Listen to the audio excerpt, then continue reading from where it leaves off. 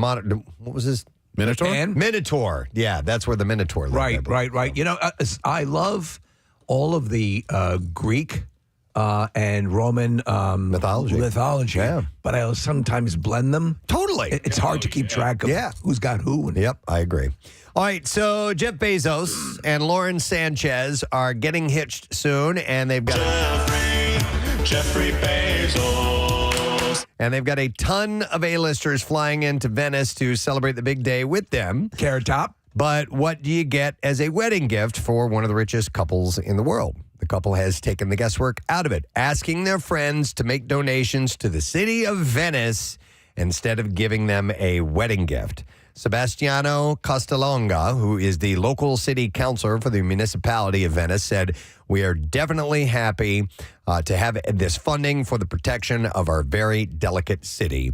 The couple is also reportedly sourcing 80% of goods like pastries and glassware for the wedding from Venetian vendors to show their appreciation. Of course, there's been a lot of controversy over him and taking over the city for the most part, or chunks of it. There's been a lot of protests and so on about this taking place, so they're trying to ease that a little bit by doing this. To make them less despised, because they took what is the Venice Hotel, which is considered one of the absolute best hotels in Europe, and they bought it all out, and people had like a hard out, like guests who are at the hotel have to be out by a certain time. I mean, every room is them. Hey, I don't know if we knew this or not, but Jeffrey Bezos' middle name is Preston. I did not know that either. Yeah. Until just now. Wow. You might be owed some money. Maybe. I'm hoping so. Did you see the foam party that they had? Oh, my God. He and his crew had a foam party on their yacht, right? They're what, $50 million yacht? Yeah. Yep. It's actually a sailboat, sail ship. So Costalonga, the city councilor, says that most people are actually fine with the wedding, and he notes that Venice hosts many big events like its annual film festival. We don't care. It's fine. Yeah. We're very accommodating. Hey, we just had a Casey boy here in Italy.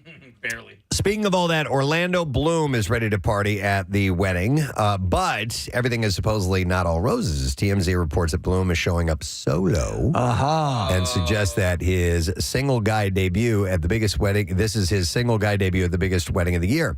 The source said he's the life of the party and he's going to hit the dance floor hard. And another source added that he might even team up with Leonardo DiCaprio for some bar hopping. Oh, wow, man. Now, while Katy Perry's absence is due to her tour in Australia, TMZ sources suggest the billionaire's nuptials will highlight Orlando and Katie's supposed rough patch. There have been rumors that all is not right. The breakup buzz has only gotten louder, with insiders saying Katie's album 143 flopping. Or is it 143? I don't know. Who cares? Step off, bitch. That's, by the way, that's my mood today. Yeah. Okay, just to let you know. Step off bitch mode. Okay. Yeah. So anyhow, is there something you want to talk about? I don't have time, Gandalf. Right. You know what? You're the best DJ in the world. And I love you so much. Gandalf. And I just wanted you to know that. Thank you, Gandalf. I love you too. So Feeling better? After the album had flopped, it's been a source of tension in their relationship. But just last month, the California girl singer teased a fan for DMing her man in the viral moment, staking her claim before launching into her song, "I'm His, He's Mine." Oh, girl, I saw it. I saw the video, and she put it down. She dropped it like it was hot. I like her music, don't get me wrong, but man, is it just, it's formulaic. Like every single song is like, let's do the thing, and we're going to do the thing. Oh, you're doing the firework? Yeah. And then we're here. Sounds god-awful. Rick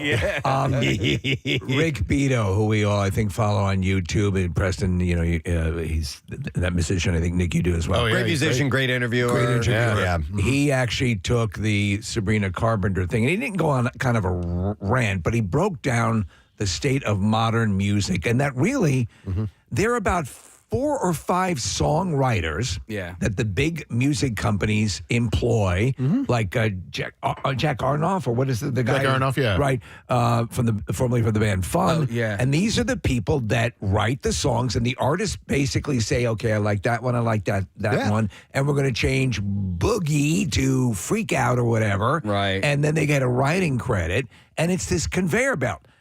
If people like the music, that's fine. But he says it is as factory conveyor beltish as it's ever been. Yeah.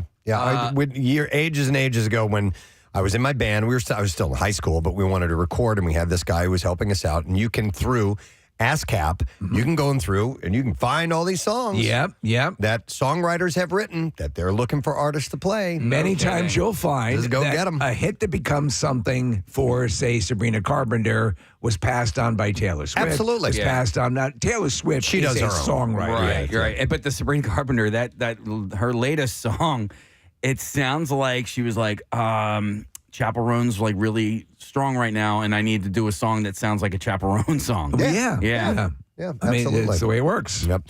All right, well, moving on to some other things, and here's one you just don't get tired of. Justin Baldoni's legal battle with Blake Lively. It did take a messy turn. After promising to refile 4 claims against Lively, Baldoni's lawyer missed the deadline. What? But promises they'll be pursuing additional legal options. That's why you got to go with the guy with the cowboy hat. Brian Friedman told TMZ they're moving forward with discovery, which means information that they've gathered, and are confident, and I quote, confident that we will prevail against these factually baseless accusations. These allegations are scurrilous. I will not stand for them, impugning the integrity of my client. Dude, Wouldn't that be great having Gandalf as your lawyer? and wouldn't it be great, though, if the next trend in lawyers is that they're wearing a wizard's hat instead of a cowboy hat? Anytime, day or night, give me a call. Whether it be a traffic accident or business related, we're there for you. Gandalf, are you licensed in my state? I am not. Okay. Gandalf, Sorry, Tennessee. Gandalf and Gandalf. Gandalf, and Frodo. That's the firm. I love it. Gandalf, and Frodo. All right, so anyhow. It has a nice ring to it. I can joke. Come on. Who's bad? There it is. You ain't bad, you ain't nothing. You ain't nothing.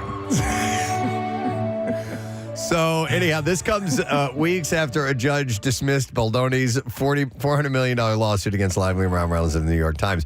Freeman maintained in a statement, quote, the court's... I'm sorry?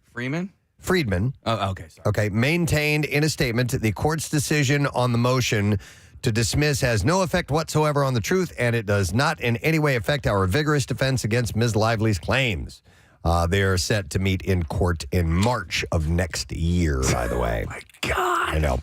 More courtroom news. Dermot Mulroney has filed for divorce from his wife of 15 years, Prima Apollinaire. According to court documents, the actor signed a petition to dissolve his 15-year marriage on Saturday, citing irreconcilable differences, and listed the date of separation as TBD. Preston, he's being represented by Dylan McDermott. By Dylan McDermott and Dermot Mulroney. I mean, we always get those guys. Yeah, man, I know, but it's so odd that he would hire him as his lawyer. Does he wear a wizard's cap? I'm totally lost. Which one is the plaintiff? Mulroney has asked that attorneys' fees be split between them, that they share joint physical and legal custody of the 2 teenage daughters, and has also asked for termination of the court's ability to award Apollinaire spousal support, but he did request spousal support for himself. He's requesting spousal support. Well, I don't know Wow. what she does. As contentious as that may sound, a source close to the couple insists it's anything but. They said they used mediators, not lawyers, and they are friends, and this is amicable. They were advised to file this way. Do you ever see the billboards for people for mediation services? And the pitch basically is bypass the lawyers. I have not, no. Yeah, I see them occasionally. Okay. There are these company services, and basically they're saying avoid the acrimony of a divorce. If you guys know what you're going to be doing, we can just handle all that. Right, right. So there's Dermot Mulroney, Dean McDermott, who was married to Tori Spelling, and Dylan McDermott, the actor from The Practice. Yeah, I get all three of those confused all the time. Yeah. Well, how about this one? Sammy Sheen, the OnlyFans star, daughter of Charlie Sheen Daughter. and Denise Richards, Gandalf, can you help me? Is listening. Yes, I understand you're practicing law now. That's right. Is this about your little daughter? I'm a fan. Oh my God. This is not going to work out well. Well, anyhow, she is less than 2 years down the road from undergoing breast augmentation, but she is already talking about reversing the procedure. Oh. On her Instagram story, she explained why. She said, I've been experiencing health issues for nearly 2 years now with the weirdest symptoms and finally discovered that I have breast implant illness. I don't know how I haven't figured this out sooner, but I'm so happy I finally have an answer. I'm hoping to get them removed ASAP so that I can start feeling better. You remember we spoke to Dorothy about that, the musician, and she talked about having the exact same thing. Some people's bodies don't accept them, and they actually get physically ill because of them. In a separate post, Sheen shared an older photo of herself before she got her breast augmentation. Charlie Sheen. Yeah, I'm wondering what Charlie thinks about it. I do like big jugs. That's your daughter. I'm kind of split here. It's my daughter, so I really shouldn't care, but I do love some heavy honkin' hog. Let me get back to you on this one. Okay, we'll come back. Right. We'll come back to you. Shouldn't, as a father, be looking that way, but love those big old milkers. We'll check in a couple days. She's got tig old bitties now. Yeah, doesn't tig old she? bitties. I think he made a note. He's not a fan of the OnlyFans. Yeah. Okay. Isn't that wild? Charlie Sheen. He's not a fan of her. I know. That life. Yeah. And he's taking a stand. Yep. All right, Kelly Wolf, the estranged wife of Scott Wolf, who was detained after a family fight that led to her saying some concerning things to law enforcement, has updated her followers in a rather disjointed Instagram post. So this is what it said. She was describing something. She said, I just called all 3 kids to let them know that I pitched a show that I've been dreaming about for over a decade. And she described it as if Curb Your Enthusiasm had a baby with designing women and sent that baby backpacking through Europe with Anthony Bourdain while journaling its weird, wild, funny life as a traveling writer, ex-reality TV weirdo mom, and full-blown eccentric who somehow still manages to hold down a business and help clients not lose their mind. How does that not sell? She also confirmed what many had presumed, that she had been involuntarily hospitalized, describing herself as, quote, just a woman who survived an involuntary 5150 with her humor intact and her hair still kind of cute. So for his part, Scott Wolf has yet to comment on the entire debacle. I feel bad for her because from what I'm hearing peripherally, she's going through some stuff. And it has sort of a Britney Spears, Amanda Bynes-ish. Man. I don't know. I mean, all we're getting is what we're getting through the press. Right. So, yeah. Yeah, she could be having a mental breakdown. yeah. We're not really sure. Helen Mirren is following in the footsteps of stars like Brad Pitt, who have been used and misrepresented as part of a scam. The actor posted a warning to fans on her Instagram saying, "Scam alert, persons unknown have used my name to front a false charity, which is setting up messages from me, offering a large sum of money and asking you to respond to." And she lists an email address, and she said, "Excuse me, this is not me, and it is not my email address. Please beware and do not respond. This is a scam." She's the latest in a long line of celebs who have had their names co-opted by scammers in hopes of suckering people out of some money. Now it's gotten much worse because they'll create AI videos. Yep, exactly. Yeah, I've seen a couple lately. We saw the one with Owen Wilson. Yeah. A woman firmly believed, and there was an AI video of him, and if you aren't privy to the little hiccups and telltale signs to look for in AI, you would buy it. Preston, I saw one with Kevin Costner at a podium appearing to address some sort of anti-inflammatory or something like that. Yeah. And now I could pick out the uncanny valley thing. My radar's up. I can look for it. Yeah. But the average person might go, oh. Well, yes, and also if it depends on how tight the shot is on the person. If they're at a distance, and it wasn't. If they're in front of a podium far away, you may 100% fall for it because you might not see those little technical glitches. It's a friggin' nightmare. I'm sure you know, right? I know, man.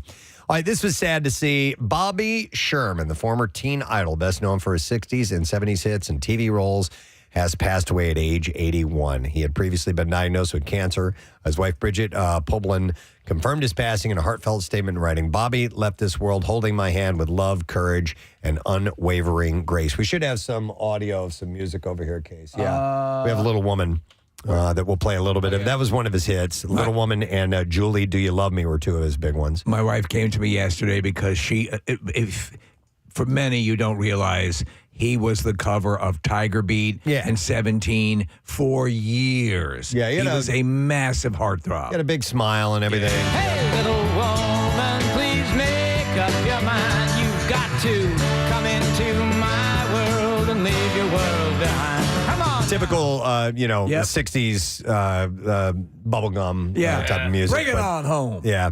But he became a TV favorite through Here Come the Brides. I love that show. Also appearances in shows like The Partridge Family, The Love Boat, and Frasier as well. So he worked a little bit later on in his life. And towards the end, he became a deputy, he was an EMT, and he started to really get involved with the community, and he was doing some great stuff. But I always liked him. He played he was the first person I remember on TV who was a character that had a stutter. His character on Here Come the Brides. No kidding. Yeah. Okay. Well, it's sad news, but he had a nice long life and a good career. All right, so listen to this. A vest worn by Matthew Broderick as Ferris Bueller just sold for $279,400 after it was auctioned off at Sotheby's, New York. Oh, that famous vest. The vest worn by Ferris as he played hooky and frolicked through some of Chicago's most iconic spots, including Wrigley Field and the Art Institute, was put up for auction on June 5th. Broderick wore the camel and chocolate brown vest throughout the entire film. It was expected to garner bids ranging from $300,000 to $600,000 and ended up attracting 11 bids. So it actually went for less than they had anticipated it for. But that's still a chunky price. Costume designer Marilyn Vance chose the vest carefully, wanting to convey Ferris's uniqueness, popularity among his peers, and willingness to rebel against grown-ups through his wardrobe. Choosing to put him in a vest was one of Vance's first decisions when creating the film. Sotheby's said in the release, the only real expression of color in Bueller's entire wardrobe, Vance's sweater vest immediately became a character signature piece and emblematic of his most exciting quality, the ability to blend in anywhere while standing out just enough to get exactly what you want from the world around you. So she had actually, it was a sweater to begin with. She ripped the sleeves off of it. And it's an iconic look. Yeah, she verified that it was authentic before the auction. Do you guys ever hear the theory that that it was Ferris's Groundhog Day? Yes. That he was able to perfect the day and he'd been working on it for a really long time. I hadn't heard that. I saw that recently and I really thought, I don't think that is true. I don't think John Hughes intended that at all, but it's a fun theory to explore. Yeah. There are a number of theories surrounding that where all of that whole thing is taking place in the mind of, I'm sorry, I'm having a brain fart. The other character, his buddy. Cameron? Cameron. Huh. Everything happening is Cameron. Okay. That it's all within Cameron's mind. That he's either dreaming it or just thinking about it? Okay. The thing that debunks that is that there was like a 4-hour movie that existed in John Hughes' mind, and then they edited it down. And like Ferris had 2 other siblings that were filmed and never showed up in the final edit. The Charlie Sheen actually, That's right, man. His dad. By the way, my self-love sock is up for $1,000. His dad was the tow truck driver that ended up towing the principal's car at the end of the movie. Like there's all these backstories that got shot and filmed, and they never made it to the final edit. Yeah, and I think there was a little more on the valets. Yes. Yeah, there was. Yep. Yeah. There, if you watch it closely on the refrigerator at Ferris's house, you can see his siblings that were filmed but never showed up in the movie. Okay. There's sort of a sub-story with the valets, that a little segment where they're going off and they followed them. Yep, exactly. So anyhow, the vest has been sold. I was in it too, Preston. I wanted to mention this. Tonight at 9 p.m., Wilson's Secret Sauce will be featured on a new episode of Gordon Ramsay's Secret Sauce. Owner Steve Wilson wrote on social media yesterday, I've never asked for anyone for help because I don't know how to ask, but Gordon Ramsay popped up for a week back in March to sit me down and offer his advice. Why me? Why us? In the end, you'll see why and how he helped. Tune in to Fox anywhere in the country, he said, and go Birds. So I've been watching I talked to Steve, we all did, I think, at the barbecue about his concerns about how this show would go. But I've been watching the show in anticipation of this episode. He goes in. It's the standard dynamic. Someone in the place is like holding them back, and if they only see the light, and they do, and everyone's happy, and it's the same thing carried out over and over again. But Ramsay does make suggestions that help the business. So Steve's concern was how, he'd be portrayed or depicted.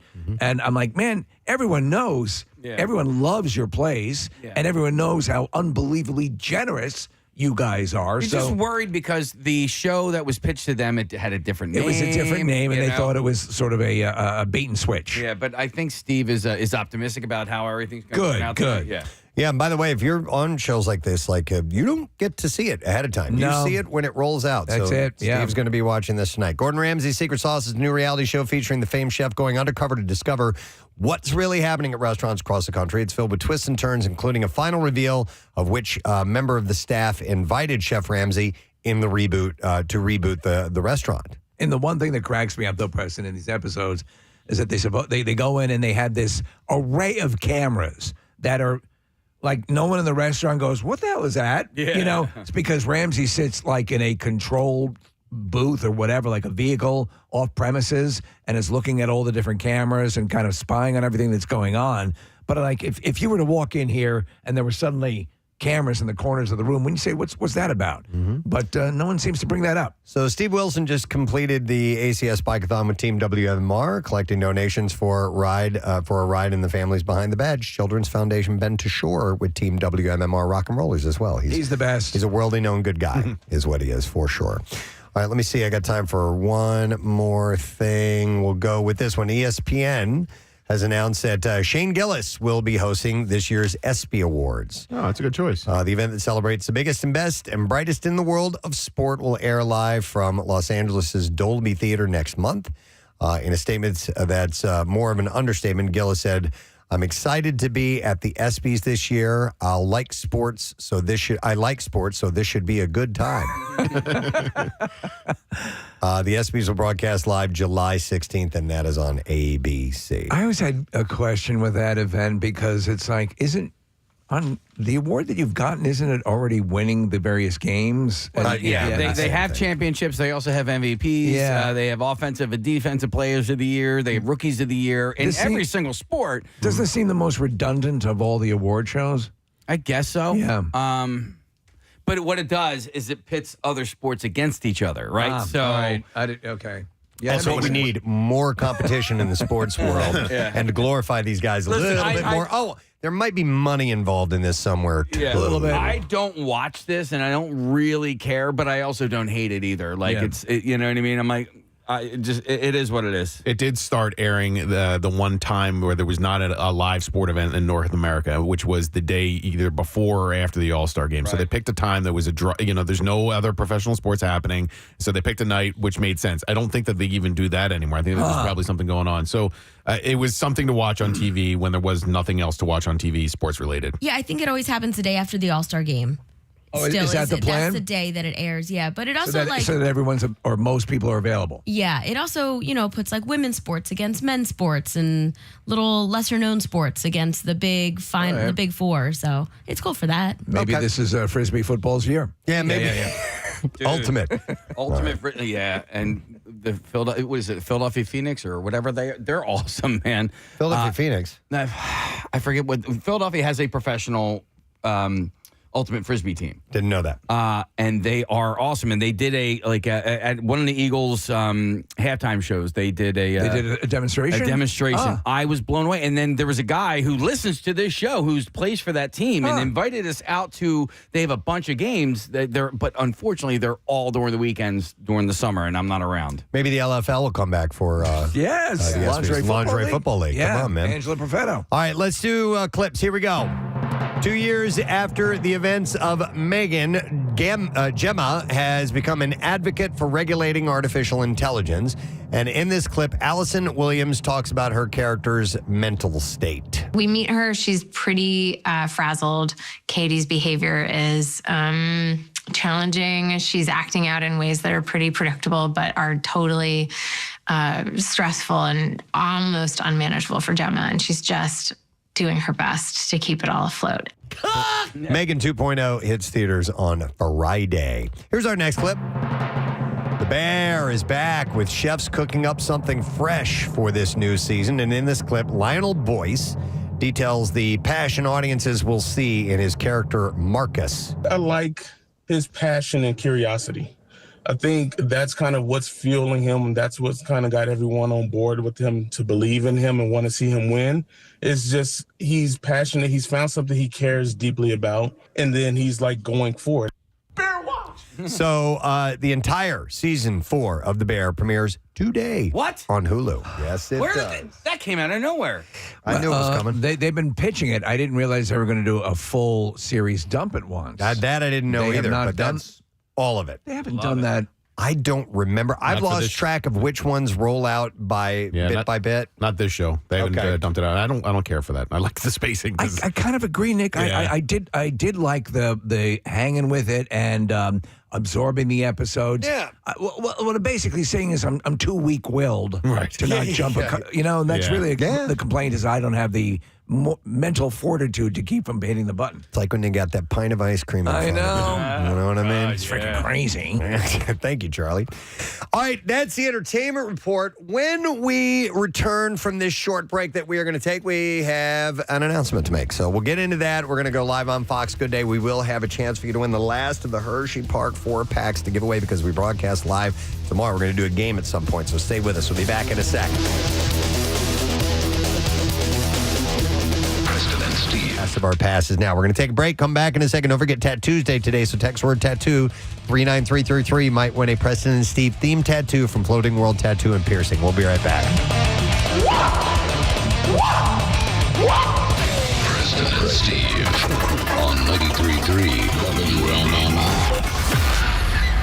Hey, we only get to do this once a year, people. Coming up a little later on this morning, we are going to talk to Jeopardy champion, current champion, Ryan Long, who's from the area. Doing Philly proud? Yep, he's from Mount Airy, so born in Philly and moved to Bensalem at the age of 9. We know a little bit about him, but we're going to find out more when we talk to him around 9 o'clock. Oh, he's from Bucks County. He's so smart. He's so smart, Yeah, I so figured. intelligent. So He's not from Bucks County. He's from Philadelphia. But he moved there at I like how 9 you're where he not got from his Bucks County. education. Yeah. All right. Well, we'll have this Well, little have him tell debate us. with Yeah. him later on this morning. But in the meantime, I saw this article. I thought it was very interesting, and it was essentially a forum. People had shared their stories of rules that were put in place because of them. Oh, okay. I like So this. You did something, and whatever you did from there on, there was a rule. This is you can't do that anymore. And I was picking my brain and I know it's had to have happened to me. I know I've done something before with You've this. caused a rule to be implemented. I'm sure What- somewhere in school, but I can't remember what. But I kind of think you probably did, but maybe something will come to me. But I have some examples, and I would love to hear your stories if you had a similar incident take place. So I'll start with this one, where a person wrote in and said, "My brother and I got into a cattle prod sword fight at a farm store. We shocked the hell out of each other a few times, and now they have the cattle prods locked up. We were in our 30s when this happened. Oh, my God. So they made a rule at the store that you could no longer take out the cattle prods." Another one says, I put a croissant in one of those hotel conveyor toasters, and it soon became engulfed in flames and had to be extinguished. The next day at breakfast, there was a sign that said, "If you'd like your croissant toasted, please ask a staff member." So they put up a rule after that. Here's one, definitely that had some lasting power to it, I'm sure. This says, as a kindergartner, I once fell asleep in the bus. I was on the bus, and when I woke up, the bus was in the garage. This has happened. I had to yell to get to someone to get me out. So to this day, every bus driver in my school district needs to walk to the back of the bus and check every seat before they park the bus. This has been in the news a few times where they've had yeah. kids and the bus driver failed to do that. And there was a kid sleeping in the back seat. Yeah, I think that's pretty standard, though, Yeah. for bus So drivers. this- They're supposed to anyway. This probably happened a long time Yeah, ago. right. They made that rule. Here's another one. It says, in my high school history class, there were about 10 of us who were really close friends. And we take every opportunity to make your mom jokes. And a couple of months into class, the teacher made us sign a treaty promising to stop making fun of each other's moms. We signed That's it, funny. and then we started making fun of each other's dads right after that. I like this one a lot, too. It says, a friend of mine in a military school found out the regulations never stated what color the bed sheets for a bed made for inspection had to be in. So this man went and bought Power Ranger sheets and made the perfect regulation bed. And I've never seen so many sergeants lose their cool, but be unable to actually do anything since the regs were perfectly followed. That's great. Needless to say, the next year's regulations were updated to state that sheets must be plain white. So they absolutely changed the rule altogether at a military school. Let me go to Kenny. Hey, Kenny, good morning. Rocky Road. Rocky Road. Well done. Kenny, what's going on, man?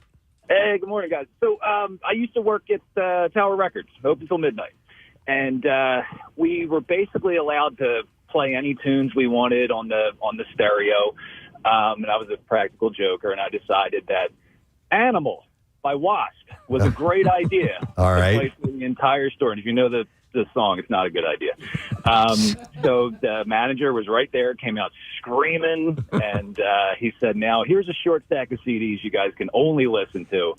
And no, nothing good there. Nothing. So he took this broad policy and you caused it to be refined down to a selection of sort of neutral music. Yeah, a lot of Steely Dan in there. Yeah, it's good, but it's not Wasp. Yeah. No. Yeah. All right. Thanks, hilarious. Kenny. Yep. Rule changed because of you. Let me go. You guys will know this one. Let me go to Stoney. Hi, Stoney. Good morning. Yeah. Oh, my Wow. You sound like you hurt yourself on that one, Stoney. What's up, bud? Yo, what's up, man? You guys know me. I'm the sled builder. I'm the one that almost killed Pierre. Yes, from the Cardboard Classic. Ah, yes. Yes. And because of that, you guys don't allow us to use fireworks. Not allowed to ride on the second floor. Right. Yeah, I also built the big wheel, or a buddy of mine built it. We're not allowed to roll down a hill anymore. That's right. You are the reason Dude, that was for great. a lot of rules. Had to do a lot of refinements. And if you ask, is it a good idea? Just ask Mr. Peanut. Yes. Oh. Yeah, so Stoney was the cause of rules being changed at the Cardboard Classic. Multiple rules being changed. Multiple rules. Yeah. Nice job, Stoney. Yeah. All right, thanks, bud. I'll see you next Thank year. you. Have a good one, guys. You too. I have one that's slightly embarrassing, and Steve, you'll have a field day with it. I had a job when I was pretty poor. When I was 21 years old, my job was to drive around enterprise cars, and I didn't have any money. And so there was a Mercedes dealership where I would drop off cars and pick up cars. And at that Mercedes dealership, they would offer up free breakfast for their customers. But I was also hungry in the morning, and so I would avail myself to the bagels and the coffee that they had out for their paying customers. And where did the food go? Well, I didn't take all of the food. I just took enough for me. No, not a lot. Shut up. Just a little bit every morning. But they eventually had to put up a sign that said bagels and coffee for Mercedes customers only. And I was like, oh, it didn't yeah. say Dear Nick. That was that's for me. All right. Well, here's That a similar story to that. This says, I worked concessions at a ballpark that had an all-you-can-eat promo day where tickets were more expensive than usual, but concessions, excluding alcohol around the stadium, were free. So I worked that day, and of course it was chaos. And when the line started dying down later in the game, they started sending home some of the hourly employees, myself included. But I didn't go home. After I clocked out, I stayed in the stadium. Got some cheeseburgers, cheesesteaks, and a soda, then found an empty seat in the crowd for the last few innings. The next year, they had the same promo. New rule for staff. If you get sent home early, you actually have to leave the stadium. So it's similar to you, Nick. But I understand his point. Let me go to Steven. Hi, Steven. Good morning. Chicken pot, chicken pot, chicken pot pie. Thank you for the serenade. What's up, man? So when I was a kid, me and my family used to belong to the Warminster Swim Club, and all the township folks used to cut through the swim club to get to their maintenance building quicker. So when I was 14, I was riding my bike through the swim club, and I got nailed by a van. Township supervisor was driving through. And so then after that, what happened? No more cutting through the parking lot. No more cutting through the Well, parking you can lot. understand that clearly, Yes. since you almost died. Yeah, you took one for the team, for the walkers. Damn and it. riders. Thank you, Steven. Appreciate it. Let's go to Will. Hey, Will. Good morning. Good morning. Sorry to bother you guys at work. What's up, man? So back in the ancient times of the mid 1990s, teachers had copy cards for their copiers at school, and they would sometimes send a couple students to go make copies for them. Well, I was one of the responsible ones, and they sent myself and one of my friends to go make copies. Well, one of my friends takes the copy card and decides to copy a magazine from his father's collection and send pictures around the entire school. And so after that, teachers were never allowed to give copy cards again to their students. Wow. Of course. They killed it. Because you were working now in the porn industry. Yeah. Yeah. There you go. Yeah, you can understand. Yeah. Good times. Good Thanks, times. Will. I love those appreciate last second scrambles because I didn't realize that we had not a common like the Power Ranger bed sheets. Right. We should have specified. Here's another example. It says in middle school, I would use Sharpie, permanent markers to, quote, tattoo myself. Other kids thought that it was cool, so I started charging $1 per drawing wherever they wanted. The principal found out, and after I refused to stop, she put a ban on Sharpies for the entire school. Even the teachers could not bring them in. And then this person writes, I'm a tattoo artist now. Oh, my God. That's Ended up funny. making a career out of it. I will go to Holly. Good morning to you, Holly. Good morning. What's up, Holly? How do you work? Thank you. Yeah, I was in middle school. I think I was like 12 or 13, and I decided I wanted Domino's pizza, so I ordered one, had it delivered to the cafeteria. Apparently, they never had a rule about that, but there was one after that. You're like Spicoli. You got pizza delivered to school. Yeah. I did, Domino's, but I had to share it. And so did they talk to you about it, or did they just issue a statement that said no more of this? Well, they did. I had a principal that actually I loved. We got along great, and he had to vice principal, excuse me, and he had to pull me aside and talk to me, and he said, "This is not like you, Holly. I can't believe you did this, but good one." Yeah, all right. That was that bad. You ordered a pizza. That's all. Yeah, but they made a rule after that. So, all right, thanks. Here's a text that says, You gotta buy a crappy pizza. Says, according to my husband, a 2-beer at a time limit was installed and stated at the Fest House in Busch Gardens, Williamsburg, because of him and his buddies building beer cup pyramids on the table, dancing every dance with the Fest House dancers, and generally acting like drunken maniacs. Don't know if this is really true, he said, but apparently that happened. 2-beer limit. Here's a similar one. This one says, in college, some friends and I used to go to a Mexican restaurant every Thursday and often on Saturdays for their $1 margaritas. As a group, we would go there a lot. And eventually, they put a new rule in. It was now $2 margaritas and no more than 4 margaritas per person. Oh, bummer. A lot. Well, so I wasn't responsible for it, but there used to be the thing at the Roy Rogers where the Fixins bar, and people would go and just make sandwiches. So there's one right near my 93.3 WMMR. All right, thank you, Marissa. So in a moment, we will have this announcement. Just a reminder that we're broadcasting live from Hershey Park. Don't call right now or anything. We're not giving away tickets right now, but we have the last of our 4 packs of tickets to give away. We're going to play a game probably in the 8 o'clock hour and give away some of those, so get yourself set. But right now, announcement time. Ooh. So we are excited that we have this ready to go at this early stage, but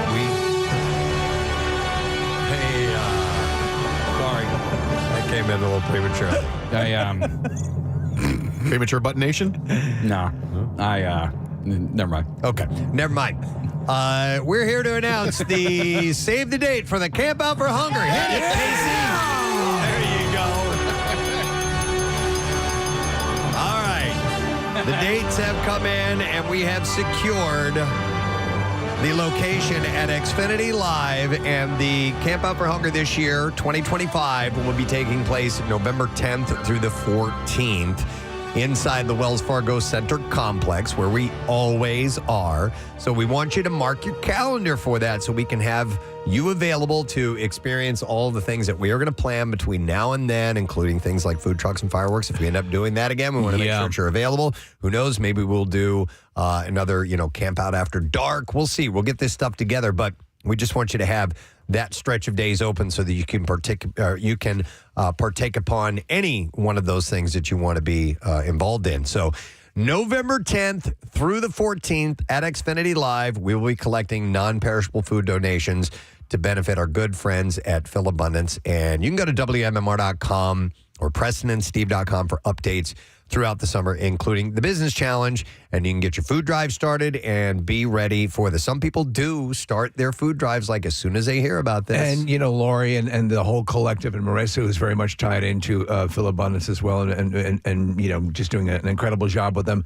Everyone's relaying. We hate to be the broken record, but I think, Marissa, and I think you'll echo this, it's pretty damn tough. So if you can, this far out, as you said, Preston, plan your food drives, plan to take some time during the week and be a part of this thing. We can really bat it out of the park if we really put a lot of pre-work into it. Yep, absolutely. So again, the dates, November 10th through the 14th, which we think is a really good spot. I mean, it's obviously a week or so after Halloween.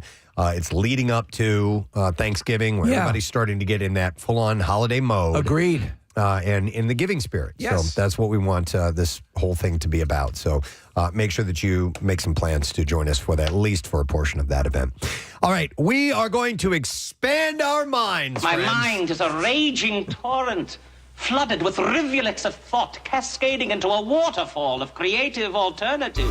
The stream of consciousness, sir. My mind is streaming, and I wanted to pass this along because an event took place. These events have happened before. It is the collection of Ryans. I've told you guys about this before in the Bizarre File. They did a Kyle one. I believe there was a Kyle, Texas. Yes. They had a something gathering along of the those Kyles, lines. yeah. So- These do happen. So this was a collection of guys' name and girls' name Ryan. And this took place this past weekend at Coors Field in Denver.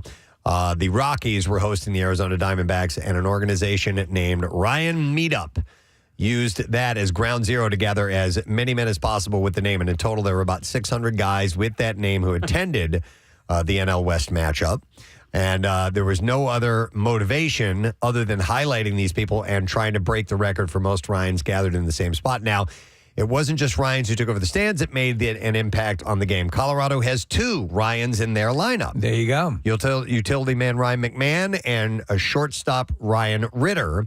And they teamed up for apparently a phenomenal night. They went for a combined 3 for 8 from the batter's box, including a moonshot home run from McMahon that traveled 467 feet and landed in an area where there were Ryans seated.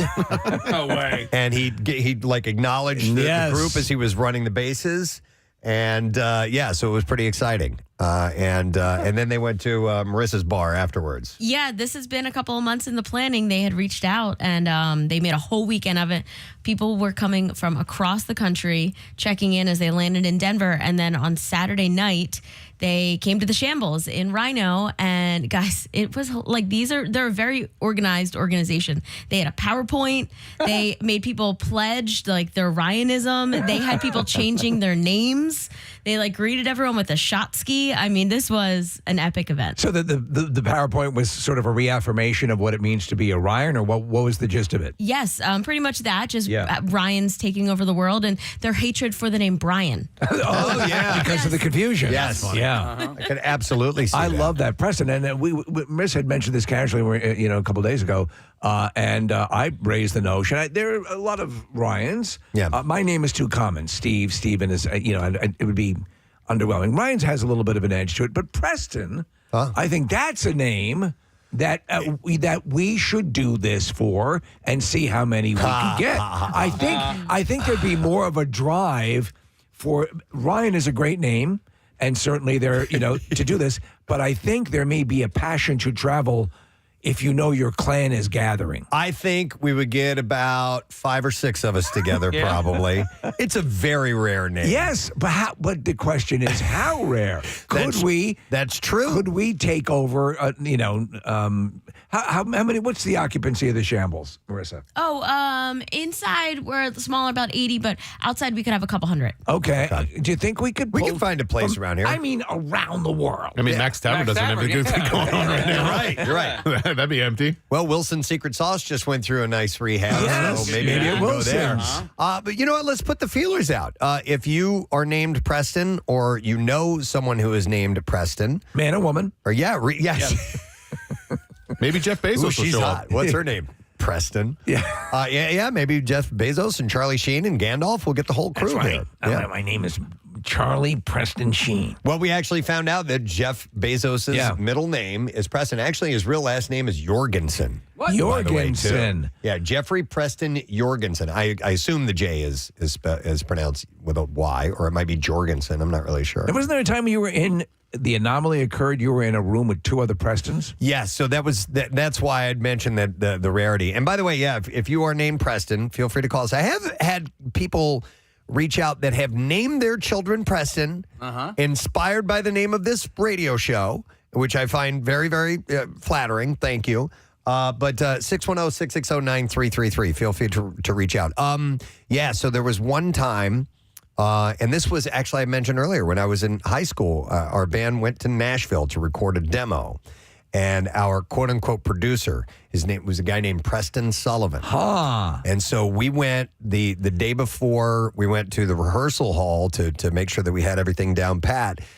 We went to a music store like a Sam Ash or something like that. Right. And so we're standing around, and Preston, the producer, runs into another guy, and he says his name is Preston. And the three of us stood there. We were like, I can't believe this is happening. Preston's Unite. There were three of us together. Yeah, it was almost like that the Spider-Man meme. We're all pointing at each other.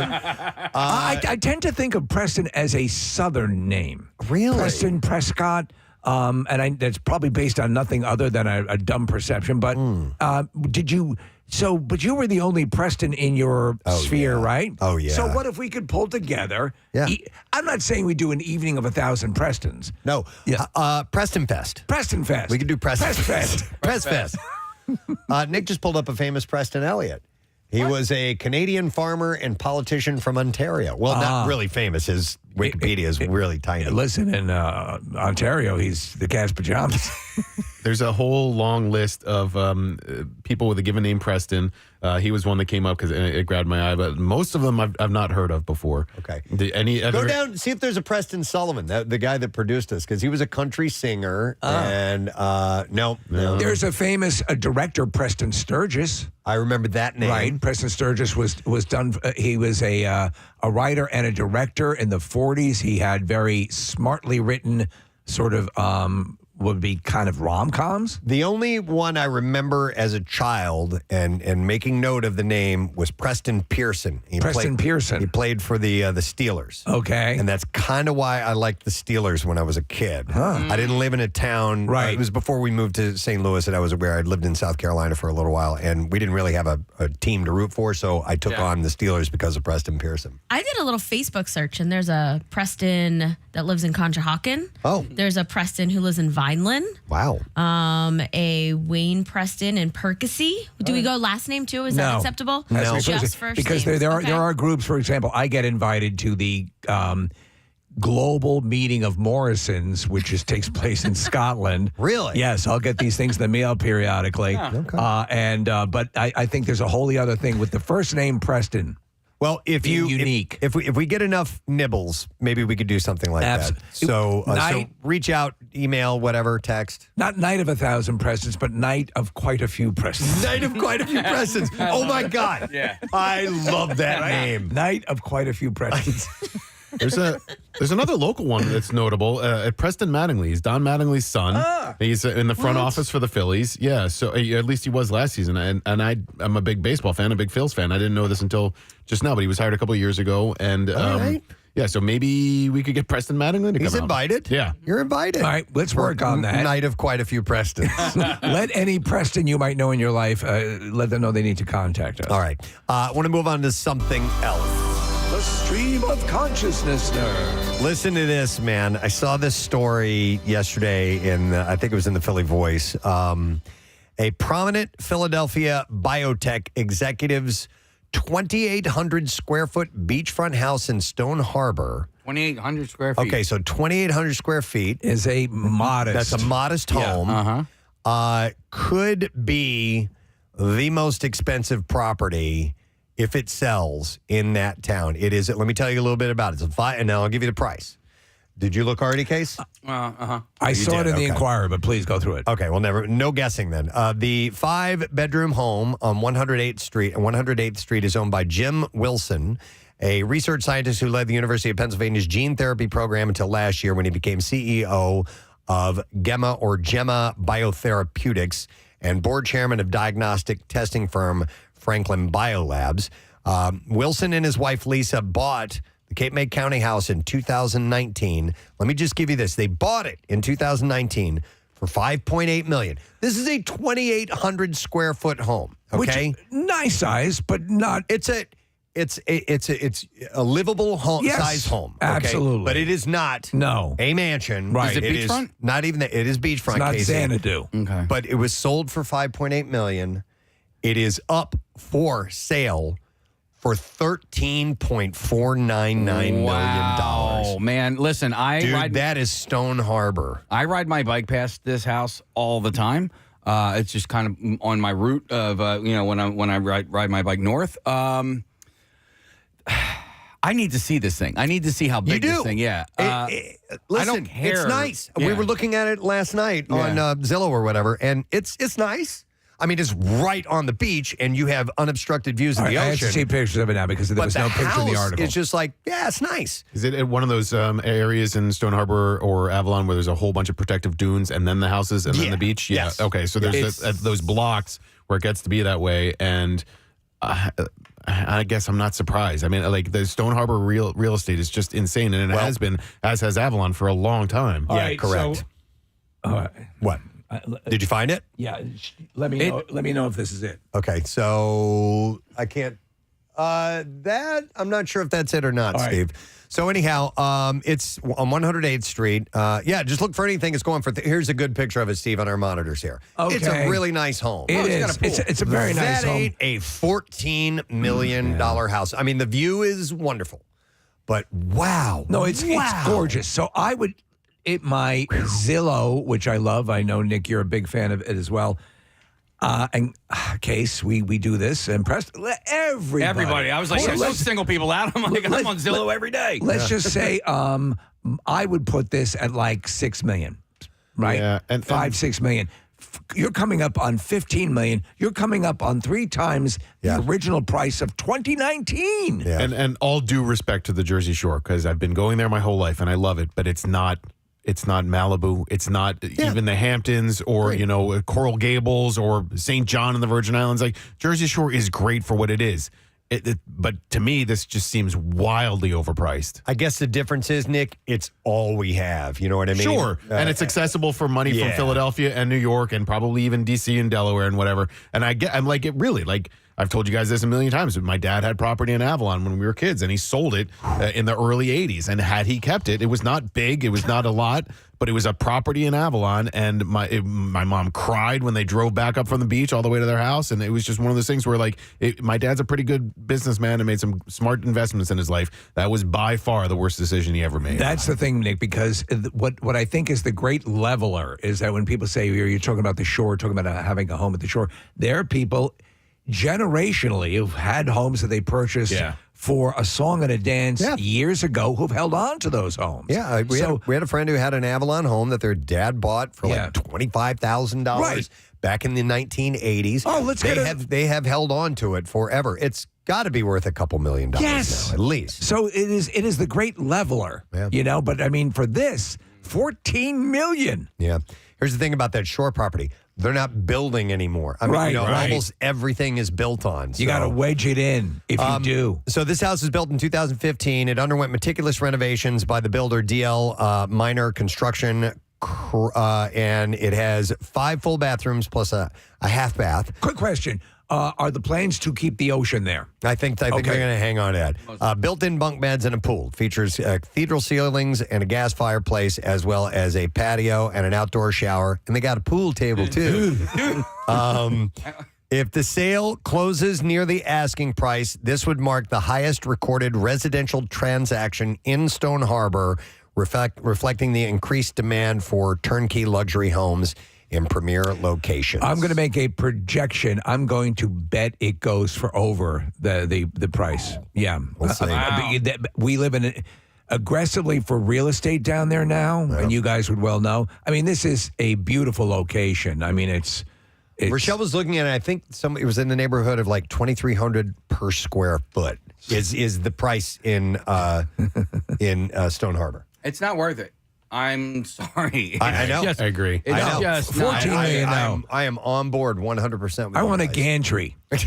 When I was right for your rocket launches. Yes. Yeah, and definitely an elevator, right? When I was walking around, Steve, to your point, or maybe Preston, you said it, but about not having any property to build on anymore down the shore. I was in Cape May Point a couple of weeks ago, and there were a bunch of knockdowns, and that's the only way that you can build new properties. If you come and you buy an old property, which probably costs you $800,000 or whatever, you can knock that down and put up the one you want. And I was surprised at how much new construction there was in Cape May Point, but that's among the only ways that you're going to find a new place to build anything. Yeah. And in Wildwood, people were buying like ranchers for $500,000, $600,000 just to knock it down and put it up. Now, what I do like about what's going on in Wildwood is it is a one-for-one deal. So if you buy a single home, you can only put up a single home. You can't put up a duplex or a triplex. That's good. It keeps kind of things, level. Yeah. You're not overstuffed with these things that are being wedged in between homes. Yeah, and they have restrictions on heights and stuff like that. So, Because you go 4 down- feet, right? You go down to like Ocean City and you start looking up and you're like all these 3-story things all over the place, and it's like kind of weird. Yeah. Well, anyway, but 14 million. everybody's got their short towns they love. So love them, love them, love them. But yeah, that's crazy amount of money. All right, here's another thing. The stream of consciousness, sir, featuring and another thing. An 85-year-old scientist who invented the smell that is added to natural gas has received a Lifetime Achievement Award. And he's out of Gloucestershire, England. The engineer's name is Peter Hansen, and he was asked by a company to produce a smell to add to gas, which is otherwise odorless. The scent he created was added at Milford Haven refineries and means that people can smell gas leaks. He has now received the inaugural Lifetime Achievement Award from the Dull Man's podcast, which is produced by a team in Gloucestershire. He said, I had to look for the nastiest smell I could think of. That was a choice. I can't describe the smell. It's just horrible. I don't think it is that nasty. I don't. Do you find it?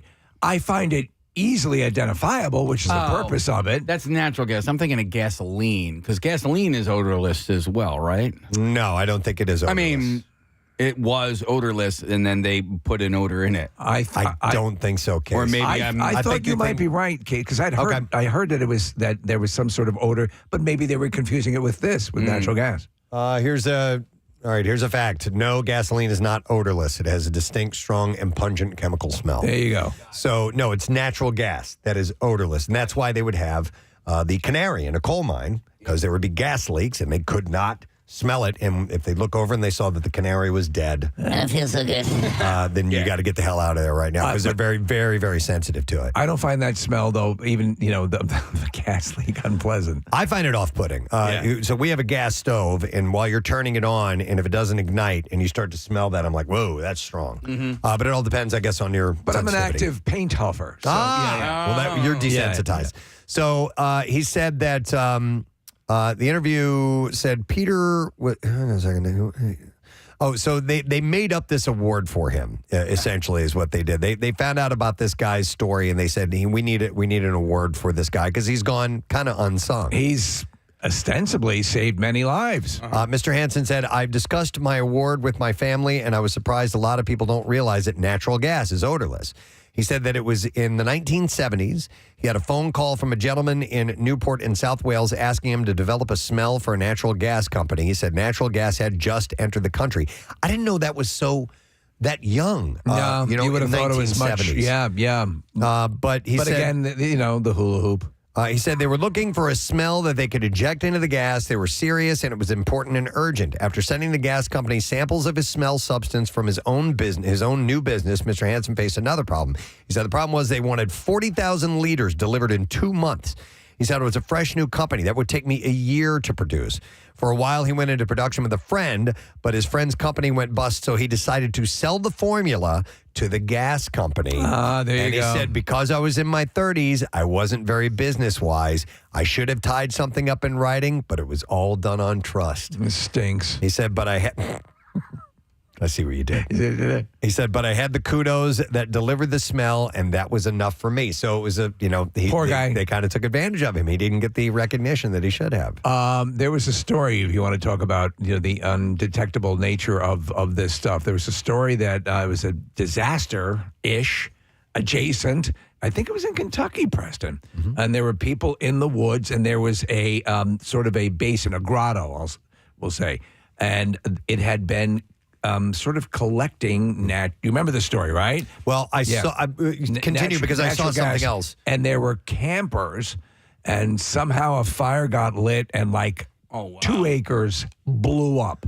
Okay, just went right up. I saw something different than that, and it was a video, Steve, on Instagram, and they were showing the dangers of going into a cave that you may come across. I've seen that. And so this was carbon dioxide. Yes. And they're holding a lit match, and they walk up to the entrance of this cave, and it's not a breeze. No. They just walk up, and they get in there. It's the absence of oxygen, and it just goes out. They called it the most lethal cave in the world, I think it is. Maybe. They took a lit torch and put it in, and it just goes right out. Goes out immediately. So people get lulled, they go in, and they don't realize there's no oxygen. Wow. Yeah, and they pass out and they die. Yep, exactly. I don't want to go there. We're guy- not going to have Preston Fest there. This guy got an award. All right, here's something else. The stream of consciousness, nerd. Steve sent this over to me. I thought this was pretty cool. As of last week, travelers can fly from Philadelphia International Airport to Cape Cod, and more new flights could be on the horizon. Cape Cod is beautiful. I love it. I've always wanted to visit that area. I've wanted to go to Martha's Vineyard, but Cape Cod has been on the list too. So one of the best vacations, we stayed at a town at a resort called Chatham, and then went up to the northern point of Cape Cod. Provincetown? Where all the great white sharks hang out. Yeah. But the town itself, Preston, you'd love it. It's just Chatham's gorgeous. It's really charming. We went to Cape Cod a lot when we were growing up, and Really? yeah. And the only issue is, and this is why these flights are great, it's a pain in the ass to get there. Yeah. The drive is annoying. I did you got to go through Connecticut twice. And it's just the worst drive. I can't stand it. I hate Connecticut so damn much. But getting to Cape Cod, you make it to Massachusetts, and then you got to go at the Cape. And the Cape is a pretty slow drive. It's mostly a 2-lane highway. Okay. That's what I was going to ask. Yes. If it was like, being in the Keys or something. That's what it is. Good analogy. Yeah. All right. So, American Airlines will offer a daily round-trip flight between Philly International and Cape Cod Gateway Airport in Hyannis, Massachusetts. That's great. From June 19th to September 2nd for the first time. So they're just going to do this summertime window. So I know in particular, are constantly getting invites from the Kennedy family. This would make it a lot easier. I've never taken them up on it. Hey, Preston, are you coming up or what? Yeah. A round-trip flight. We just purchased a cocktails rum kit.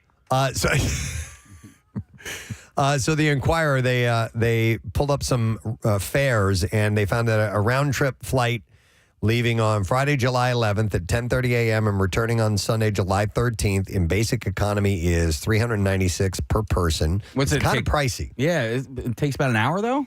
Hour and a half. Yeah. Yep. So the flight. Know what, though, again, you're trimming off a ton of travel time because, as Nick pointed out, Yes. It's a slog. Yeah. So here's the comparison. The flight to Cape Cod on an Embraer 175 aircraft, which is a small jet, is roughly about an hour and a half compared to the 6-hour journey by car from Philadelphia. I know Pierre loves it, and he's been to Provincetown a million times. He would do the flight because he didn't like the drive, but you would have to fly to Boston, obviously. So it was Philly to Boston, and then you do Cape Air, which it's almost like Wings from the TV show. Yeah. Cape Air, I think, flies a few places in the Virgin Islands and Cape Cod, and that's about it. I've never been, but I feel like I think I'd rather, before I chose Cape Cod, I would choose Nantucket and Martha's Vineyard. They're all great. Yeah. They're all wonderful. Though I'll tell Which you one what, was One Crazy Summer? That was Nantucket, right? I think is it? I want to say that's Nantucket. Yes. Keith. Yeah. Yeah, that's. I know there was an old.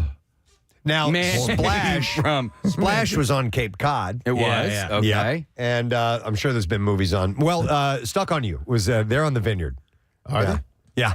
Okay, Yep, yeah. Absolutely. When I was a kid, we had been dragged around by my parents to a bunch of different vineyards out in California, and man, it was boring for an 8-year-old. And we were just exhausted, and we were so tired. And so the following summer, they're like, all right, kids, we're going to Martha's Vineyard. I was like, I don't want to go to another vineyard. This is such a bitch. I had no idea it was an island off the coast of Cape Cod. Yeah. So the Nantucket, there once was a guy from Nantucket whose was so long he could suck it. Yep. And he said with a grin as he wiped off his chin, if my ear was a I would it. Yes. It's a good one. That's a Walt solid Whitman, one. right? Yeah. I think it's a Whitman, yes. Yes. By the way, It's in Leaves of Grass. since we are talking about, and by the way, I need to read Walt Whitman. I've heard a few things from him, and I'm like, I think He's got a podcast. Yeah, does he? All right. Yes. Oh man, I love it. I think I might have no. So I have never been the. Sorry, we were talking about that place. Then the $14 million place in Stone Harbor. My wife just sent me a beachfront property in Avalon that is new construction that just went up for sale. Now listen, it's a bigger house. It's 7,000 square feet. Okay. How much do you think they want? It's beachfront in Avalon. Beachfront in Avalon. 20 million. $26 million. Jeez. And it's brand new construction? Brand new construction. Yeah. $26 million. It's got a pool too. In Stone Harbor. And a pool table. in Stone Harbor on that main drag, Casey, there's a real estate building. You ever go by and look at the pictures hanging in the window? Yes, I have. It's just like sticker shock. Dude. You can't believe it. And I know there are people listening. You know, we have, for some reason, people who are doing very well listen to the show, which is great, who are kind of, that's about right. And Preston, you have a couple of friends who are quite well off. But I mean, still, to the plebes like us, it's like 26 million. And let's not forget, that's their second home or third. Yeah. That's not their primary house. That's where they keep their hamsters. That's a good, They got hamsters? That's a good point. Hey, if you're The that wealthy rich- always have hamsters. I didn't know that. Where are we going to put the hamsters? back to Cape Cod for a moment. Where are my hamsters?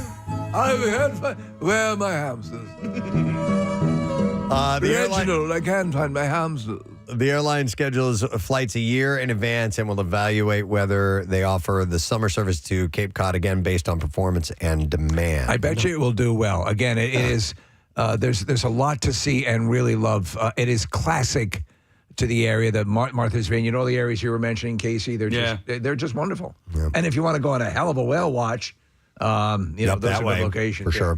They're also, and we're going to wrap up here, Case. Iberia, a Spanish airline, plans to expand its service to Philadelphia for the first time. The airline announced last week, though flights are not yet available. It's part of the airline's strategic plan, which also includes adding service to Toronto, Monterrey, Mexico, and the airline also aims to add more airplanes to its fleet and hire more employees. Iberia would be the Spanish airline would fly you to Toronto and Monterrey, Mexico. That's kind of interesting. Yeah.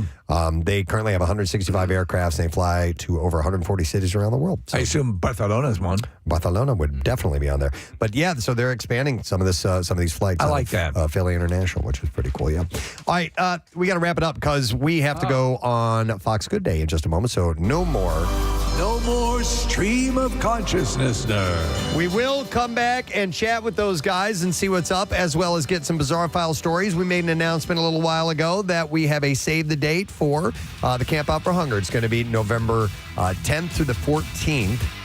And you can set those dates aside and get set for that live broadcast. Being a live broadcast, we'll have some Hershey Park tickets to give away for tomorrow's event coming up in a little bit. Stay with us. We'll be right back.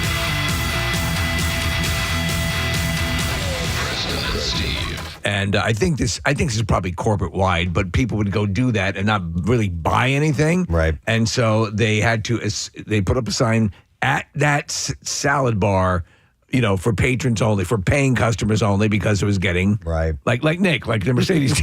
Yeah. All right, we'll go to Christine. Hi, Christine. Good morning. Hey, bitches. Hey, what? All right, Christine. What rule did they change because of you? Well, you said porn industry, so this goes a little towards that. So when my friend and I were 17 years old, friend of the family was the penalty box official for the Flyers back in the old Spectrum. And we were waiting for him after the game. We were outside in the corridor outside the locker room. You could get really close to the players at that point. So the door swings open, and Brad McCrimmon and Kathy, let's just say they call him the Beast for a reason. Wow. Brad McCrimmon was standing there totally naked. So, of course, 17, I'm like, oh, my God. So ever since then, they changed the rule was that nobody could get down in that corridor by the locker room unless you were affiliated with the Flyers organization. And or now, a 17-year-old girl. At 17, and Yeah. now I'm in human resources, so there you go. Oh, there you go. So man. you're handling stories like that. That's funny. And Yeah. that was the moment they made the rule. Wow. All right. Thank you, Christine. Hope you're proud. We'll go to Frank next. Hi there, Frank. Beating your head in with a hammer. I was hammering in the morning. All right. What's up, Frank? I was a bartender, and a customer ordered a flaming shot. And I didn't tell the customer, hey, you need to blow fire out because we can't consume that. And so he goes. We, as human beings, cannot consume fire. No, Okay. Science has taught us that. Yes. So he goes to drink the shot, gets scared, cause fire, drops the shot. It breaks on the bar, and my bar engulfs in flames for a moment. And then, I had to take like a soda gun to spray it off. Oh, that's funny. Yeah, so no more flaming shots at Texas Roadhouse, guys. Oh, There you really? go. Nice. There you go. Nice. A flaming Mo. I don't know if it was you or the customer, but Yeah. But yep, absolutely. All right, some other examples. This one says, I got our human resources Dropbox taken away at work because HR threatened to not pay us if we missed a clock in or clock out. I printed out the law stating that what they were threatening was illegal, highlighted it, and put it in the HR box when no one was around. Our HR rep threw an unholy fit and tried to figure out who put the paper in her box. And from then on, everything had to be handed in personally instead of a box. I can see that. And they went on to say, in our defense, the phones didn't always work and the clock-in system was really unreliable. So that's why they had made that complaint.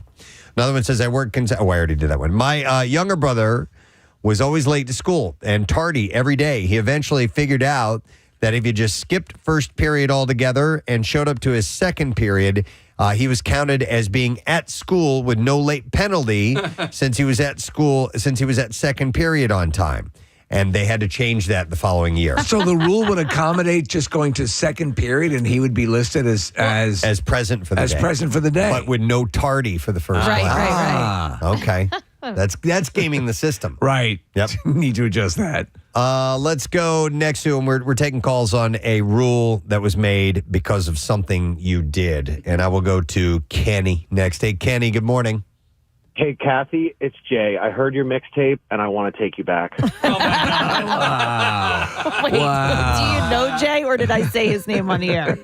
You said his name on the air. That's great. Very astute, Kenny.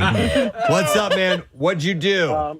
So in middle school, like you get changed in the locker rooms for like gym class. It's the first time you're all excited to use deodorant and be like a man. Right. Well, we were we were in the back of the bus, and we some kid, I'm not going to say his name, but he brought a lighter, and we were making fireballs in our hands. Yeah. Oh, yeah. Shooting flamethrowers. And the next year, our bus driver would not allow those deodorants in his bus, so I had to use stick. Okay. Oh, you had to use a stick from there. Yep. And it was only our bus driver. It wasn't the whole school. It was just our bus driver. I thought he was just an old grouchy fool. Oh, yeah. You didn't like you making fireballs on the bus. Come on, dude. We're just making fireballs on a that's moving all. vehicle that is powered by gasoline. That's funny. Wow. All right, I love thanks, it. Kenny. Appreciate it. Here's a follow-up to our call earlier from Christine, who saw the Flyers players naked. This text says, I was dating Christine, and I was with her when that happened. I saw Brad McCrimmon's junk. So hilarious. they were a part of the whole thing. So, yep, legitimizing. So that was a well-known legend with him? I don't know. I should say his name, the Beast. Now it is, So- yeah. All right, here's another text that says, I made a fake penis out of clay in middle school, and I waved it around on the back of the bus and got caught. They had no more clay in art class because of my wiener. Well, we are in the broadcast industry, and we have tons of fake penises around here. So we got loads. Yeah. Let's go next to Justin. Hey, Justin, good morning. Hey, good morning. You guys rock. Thank you, sir. What's going on, Justin? So back in high school, one summer, me and a buddy, hot day, went to a 7-Eleven. And they have the big 100-ounce mugs for soda. Well, the little deal was buy the mug, get a free soda. Well, we decided to fill it full of the slushie instead. So we fill it full of Slurpee, go to the register. She can't charge us because she doesn't have it because it's not listed as an actual drink as for the soda because we weren't supposed to fill it up. So we got the free 100-ounce Slurpee, went back the next day with the same mugs, and they plastered paper all over saying we couldn't fill it up with Slurpee anymore. Oh, there you go. Yep. You gamed the system for one day, though.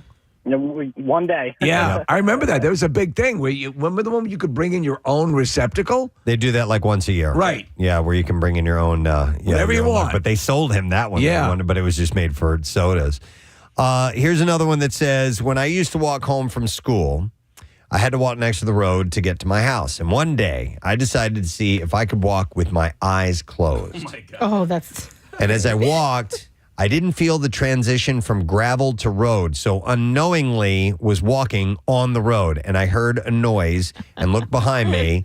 A line of cars had formed, but none of the cars had honked, and I immediately ran off into an orchard, but later learned why nobody honked, because 2 weeks later, they put up signs that said deaf child area on both sides of the road. They thought I was deaf, so they didn't honk. Oh, my God.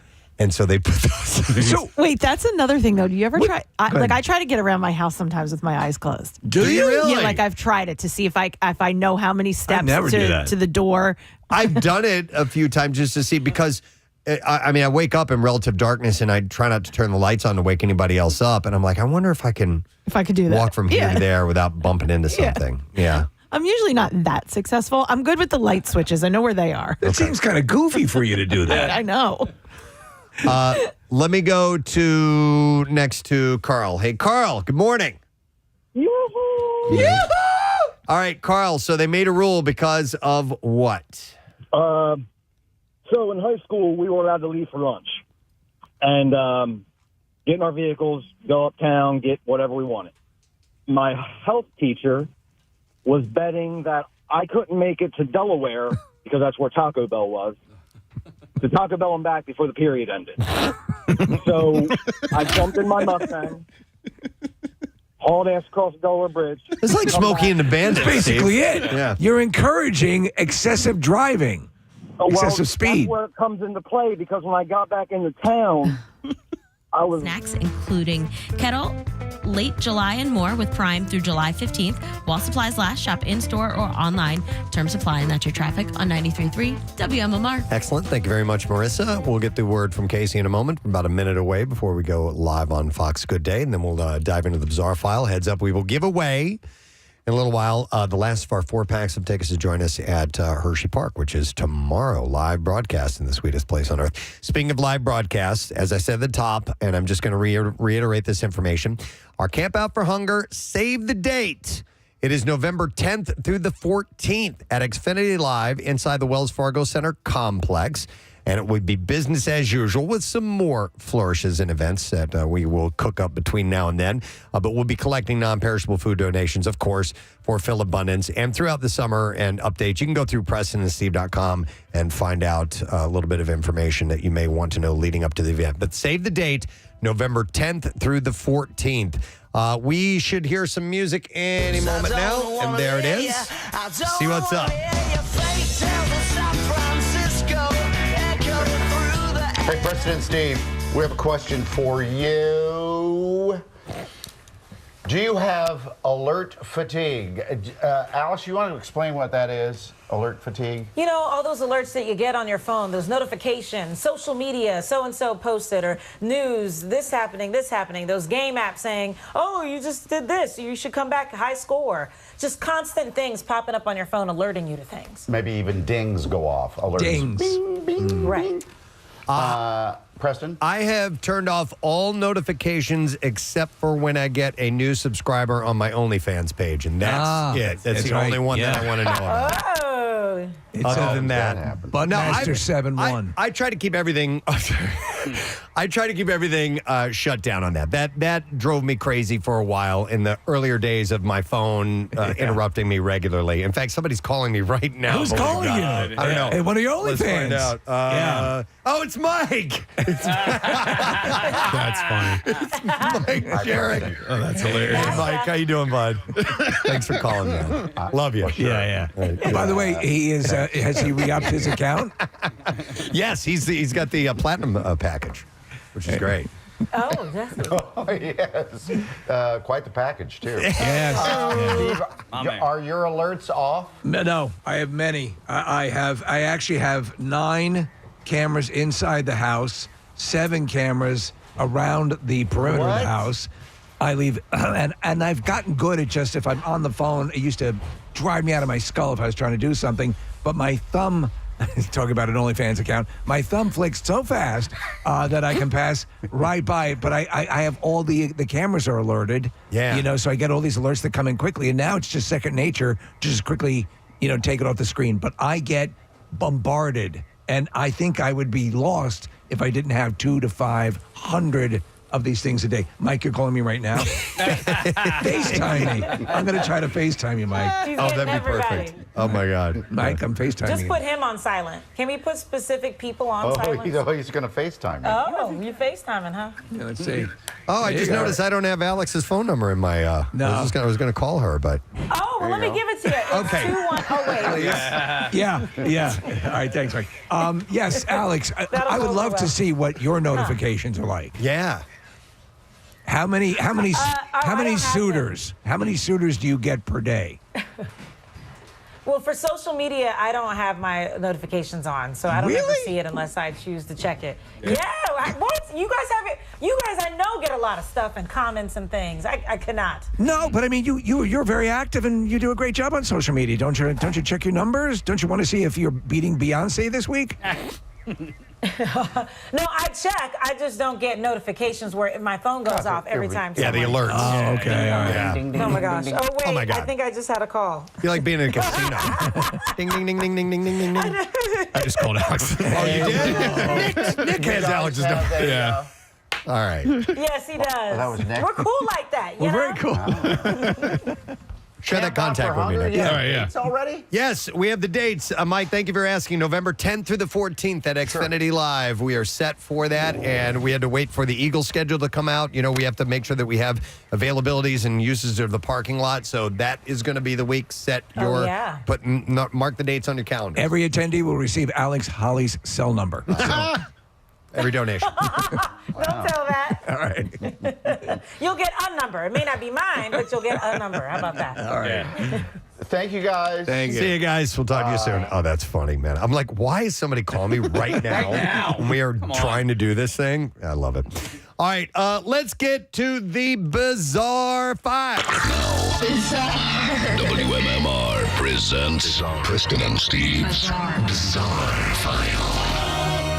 Brought to you this morning by Pella Windows and Doors, celebrating 100 years right now. Save $250 off windows, $700 off doors, and 0% APR for 48 months. So this was really weird, and I meant to get to this yesterday, but better late than never.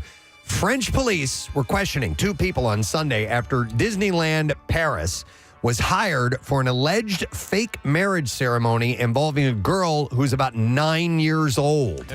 The theme park complex outside Paris had been hired for what was presumed to be a genuine private wedding early on Saturday morning before opening hours, but Disneyland staff and security called police when they noticed that the so-called bride wearing a wedding dress was way too young. After police investigated, the local prosecutor's office in Millau said that the event was not a real marriage ceremony. The deputy local prosecutor said the event turned out to have been staged. The guests themselves were all actors, so it wasn't a wedding, but the staging of a wedding, which was filmed with around 100 extras. They had privately hired Disneyland Paris, claiming that it was a real wedding. The radar would have gone up for me. I would have. Well, there's more to this story. So 4 people were arrested and taken into police custody. 2 were still being questioned on Sunday on suspicion of fraud and money laundering. Then They included a man said to have been the fake groom who's alleged to have organized the event. He is 22 and thought to be British. Now, I found out later on that guy is like on the sex offenders registry. No! The young girl, who's Ukrainian, was not found to have suffered any violence or constraint, the prosecutor's office said. Her mother, who's 41, was released from questioning, as was a 55-year-old Latvian man. Disneyland Paris is Europe's most visited theme park and can be hired for weddings at a very high price outside of opening hours, with its Sleeping Beauty castle in the backdrop. We assume there is no room for 9-year-olds, though. It was unclear why a fake wedding might have been staged there and what the child's role was. The local daily paper, La Parisienne, reported that extras who were to attend in the role of guests were taken by bus to the area.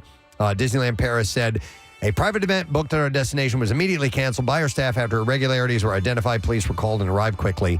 The theme park said it was cooperating with authorities and had filed its own legal complaint. But There's that is no way on any level that doesn't seem incredibly creepy. Yeah, exactly.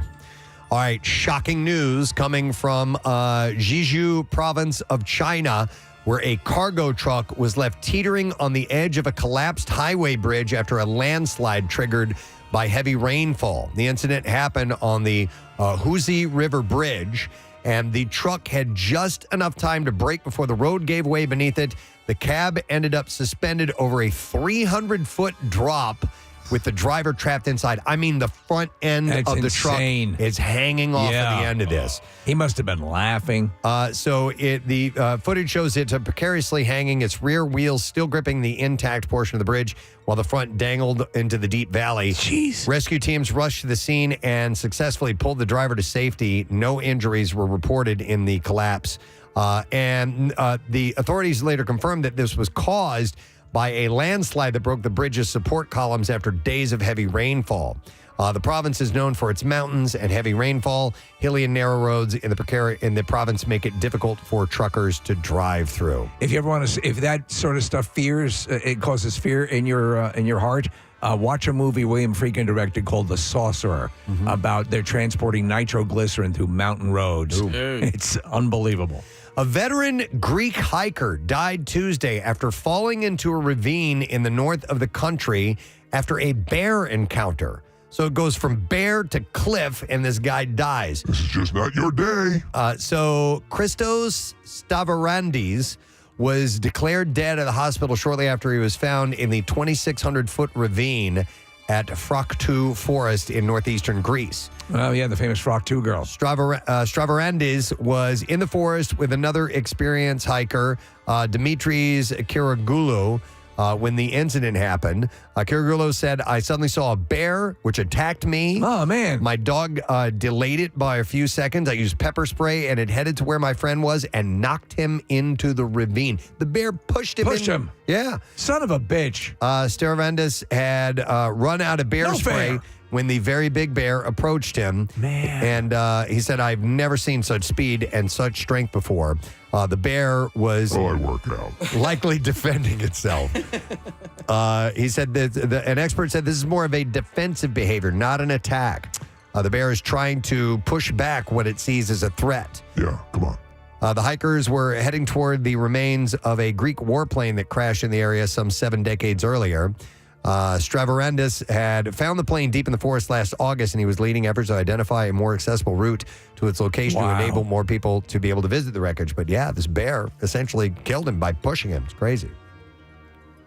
Well, a careless tourist has sparked fury in Italy after he damaged a priceless 18th century painting while trying to take a selfie. So this is the second time you had the guy sitting in that seat as a priceless piece of art, and now this painting. The unnamed culprit had been enjoying a visit to the Uffizi Gallery in Florence when his day took a turn for the worse. The man decided to try and capture a picture of himself, mimicking the pose of Ferdinando de' Medici, Grand Prince of Tuscany, in a portrait by Anton Domenico Gabbiani.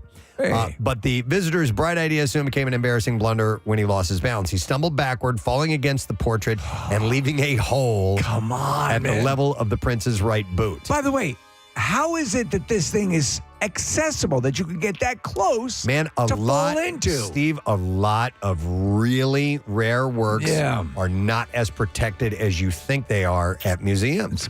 No, I've never been to the Louvre. Yeah, I know you guys have been. I've been to the Uffizi as well. I mean, like a lot of these paintings are just out in the open. You know, Yeah, it happens in Philadelphia Museum of Art. You know, maybe they're going to rethink. I mean, obviously, you know. I mean, like I've got a picture of me at the Barnes with a Van Gogh. I could have just touched out and reached out and touched it. I mean, it's most people right aren't there. morons that lean back on priceless pieces of art. Yeah. Museum staff were quick to identify the man and report him to the police for causing the damage. That's him! The painting was removed for repair, with experts concluding that the damage was relatively minor.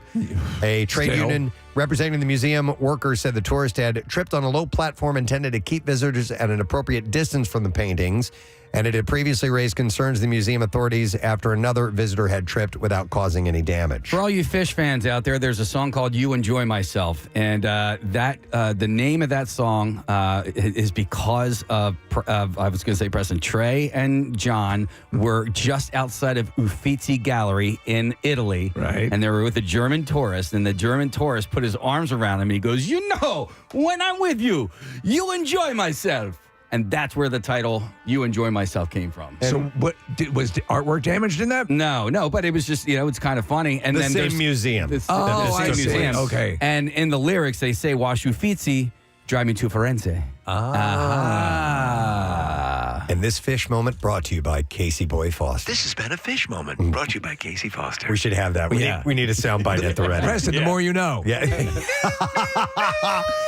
We've got to have that somewhere, I think. Man, I hope so. It was a moment. Yeah. A Fish moment by Casey. Oh, my God. That's all there is. A full jingle. Yeah. All righty. You have it. Oh, okay. Hold on. There you go. This just in. The more you know about fish. All right. Let's take a break. And when we return, I think we might play something for your chance to win some tickets to see us tomorrow as we broadcast live. Join us, I should say, at Hershey Park. And we're going to have a good time, my friends. So stay with us. We'll be back in a moment.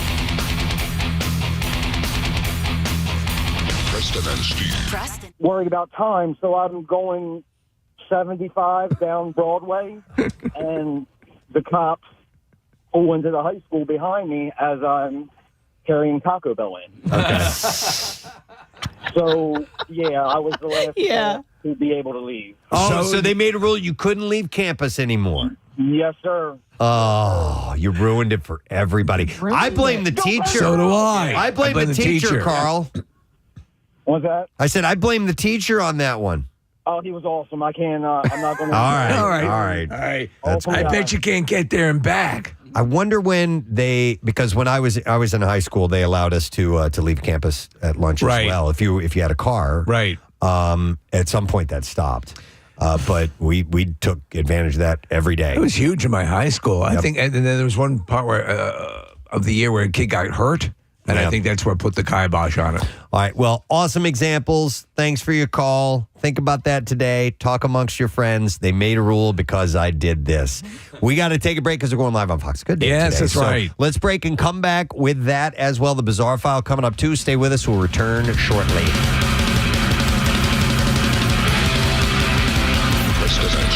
Well-made displays. I think it was a Pokemon. Yeah. And this kid apparently knocked it over and broke it. Like smashed it. And what the guy didn't know, the dad didn't know, is it was like $5,000. Yeah, it was like this $7,000 thing. And sorry, you got to pay for it. Yeah. Now they went back and they ended up watching video, and the kid wasn't like playing around with it or something like that. He had just knocked it over. he had leaned on it or something along those lines, and so he knocked it over and it But I would imagine like bigger stores, I don't know where they are, they have some sort of insurance that if something like that happens, you're not going to make the parent pay for $1,000 ceramic Pikachu. I've heard stories of again, I've seen the old adage is you break it, you bought it. Right, you break, you buy it. And I've seen that at like smaller stores, especially if they sell glass items, especially down the shore, like some of those, little shops down there. If you take the kids in, you could see everybody tense up and there's a little sign that says you break it, you buy it. Mm-hmm. You can see the owners, if you walk in, and so we don't have kids, but when people come in with small kids into places like that, like in New Hope, Oh, yeah. Like, my words before I go in are don't touch anything. Yeah. No, and I get nervous around stuff like that. If there's shelves with like hundreds of plates or just fragile things. Yeah. Like I purposely bring my arms in closer to my body as I walk along. Likewise. I try to shrink myself up as much as possible because I know I'm just going to knock something over. some help, please? Yeah. Because you're terrible. Because you could walk. If you were to go, the way you normally go through, you knock over one thing, you're looking at $300 or $400. You know. I see Jace's eyes though. Like I watch him, and he's like, "Oh, mom," and what's this? And like he wants to touch it, So that's his way of being like, "Oh, what? I was just asking what it was. I wanted to see what it was. Put it Don't touch it down. Don't touch it. Kill you. It's $10,000." So I definitely want to hear the you broke it, you bought it stories, 215-263-WMMR, whether it was you or your kid or whatever, because we've all had that happen. So I don't know if she ever had to buy it. She might actually be listening right now. But I had a friend who was at a store, and there was in the middle of the store was a nail polish set up. And I think she tripped and fell, and she fell into the nail polish, and all of the nail polish shattered on the floor, broke. Wait, she pretended like she was passed out because she didn't want to get up. Shut up. She pretended like she was like knocked out. Oh, that's great. And so when they got her up, that's she was great. like, oh my God. I'm pretending I passed out. Yeah. She said it's the whole store smelled like nail polish. She didn't know what to do, and so like her friends like escorted her out, and she pretended like she was like super hurt. Meanwhile, they got into the car and they were like hysterical laughing. Did she just say things like, "I hope the baby survives"? Oh my God. What I was going to ask, and I've never done this myself, is if you've ever broken something and then try to like hide it on a shelf, underneath other things or shove it way in the back. Oh, right. But that's a much better story. Yep. You Oh, pretend my God. just pretend. That's good advice, though. If you break something, pretend you passed out. By the way, a side subject from this, but whenever you see a movie or a TV show and somebody's walking through the store and there's an elaborate display of some kind of a pyramided... You know what's going to happen. You know what's happening, right? It's like the guys in the movies who have large panes of glass that they're walking across the street with those suction things. You know it's going to happen. All right, let me get some calls here. I'm going to go with Kyle. Hey, Kyle, good morning. Hey, Mom, turn the radio down. What's up, Kyle? Hey, what's going on? So what if a guy threw a shoe at me? Good morning, guys. When I was a little kid, the local grocery store had like this big, huge display of tomato sauce. They had this like huge family-sized jar. And like any other kid, I'd get lost in the grocery store and wander around. And it was back in the day when your parents didn't care. They kind of hoped that one or two of you wandered off. Right. And I knocked over this. It had to have been gallons of pasta sauce into the aisle of the grocery store. Oh, man. And these are glass containers? Oh, yeah. And I'm 5, so I think I could just brush it aside and clean it up. Nobody will know. So I come back to find my mom holding broken pieces of glass with pasta sauce all over my hands. Oh, man. She must have thought you were bleeding out. That's what she thought. She's like, "Oh my God, what's blood? What's pasta sauce?" Like it was horrifying. Hey, Kyle, did they make your folks pay for it, or was there any sort of? Did they kick your ass out of the store? What happened? I think they looked at our family funny after that because they knew we were the pasta people. But I'm not sure if they made her pay for it. But if they did, it was probably a couple $100 worth of stuff. So that would be something where they made this, like Kathy, you talk about having insurance, and I think you're right. For the most part, insurance will cover a lot of this stuff. But also, what if it's something that that the store is made, or it's a one of a kind, or a display? All right, I do have this story. It's a little bit off topic, but it does involve breaking something, and I had already paid for it. And this is me as a full-grown adult. I had gone to a liquor store, and I had bought a bottle of gin, okay? Yeah. And I was, why did I go back? And anyway, I think I had already paid for it, and I forgot something. I came back into the store, and I was in the back of the store, and I dropped it, and it just shatters. And I've already paid for it. And I'm like, you got to be. Or maybe I went outside and dropped it. Anyhow, I dropped this, and I was like, I was like Bluto in Animal House. Right, when they dropped the booze, like, I just paid for this bottle. And I bring it back in. I'm like, oh my God, I'm so sorry. I'm like, can you fix it? Can you fix this?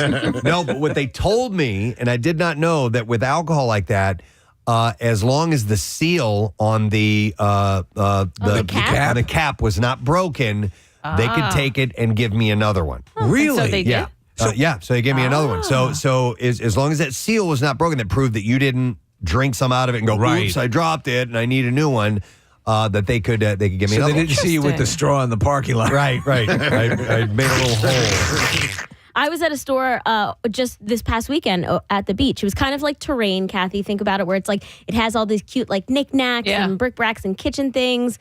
Plus, you can get lunch there. So while you order, you go and you shop around, and it's beautiful, like pottery and dishes. Everything is breakable. Yeah. And in the end, it's very tight aisles, and there's lots of things on the floor. So there's not just like things on tables, but this woman leaned in, and she must have kicked a stand that was set up under the table, and it just started shattering. But it wouldn't stop shattering. There was at least like 9 dishes that fell. Once in those displays, once it's like that, they're going. Here's the only thing I think she had going for her. It was definitely like all high school kids that were working there, and everyone was like, what to do? Oh, sorry. Well, Enjoy that's the your same macaroons. Thing. I get so nervous when I'm at Cracker Barrel and you're in that store part. And I remember one time, Preston, I knocked over a Mel Tillis CD and cracked the jewel case. And I was like, oh my God, this must be worth, I don't know, $1, right? Oh, God. Here's a text that says, knocked over a saxophone off of a stand in a Sam Ash while test driving a bass guitar. Bent the horn into an oval shape upon impact. $2,700 later, guess what I own now? Oh, my God. So what are the parameters of the law or insurance coverage? What are they within their rights to exact from you if you are responsible for breaking something they deem? In other words, are they compelled to go? Is it like when you get into an accident and you decide, Kathy, like your situation, are we going to go through insurance or? You know what I'm saying? Yeah. Can you do it outside of that? I had the same question. What happens if you get in an accident when you're test driving a car? That's a good question. You bought it. No. Ding it, you bought it? I think you sign up for their insurance policy when you take the car off the lot. Don't quote me on that, but I think like in order to do a test drive, you have to sign something that says you are somewhat culpable. I promise not to break it. Right. We're going to calls. You broke it, you bought it. 215-263 WMMR. I have Laura on the line. Hey, Laura. Good morning. Good morning. If I had a hammer, I'd hammer in the morning. I'd beat you with the hammer. Then I'd flee town. What's up, Laura? So recently at a pet store in Harleysville, I know which one. I know which one. Go ahead. Yes.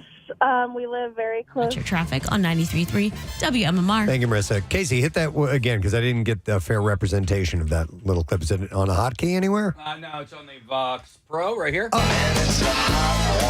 Okay, that's Is that's it, what I thought. Man, it's a hot one? Man, it's a hot one. Smooth. Yeah. Tomorrow morning at Hershey Park, it's supposed to be 75, 76 degrees when the show starts. All right. Partly cloudy, so it should be good theme park weather tomorrow. I'm looking forward to it. I haven't been since the last time we were all there together, so I'm looking forward to the new rides and everything, and it should be a lot of fun. It's going to be great. It's going to break pretty much tomorrow, the heat wave, yes? Yeah, so we're going to get up to about 83 tomorrow, which is that's fine. Wonderful. There's only, like, later in the evening, there's, like, a chance of a passing shower, but it's, like, you know, We don't care. less than 50%, so that it's good for I think you're going to be good for the whole day. And that is what we're about to do. We are going to give away some Hershey Park passes. We have 4 packs, family 4 packs to give away. How are we going to do it? We're going to do it with a game we have not played in a long time. Loop, there it is. This game was actually invented by Milton Hershey. Wow. Yeah. What that guy has done through the years is just amazing. They didn't have the recording capabilities, then they would have to have the band play this part over and over again. Over, just a band sit there. Right, okay. Well, it's a pretty simple game in its form, and you can go ahead and give us a call right now, 610-660-9333. We will play a clip of a song. Marissa has taken a snippet of a song, and then she has edited it together to repeat over and over and over and over. And the key to this game is to try to focus on just that first time you hear it. As it starts to repeat, it begins to confuse you, hence the difficulty of the game. You're exactly But if you can right. open up your mind at the very beginning and just recall that bit in its alone state, that gives you a little bit of an advantage. It's hard to do, but let's see if you can get these. Casey, I want to start with, let's start with this one. Got you. Okay, so, and we'll get callers on the line. Here's how it's going to work. We are going to take 3 callers on the phone line. If we don't get a winner that way, Marissa is going to grab one from someone who texts in that wants to play. Marissa, what would you like for people to text in for them in order to be up for it that way? All you have to do is text in the answer. That's been how Text in the answer. Yeah, that's Okay. how it's gone all these years. Somebody will text in because they know it, and we'll reach out to them. So if you know and you can't get through on the phone lines, you can always text in. All right, so let's work it each of these ways and see if we can give away these family 4-packs for that live broadcast. Now, keep in mind, it's tomorrow, so don't take the passes if you can't make it to the event. We don't want to take these away from somebody who can actually use them. So let us begin. We are going to start with Brittany. Hang on. Okay, and of course, our phones don't work. Yay! Wait, hold it. All right, let me try now. Hey, Brittany, can you hear me? Yes. Hi, Brittany. All right, Brittany, you're our first contestant for Loop. There it is. We're going to play this audio for you. It's going to repeat. Hopefully, you'll be able to hear it. You should be able to. And then we're going to ask you to identify the song. So you ready to try this out? Yes. All right, here comes your song. Listen closely.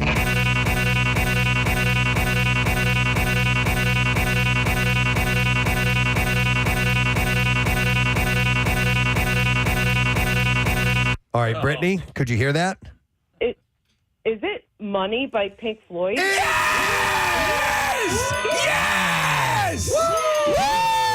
How about that? Well done. All right.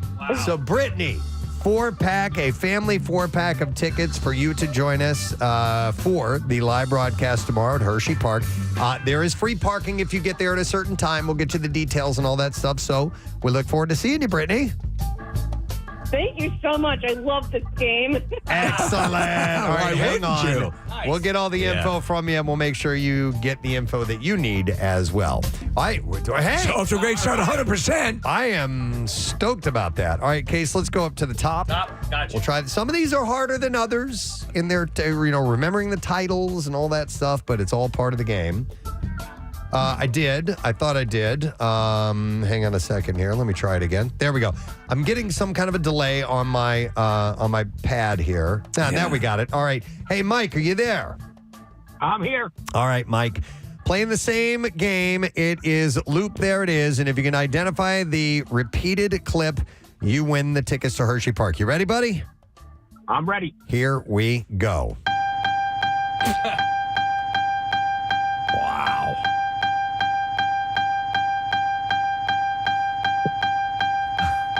Wow, that actually hurt my ears a little bit.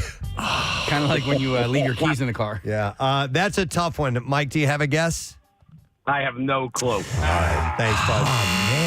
Man, wow. Some of these have a higher difficulty level. We'll go to Dan. We're going to try the same one out on Dan. Hi, Dan. Are you there? Hey, good morning, man. Hey, good morning to see you. All right, Dan, you want to hear that again? Can I pass on the difference? Nope, you can't. But listen, catch just that very first note. And I know it repeats, but let's see if you can get it. All right, here we go.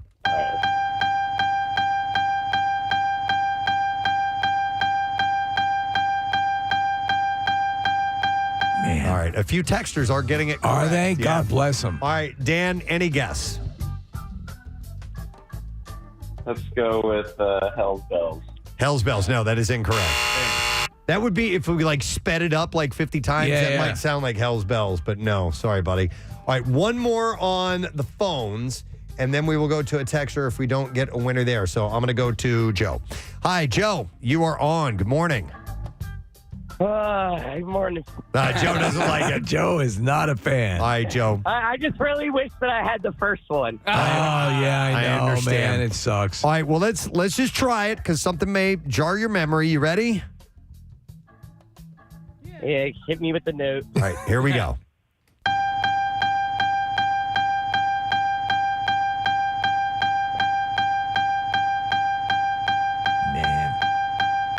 So it's between two songs that the texters are getting, but one is obviously correct. All right. Do you have a guess at all, Joe?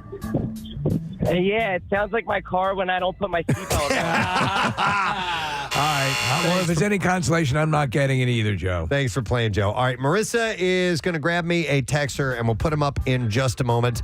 A reminder, as we're doing the broadcast at Hershey tomorrow, we will be doing some contests and games with people who are there in the area and giving some other prizes away. So if you do win, that's not where the winning ends. We have more chances for you Are to you win. saying the win is just beginning? The winning is just beginning. Marissa, who am I going to? All right, line 11. All right, we have Cody, who is joining us. Hi, Cody, are you there?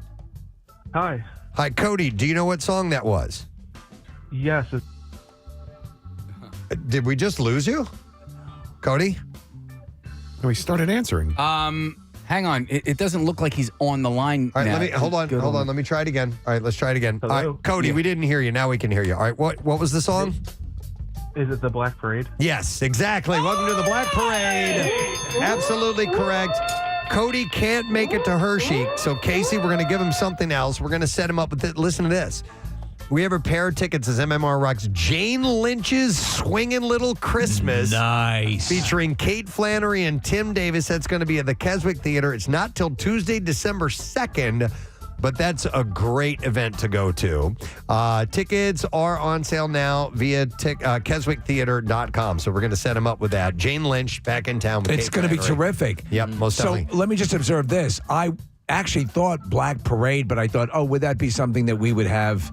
So everything's up for grabs if you're playing the game. Yeah, I mean, we played the song. Yeah, so, yeah. absolutely. And anything, yeah. So we've got a lot to choose from. There we go. All right, we will go next. So you knew what that was? I did, but I thought I didn't. I'm stupid. All right, we are going to go to Cindy next. Hi, Cindy. Good morning. Hi, good morning. All right, Cindy, we're playing Loop. There it is. You ready to try this out? I'm going to try. All right, we got a new one all teed up and ready to go. Here is your clip.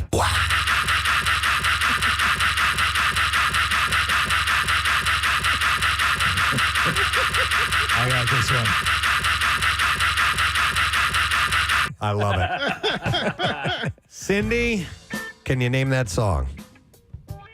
I'm going to guess Pure. Okay. What are you guessing?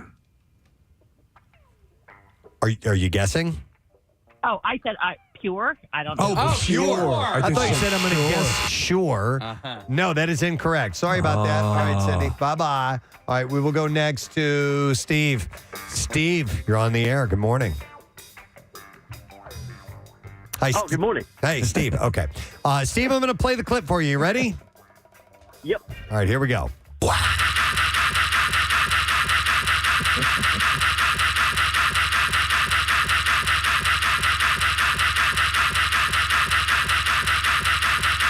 All right, Steve.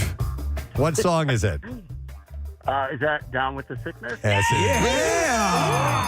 is. Correct, sir. All right, and for Steve, who can't make it to Hershey tomorrow, and I appreciate that, we are going to set you up, sir, with a pair of tickets to see Jane Lynch, The Swingin' Little Christmas, featuring Kate Flannery and Tim Davis at the Keswick Theater.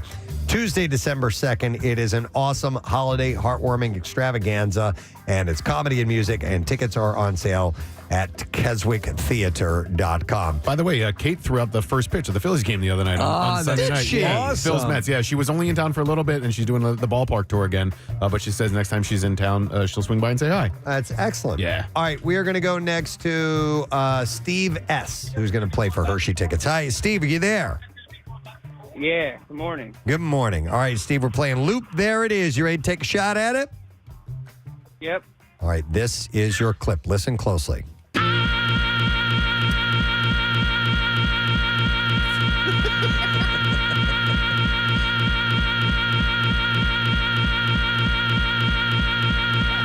Dude. That's hard.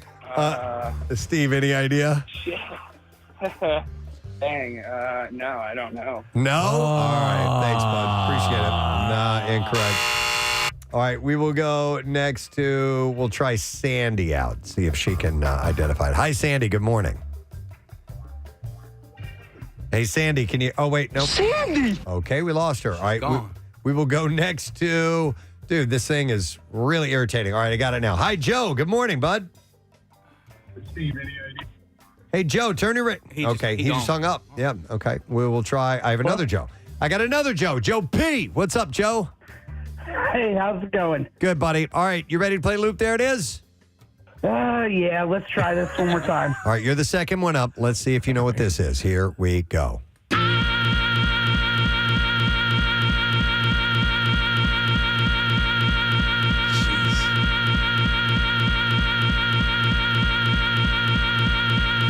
All right, let's see if you know. Joe? I have no clue on this one. All right. Sorry about Our that. testers getting it? Yeah, there's a couple of them that got it correctly. Yes. All right, we'll try one more caller, and it is Matt that we're going to go to. Hi, Matt. You have joined the Preston and Steve Show. Good morning, sir. Good morning. All right, Matt, we're going to give you the same clip. You ready? Yeah. Let's Matt does not like this idea. Identify this. Here we go.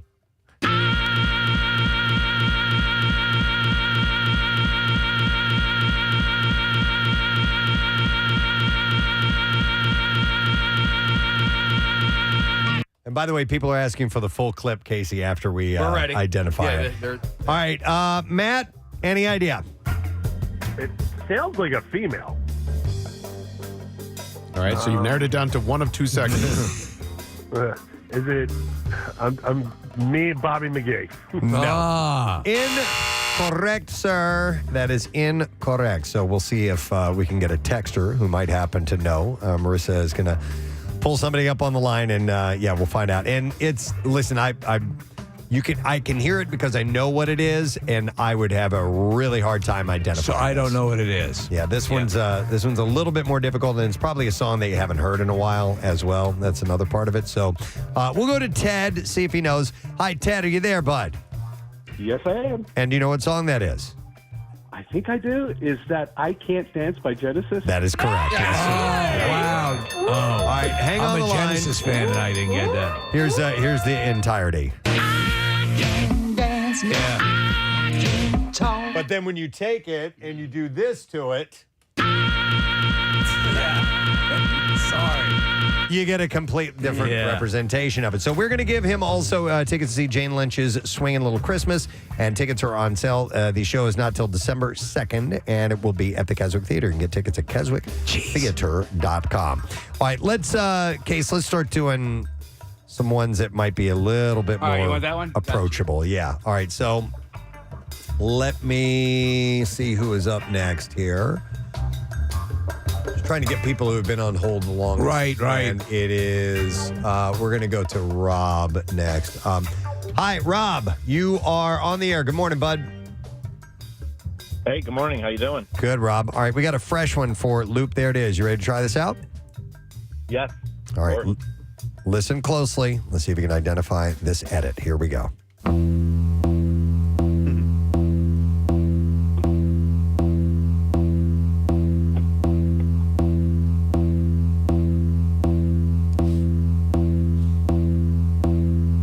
I think this one is very gettable. It's an EKG. Rob, do you know what song that is? Is that Smoke on the Water? It is not Smoke on the Water. Good guess, though. Thank you for playing, though, bud. All right, we will go next to David. Hi there, David. Hey, how are you? Good, bud. All right, we're playing Loop. There it is. You ready to hear it again? I'm ready. Get this one. Here it comes.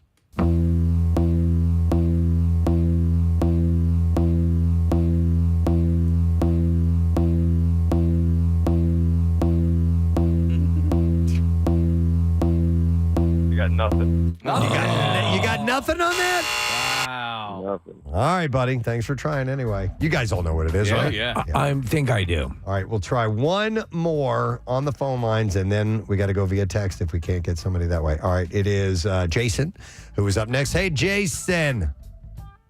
Yo. Yo, you ready, bud? I'm ready. I'm ready. All right, here it is.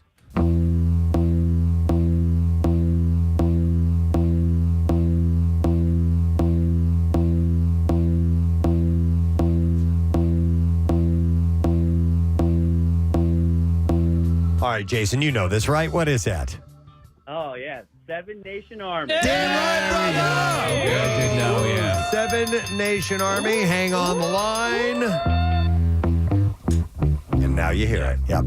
All right, so we are going to give you tickets, a 4-pack of passes to join us at Hershey Park for the live broadcast tomorrow morning as we do it again. It's been years, but we are excited about this live broadcast. And yeah, hang on, Jason. We'll get you info. We'll get you free parking in the park. It's going to be a wonderful day tomorrow morning. All right, we're going to queue up another one, Case. You can pick any one you want. All right, I just we're wanna ready make to rock that- then. All right, let me go to... let's see. Yeah, we're going to go next to Brendan. Brandon. Hey, Brandon, you there? Yeah, I'm here, man. All right, Brandon, we got a fresh one. You want to take a shot at it? Sure, let's try. All right, listen closely. Here is your loop.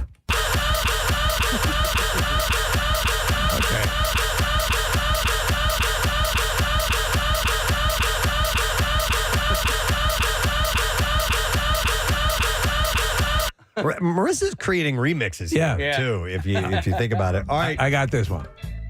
Brandon, do you happen to know what that is?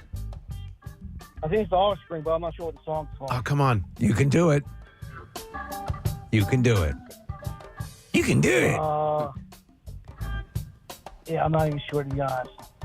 Do you know any Offspring titles? You at least should take a shot at it. What's that? All right. Sorry, Brandon. Nothing. All right, we will go next to Sandy. Now we have Sandy. Hey, Sandy, are you there? Hey, bitches. Hey, what? All right, Sandy. I'm going to play it again. You ready? Yep. All right, here we go.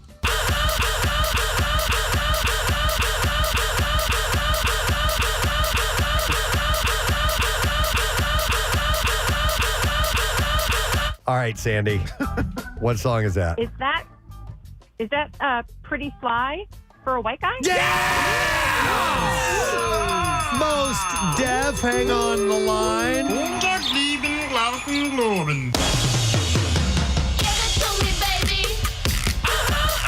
Right there.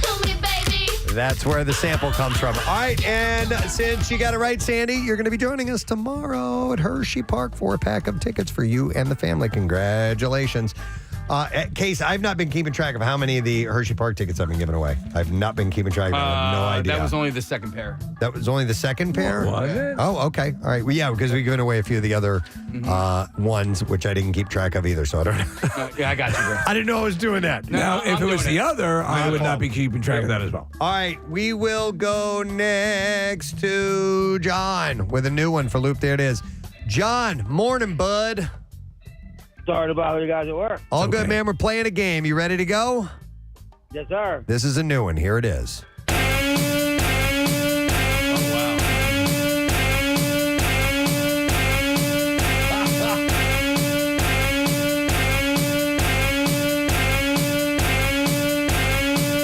I love this one. Yeah. All right, John, any idea what song that is? I cannot. I can't hear it clearly on my phone. You can't hear it clearly on your phone? Nah. Everybody else could. man. Sorry, man. All right, next time. All right, we will go next to Joe. Hi, Joe. Hey, Joe. Hey. Hey. All right, Joe. We're playing Loop. There it is. You ready for it? Yeah. All right, here it comes.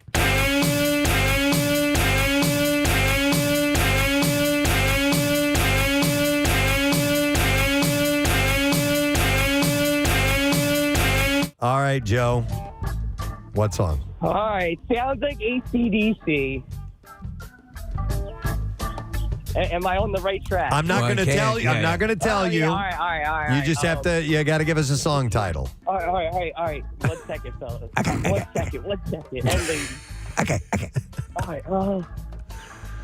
Come on. Google it as fast as you can. I'm going to turn this down. Yeah, that'll work out. He's real singing well. it to himself.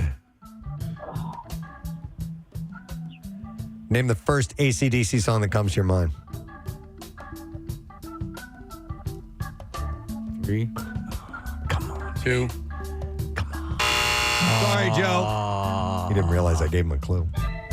All right, we'll go to Ryan. Hey, Ryan. That Dukes? What's up, buddy? All right, we're gonna give you another. What's we're up, gonna man? give you a shot at this, and if you don't get it, we're going to a texter. You ready? Got it. Here we go.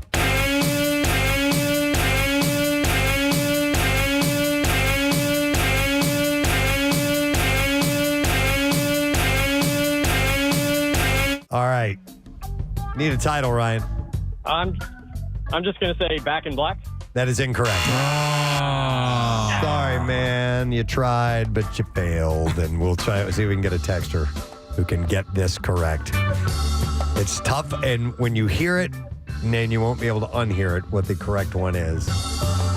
All right, we are going to go. Marissa's going to pull somebody up. And a reminder that tomorrow morning is we broadcast live to tune in, even if you don't win tickets. And also, we had a deal where you could purchase discounted tickets for the event, and details at WMMR.com. So check that when you get the opportunity.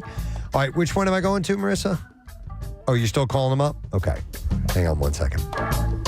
But we will, of course, be in Chocolate Town, as we talked about. Chocolate Town. And hopefully not too far from the new Twizzler Swing, which I understand Casey's definitely going to try and ride. I'm going to try and get out there tonight, maybe ride a couple rides ahead of time. We're apparently close to Candemonium. Is that the name of it? I think that's the name of the roller coaster. Yeah. All right, we're going to go to Katie, see if she knows what song that is. Katie, you there? I'm here. Katie, what song was that?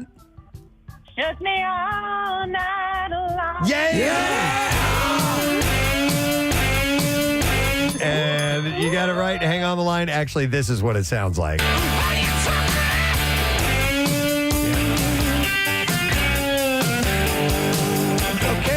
Going to give you some tickets to go see our friends Jane Lynch and Kate Flannery along with Tim Davis at the Keswick Theater Tuesday, December 2nd. And it is a great heartwarming holiday extravaganza, blend of comedy and music, and tickets on sale at keswicktheater.com. All right, we got a fresh one lined up, and our next caller is going to be Matt, who we will go to. Hi, Matt. We're playing Loop. There it is. How you doing, man? Good. Let's hopefully I get an easy one. All right, man. We're hoping for you too. None of them are super easy. Some are more well-known titles, and I think this one is very well-known, so you got a good shot at it. You ready, Matt? All right, let's do it. All right, listen closely. Here is your loop.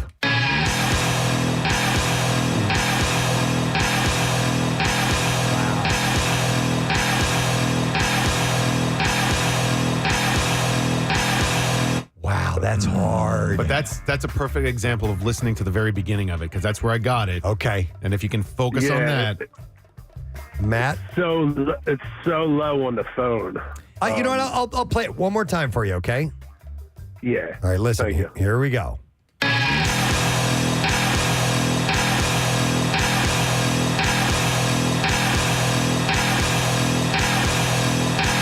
All right, I turned it up about as loud as it'll go. So, Matt, what do you think? I got nothing. Yep. All right, we will go over to Joe and let him take a shot at it. Joe, it's Loop. There it is. You ready, man? Yeah. All right, listen closely. This is your clip.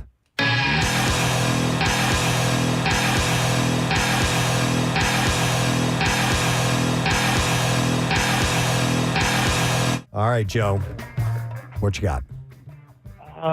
It's hard. I can't get it. Okay. I don't know it. All right, thanks. Joe, I love you. I love you anyway. All right, we'll go to Rob next. Hey, Rob, you're on the air, bud. What's up, you jabroni? All right, cool word. We are playing Loop. There it is. You ready? Absolutely. Here it is.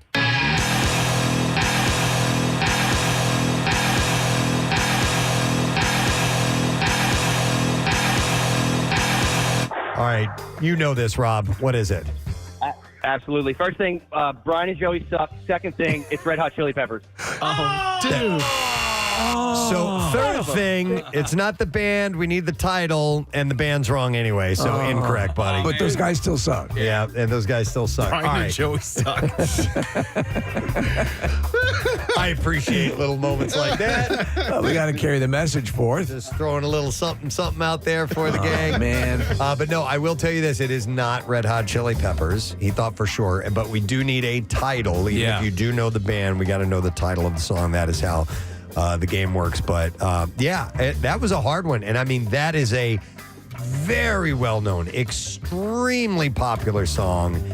And the fact that it's that hard to get and it's that well-known is just an illustration of how hard this game actually is. So why did Milton Hershey ever come up with it? Come on, man. Yeah. Do you know he started in the caramel business? He did. Caramel was the first. You know how you know that? Because the documentary runs in the hotel. If you stay at the Hershey Lodge, you see the story of Milton Hershey as it just plays on a loop, and it's great. You can get caught up in it. It's from the History Channel. Have you been? You guys ever go to the museum in town? Yes. Yeah, it's great. Neat. It is. Listen, it's all that stuff. The work that he did. Of course, the amusement park is amazing, and the school. Is really was pretty ingenious what he came up with. So.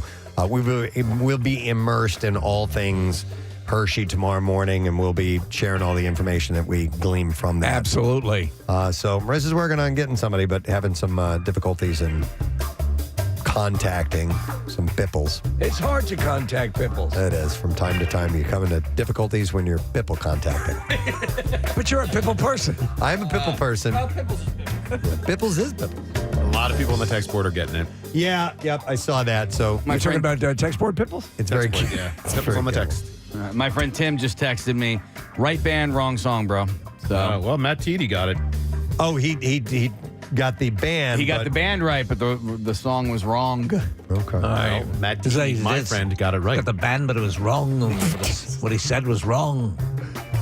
All right, we're having difficulties with our email. With our pipples. And our pipples. Yes. And our new phone system, which was probably new 30 years ago. Oh, my God. I'm so sick of this delay on this phone. It's horrible. It's driving me absolutely batty. Let's just air all our dirty laundry right now on the air. They got to fix that. Well, we do have a phone, which is at least a quantum leap forward. Yeah. All right. We now have someone. We've got a pipple named Danielle that's joining us. Hi, Danielle. Are you there? Good morning. Good morning. Danielle, tell everyone what that song is. It's Don't Stop Believing. Yes, she is. Correct. Don't Stop Believing from Journey. Hang on. And we are giving Danielle a pair of tickets to see our friends Jane Lynch and Kate Flannery and Tim Davis at the Keswick Theater Tuesday, December 2nd for their holiday extravaganza. So here's the actual clip of the song. It's right before right at the end of that little guitar flourish, and then dives into it. So that is a tough one, man. Yes. All right, well, let's cue up another one. And hold on, Marissa is waving. Yes, the Marissa. We are officially out of Jane Lynch tickets, so only call or text if you can go to Hershey Park tomorrow. Very good. Thank you for that. All right, so we will speak to only people who are available for the Hershey live broadcast tomorrow. Did we lose the clips? No. I'm just trying to figure out which one I want to go. I'm going to go with this one. Okay. We only have two left, so. All right, we'll go to Josh. Hey, Josh, you're on the air, bud. Hey, man, what's happening? Yeah, bud, playing loop. There it is. You ready to go? Yeah, we'll give it a shot over here. All right, here is the clip. Let's see if you can name it.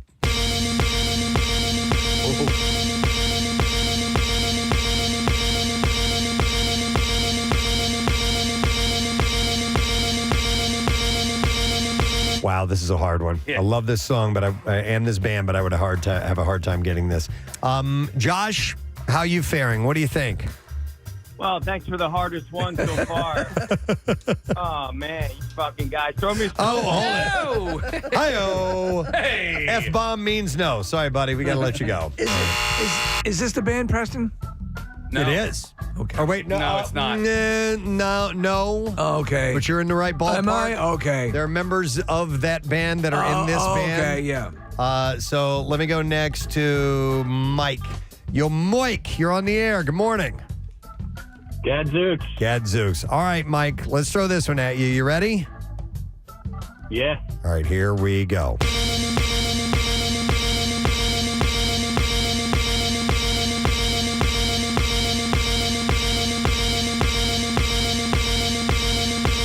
people are getting it on the text board. All so, right. Yeah, it's gettable. I'm around it, apparently. Mike, you know what that is?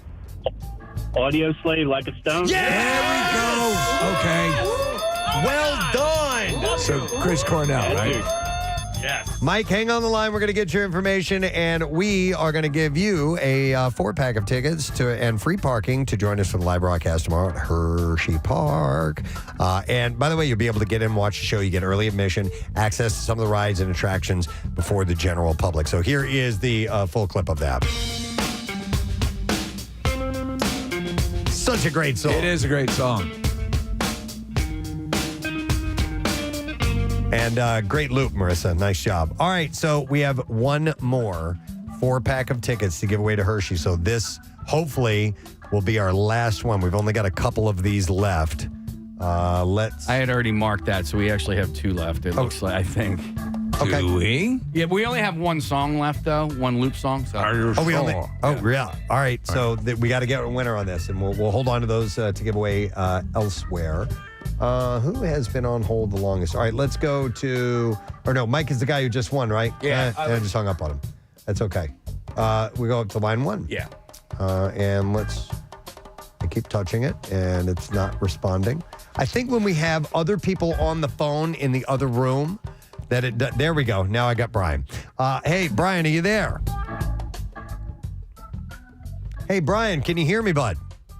Can you hear me? I can hear you. Absolutely. Loud and clear. All right, last loop. You ready to play? Yeah. All right, listen closely. What song is this?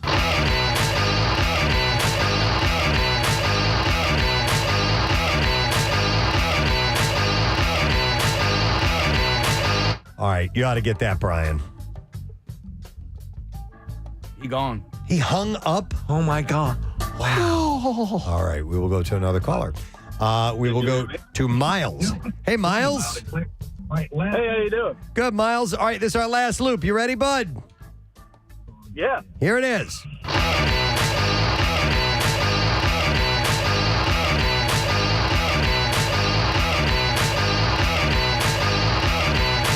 That's a solid track. It is, for a yes, loop. yeah. All right, Mike, or Miles, what is that? Miles, can you hear me? Oh, my listening to you. He's gone now. God. Miles? Gone. Okay, Oh, we my lost him too. We will have, at least give us an answer, folks. Yeah. That'd be nice. All right, we will go next to Tina. Hi there, Tina. Hey, Preston. Hey, Steve. Hey, how are you? I'm good. Do you think you can get this? Smith, Walk This Way. No. I was going to play it again for you, but no, that is incorrect. Sorry, we got to let you go. So that means we got to get a texter to see if they know. So keep calls. Marissa says keep doing calls. Obviously, yeah. All right, so let me go to line 2, and we'll try Rob out for a shot at this. Hey, Rob, are you there, bud? Yes, I am. All right, Rob. It's me again, guys. Oh, Rob. It's you again? Guys, yes, I don't have an answer. I just wanted to say Brian and Joey still suck. I love you guys. I'm tempted to give him the ticket. He's gone. He's gone. Ah, damn it. I love it. Listen, can you call again on Friday? Yeah. Rob let us know. Rob is invited to call back and tell us those guys suck anytime. All right, we will go to Sue and see if she can name it. Hi, Sue, are you there? Who, me? Hi, Sue, can you hear me? Yeah, hi. All right, Sue, I'm going to play the loop. You ready? Go ahead. All right, here we go.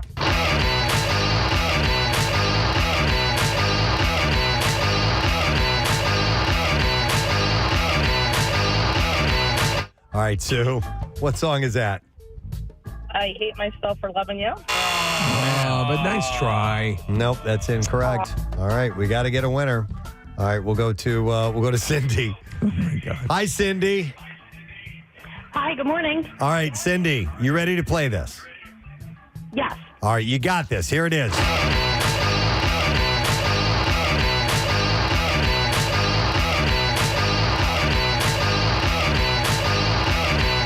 All right.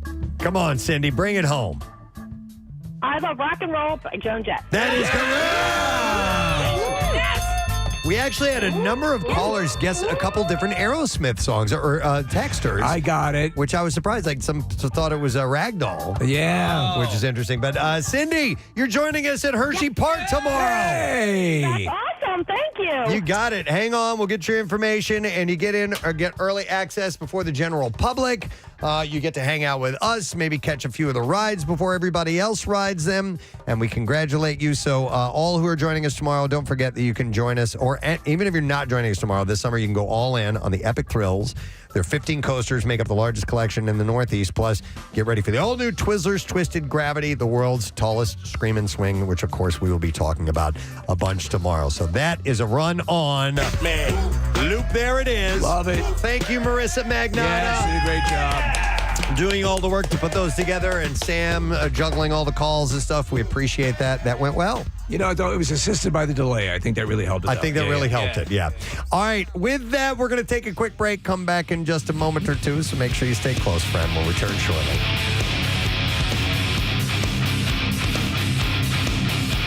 And I took my dog in there to buy dog food, thinking I would spend $30 or $40. And he peed on the entire display rack of handmade raincoats for dogs. And the lady was so pissed. Now, mind you, if it was like a bigger box store like PetSmart or something, like they probably would have been like, oh, you know, they have Right. 15 up stations. Have a great day. No, this lady was pissed. She gave me like the devil eyes, and she's like, well, now we can't sell them, blah, blah, blah. So they made me buy $50 dog rain jackets. So if anyone is in the market for Now,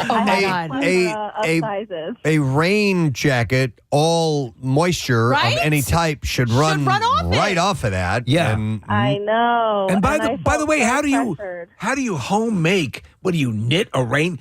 Do you ever Well, see it's like probably knitted raincoats? It's hand sewn to fit a dog. I mean, But I mean, they're it's- probably not mass producing raincoats for dogs. But I mean, as Preston points out, it's usually some sort of water repellent. It Material. is, and Material. that's why I was so pissed, because I was like, just wipe it off. Just Clorox wipe the damn thing. How many did But you have to no. buy, Laura? 3. So you spend $150 on raincoats.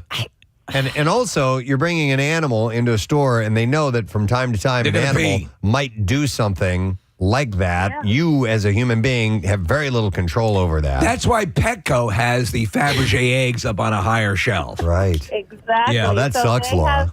They have since moved that display rack, by the way. I Yeah. have been in there since. I thought I would never show my face there again, but I have. You have to.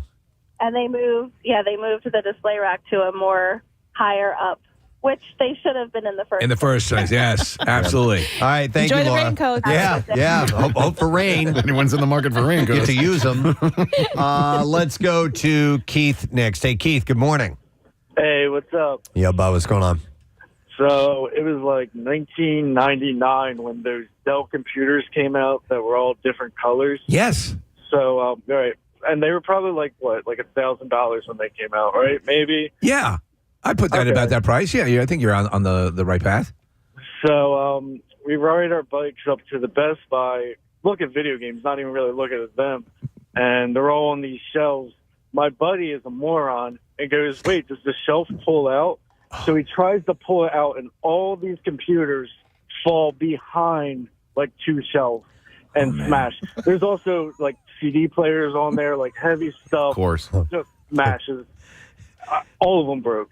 So managers come over, they grab us up, and they're like, "Hey, man, like, where's your parents? We don't have any. We're orphans." We're orphans. And I'm Batman. they're like naming off prices, like it's the years. Like they're going, yeah, that's like 1977. That's so it's coming to like $8,000, which I thought I'd never see that money in my life. So we're like, all right, well, can we call our parents? And they're like, so you're orphans, whatever. So as we're walking to the office, my friend's just like, time to go. And we just dip, get on our bike. And like, I've never been back to Deptford. So You've never been back to You left the Deptford, entire just in town case, behind you. even though you've grown up into an adult. So you guys just bolted. yeah. Yeah. Yeah. So like That's probably why Best Buy's going out of business. Probably what you did in 1999. Oh my God, Keith, I love that story. Oh man. And listen, as a kid, you just panic, man. You just get out of there. I could totally see that. Well, when parents have like ultra grabby kids, and you can see, they go into a store like that. You see the law being laid down and kids are just, Yeah, just grabbing. Yeah. I feel like, or even fire alarms to kids. You know what I mean? If they can reach that, stuff like that too. Here's a text. Listen to this. It says, my 3-year-old thinks it's hilarious to grab candy bars off the shelf and take a bite with the wrapper on, forcing me to buy them every time. I guess that's a way to do it. Yeah. You can if you want that candy bar, you definitely just take a bite. You're going to be buying it. Can you do the same with like a Lamborghini if you go to the dealership and just a bite? Yeah, chew on the wind. I'm guilty of smushing the candy to see if it's fresh, and then putting that one back and getting another one. Getting another fresh one? What are you doing? How can you get a not fresh candy bar? Or like a sometimes- pastry? Yeah, or She just digs her Twizzlers. fingers into the Do pastry. you do the same with the produce, like apples, and take a little bite? Nah, this is good. No, but I do tell myself that no matter what the apple is, somebody else picked over that apple. Okay. Does that make sense? While I'm spending too much time trying to pick the right apple, I'm thinking this apple was picked over by somebody else. No, I don't know what you mean. Picked over. Somebody else. Somebody passed up on it. Somebody Okay. else didn't take it It wasn't home. a good one. Yes, So and it's how not does the that how best does that one. make you feel? Preston, you want to unpack this right now? I'm not understanding. So you're saying that all the good apples are taken already, and you're left with the dregs? Yeah. I'm the second best apples are left. These are what if they just put them out and you've got pick of the litter? What if you just got there? Yeah. You're right. Yeah. Should never You don't thought of know. it that way. Thanks. See, This you is a turned it moral. around. This is a moral crisis you're going through now. God, I need to talk to you guys more often. Here's a text that says, Color Me Mine sends me into a cold sweat. I loudly lectured my 2 children during a very crowded holiday weekend not to touch anything. Then picked up one of the largest ceramics, I'm not sure what that word is. a Senkan cookie jar. Flipped it upside down to see the price, and the head flew off, bounced twice, and then shattered. Wait, so the person did it, not the kid? Yeah, the adult. I guess so, yeah. To get it away from the kids. Oh my God. It wasn't so much I love that. the cost, but the audible gasps from all the other mothers there was the worst. That space, Preston. It's like when you get kicked in the balls, and that time that it freezes in time for the pain. When something like glass, you drop it, it has the clink, clink, lifts up, for like a nanosecond, and then comes back down. It's always the second or third bounce on which it crashes. It's like, God damn it. Here's a text that says, regarding you break it, you bought it. I'm a civil attorney. If a store puts something on display that they they take the risk that something may be broken, and there is no need to pay for it. You do not have to pay for anything that gets broken unless you do it intentionally. Go take those raincoats back. Take it back. Yeah. In fact, she takes them back. She should piss on them in front of her. So that's That's interesting. what I mean. It's part of the store insurance. It's like if somebody were to come into your store and get hurt, you have, you know what I'm saying? You have insurance that's going to cover. I think they're saying that by what this gentleman or woman is saying, it's because they have opted to put this out as a display. You are absolved, from anything having to do with that. Yeah. So you can't be compelled to pay for this then. Yeah, right. I think that's the Even right if thing. your dog pissed on it. This wasn't a you break it, you buy it thing, but maybe it was. Remember, we had that conversation about they made a rule because of me. Oh, yeah. Right. This says didn't break it, but I reached out and pushed the Liberty Bell when I was 6, and the whole thing swung on its mount. Oh my God. Holy Jesus. Not sure that they would let me take it home if I broke it, though. Well, it's already broken. Like when they ceremonially ring that bell, they take a little soft mallet and just touch it to it. Like they don't actually hit it and ring it. Yeah. So the fact that this guy reached out and pushed it and it swung, they had to have freaked out when that happened. and then they went to a cave in Hawaii. Yes, and then Vincent Price. By the way, Casey's not here today. In case you hear some mystery sounds, Marissa is doing her damnedest, doing her best to wrangle the sound effects. So, Jace didn't break anything, but he loves cars and he loves exotic cars. And so we saw a Lamborghini parked in front of a hotel, and he's like, "Mom, can I go look at the headlights?" He's obsessed with the front of the cars and the headlights. I said, "Yeah, sure, go ahead." And so he walks over, he's inspecting it, and then he's like, "Wow," he's like, "This is so cool." And I'm like slightly across the street just waiting for him. And as he walks around the side of the car, he takes his hand and he runs it down the whole side of the car. Now, listen, not a big deal. He didn't scratch Was he holding anything. keys? But no, but you know people who have that car. Like now it's like a little kid's handprint down the whole side of his car. I was like, oh, man. Look, I got the hood ornament, Mommy. Yeah, seriously. I was like, that used to be a thing. Get out of here. Yeah. Here's a text that says, used to work at Walmart, broke an extremely expensive exercise equipment piece. I was bored out of my mind, and I was doing something I shouldn't have been doing, and knocked it off the shelf and shattered a bunch of pieces on it. No. I put it back on the shelf, set it up so that it looks okay. Customer went to use it weeks later, and it broke instantly. Oh, what'd you do? Customer was insanely embarrassed and was just happy no one found out it was me. Dear God, man, don't you have any sense Oh, my God. of how fragile things are? Sir, what are you doing? Have some respect for the people of the store who work diligently to make sure these things are safely displayed. Wow. You are to leave this Walmart. Well, it happens. It definitely happens. So, all right. Well, thank you for the stories. We appreciate that. We do need to take a break. As I said earlier, Casey is out today, so Marissa Magnotta is playing the role of Casey Boy here in our studio today. And she's handing me things to give away, and I will comply because we have tickets to see Jurassic World Dominion. Cool. We have a 4-pack of tickets, and this screening will be Tuesday the 7th, so it'll be a week from today at 7 p.m. at the UA King of Prussia, and then it hits theaters on June 10th. So we'll take callers 8, 9, and 10 at 215-263-WMMR, and those passes are on us. And while you're calling, you may want to text as well when you get a chance, because we have a Tattoo Day today. It's a chance for win with $350 gift certificate for Floating World Tattoo and Piercing for your Preston and Steve themed tattoo. They're located at 1729 South Street in Philly, and you can check out their artwork samples. Go to floatingworldtattoo.com or do a search on Instagram. You'll be able to check them out there, too. We'll take a break. I got some B-File stories. I think you're going to like them. We'll get to them when we return. Stay there.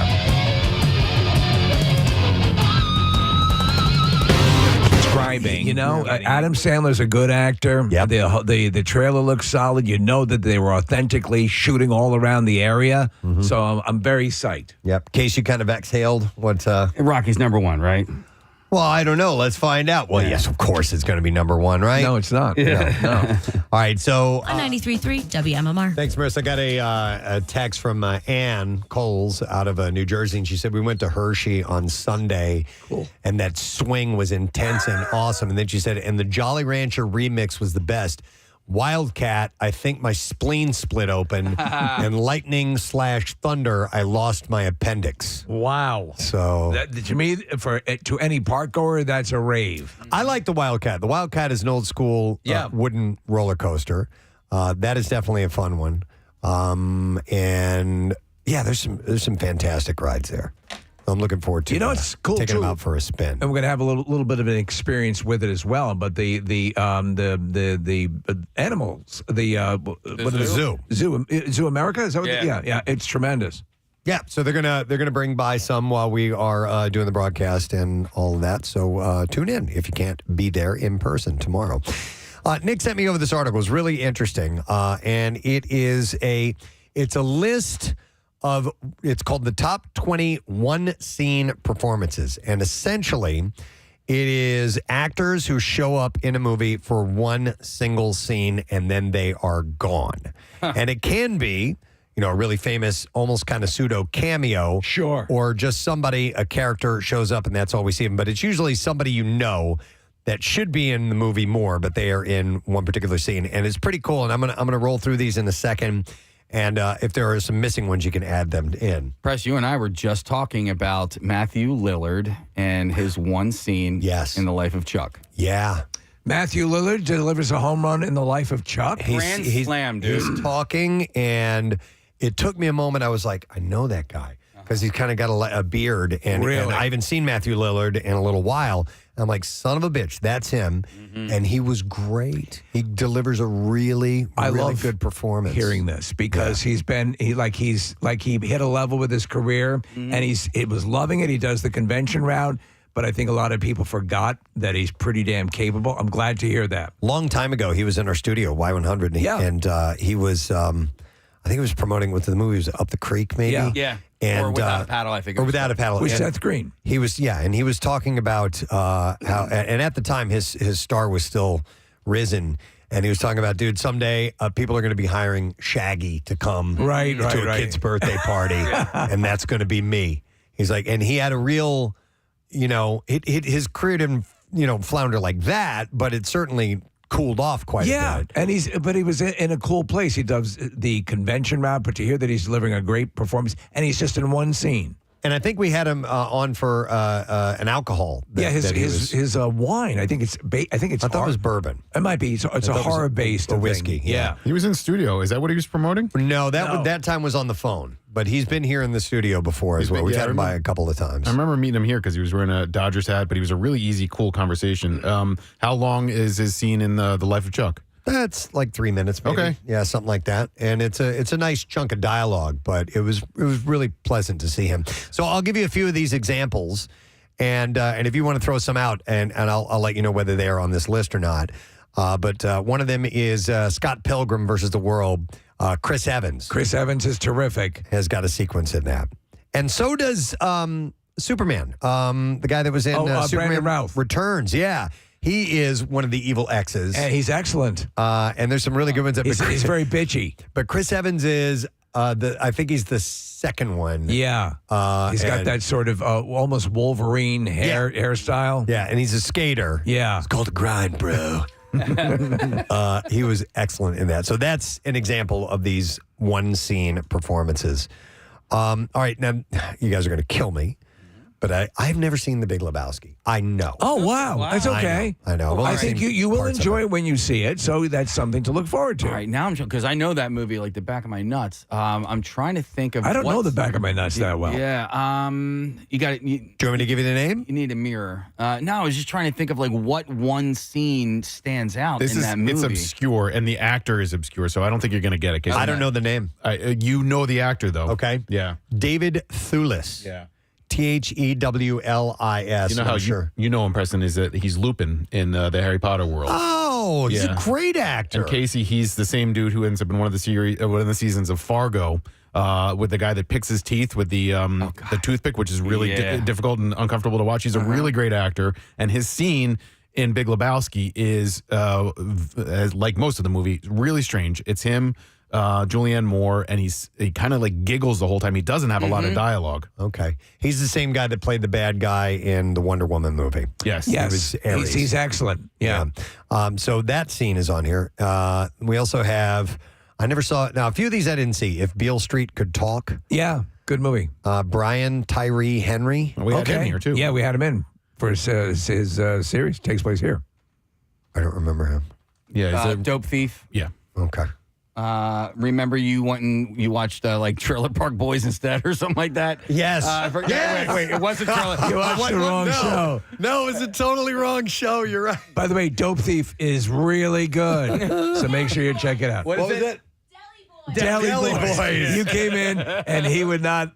You bravely let him know, but he kept jumping back on that. When is this going to get to the part that this is really gritty? This seems kind of funny. He said something about it too. He cracked a joke at one point towards the end of the interview. He's like, this or Deli Boys, whatever you want to watch. May I mention one that is? Yeah, please, and I'll let you know whether it's on here or not. Yeah, and it is one of the legendary ones. It is Alec Baldwin in Glengarry Glen Ross. That's number one on the list, Steve. There you go. Number one on the list. Do you want to know that does not exist in the original play, that character? They wrote it for him. They wrote it. So he's friends with David Mamet, and David Mamet said, okay, so that very sort of quintessential part of Glengarry Glen Ross where he comes in, you win steak knives, always be closing. Yeah, it's brutal. Yeah, it's brutal. And that was written for Alec Baldwin. Wow. And so Glengarry Glen Ross is originally a play, right? Yes. And was it, who was it written by? Do we know? David Mamet. So he was able to. David Mamet said he was okay with it, right? Because there was an offer, and Alec Baldwin said, "I want in on this. This is because the movie was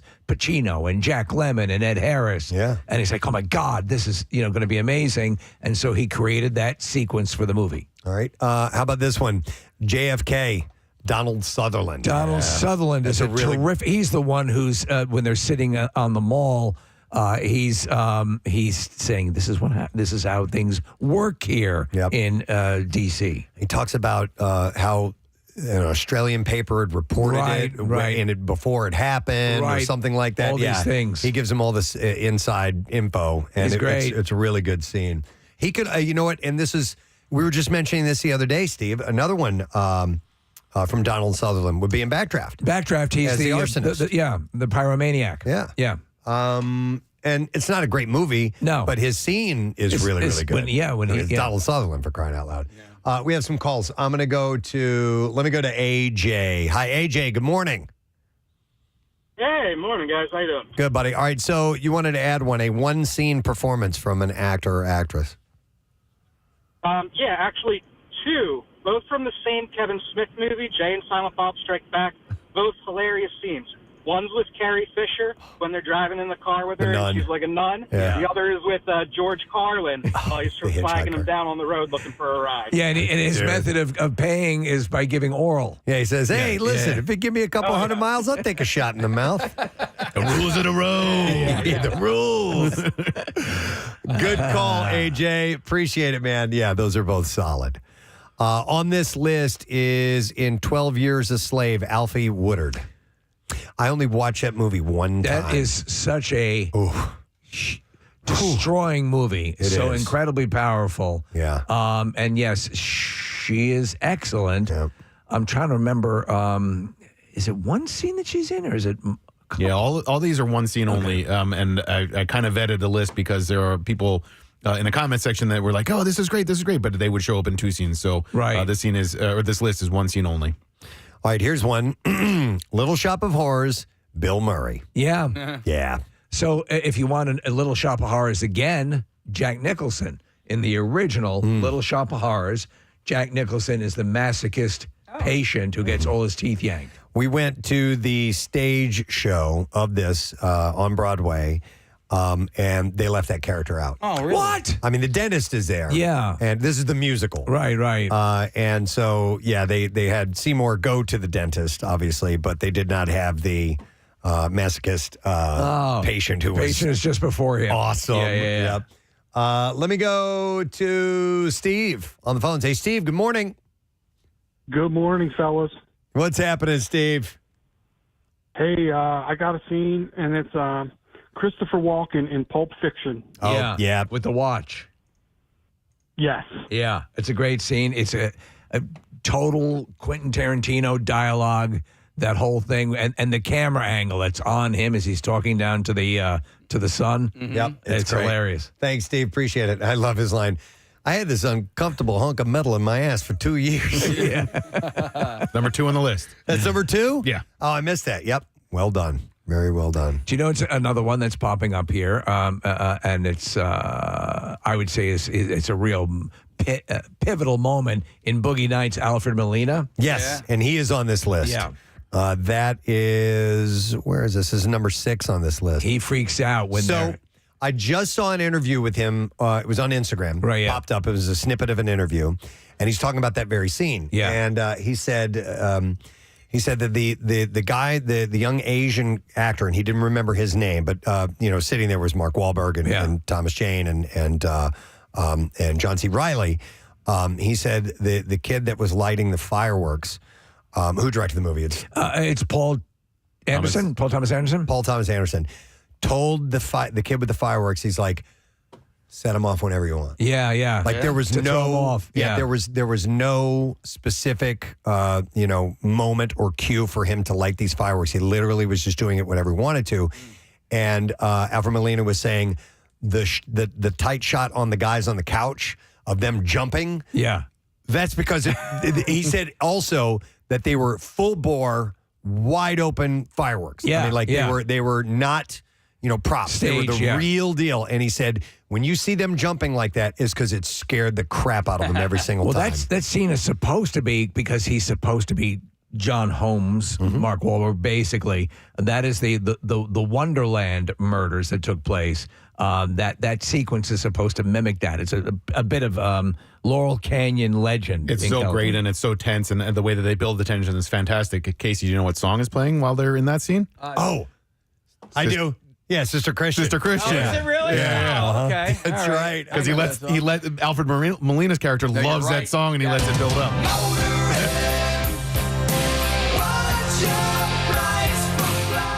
All right, let's see what else we have. Let me go. Hang on. Let's get John on. He wants to comment on this. Hey, John. Good morning.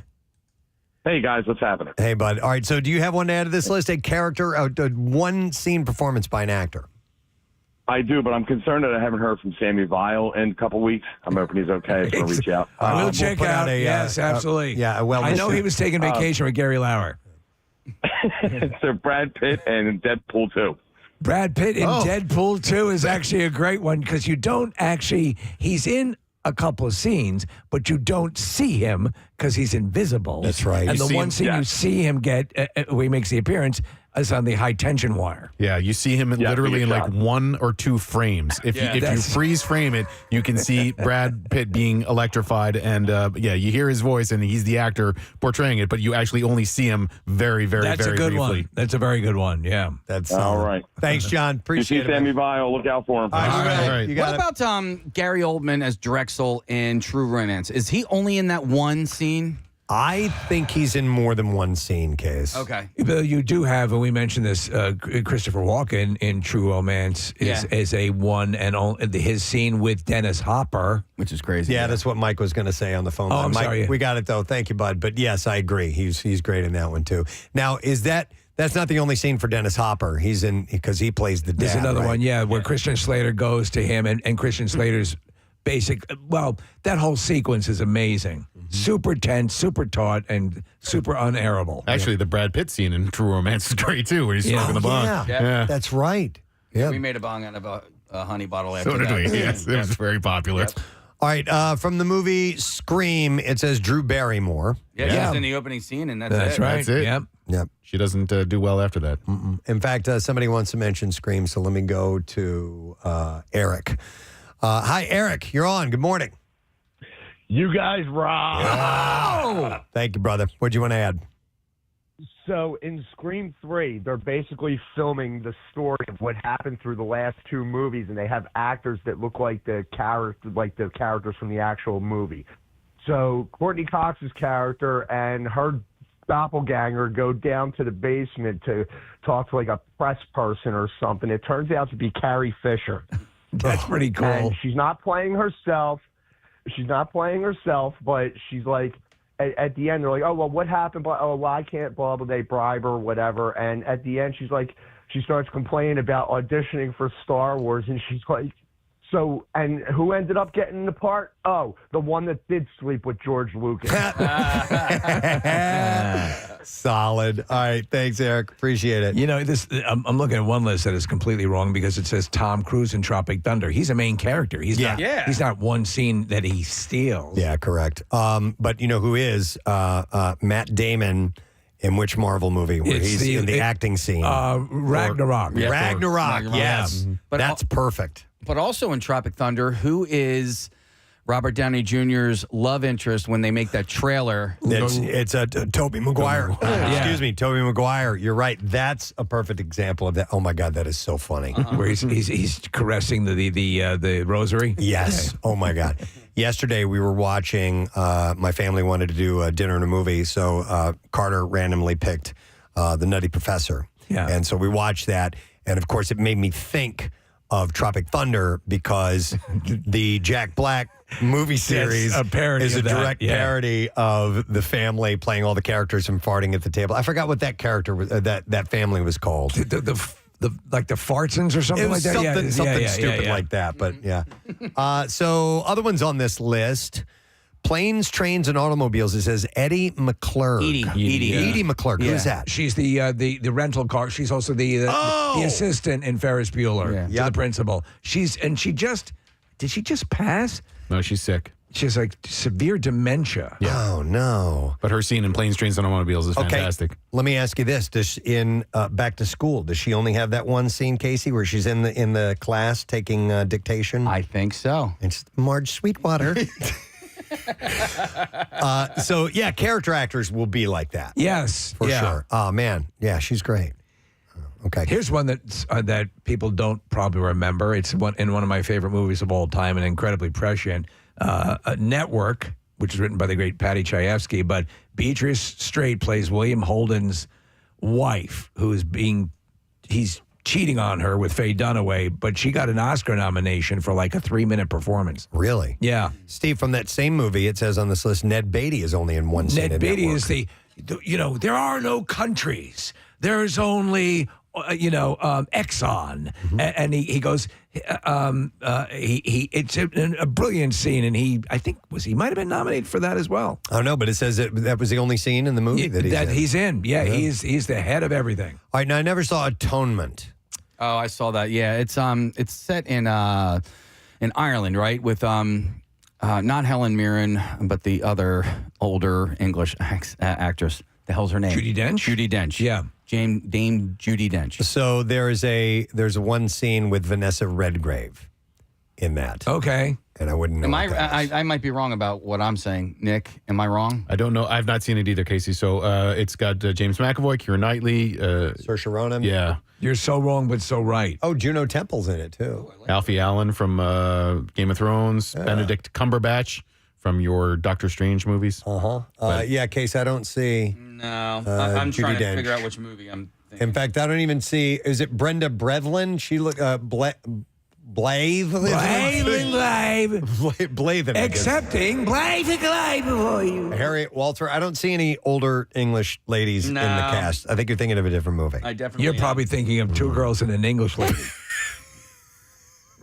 Same plot, really. Two Girls and a Crumpet. Yeah. And a tea service. All right, here's one for you, Steve. You'll like this one. Blue Velvet. Yes. Dean Stockwell. Yeah, he's excellent. He sings the song. Or no, he sings not Blue Velvet. What song does he sing? He holds the light. Is it Blue Velvet that he's singing? Okay. Yeah. I thought there was a different one. There's an actor that you may not be familiar with, but he is he's a scene killer. He's a scene stealer in a movie that I love, Constantine, with Keanu Reeves, and he plays the devil. And I think he might be pound for pound one of the best presentations of the devil ever committed to film. Hang on, we got some calls. I have somebody's on the line. Hi, caller. What is your name, and are you okay? Hey, it's Sammy Vile. I'm all good. Okay, all right. We were worried. Yeah, all good. All right, Sammy. Thanks, buddy. We love you. See ya. Yep. All right, see ya. He's okay. He's okay. Let's see. We will go to Jerry next. Hi, Jerry. Morning, bud. Morning, everyone. All right, Jerry. Who would you add to this list of one scene performances? Well, it's an oldie but a goodie. Carnal Knowledge with Jack Nicholson and Margaret. He's dissatisfied with Anne Margaret. Go figure. Yeah. At the very end of the movie, he goes see a prostitute, Rita Moreno. Wow. And her monologue at the end of that movie, I would say, is, to put it in the word, stimulating. No kidding. What's the name of the movie? I don't know. Carnal Knowledge. Carnal Knowledge. It was a very boundary-pushing movie when it came out. Yeah, very risque at the time. Anne Margaret shows a little skin. Yeah. So there's that. But yeah, it's her monologue at the very end of the movie. Jack Nicholson goes to see her. Okay. And I thought it was outstanding. Excellent. All right. Thanks, Jerry. Appreciate it. I'm not familiar with that one. I will have to go check that out.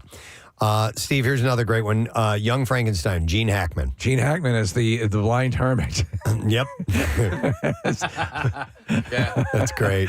Which is a direct parody from the hermit scene in Bride of Frankenstein. Yeah, and in fact, he ad-libbed some of that. He did. Like, I think the espresso might have been.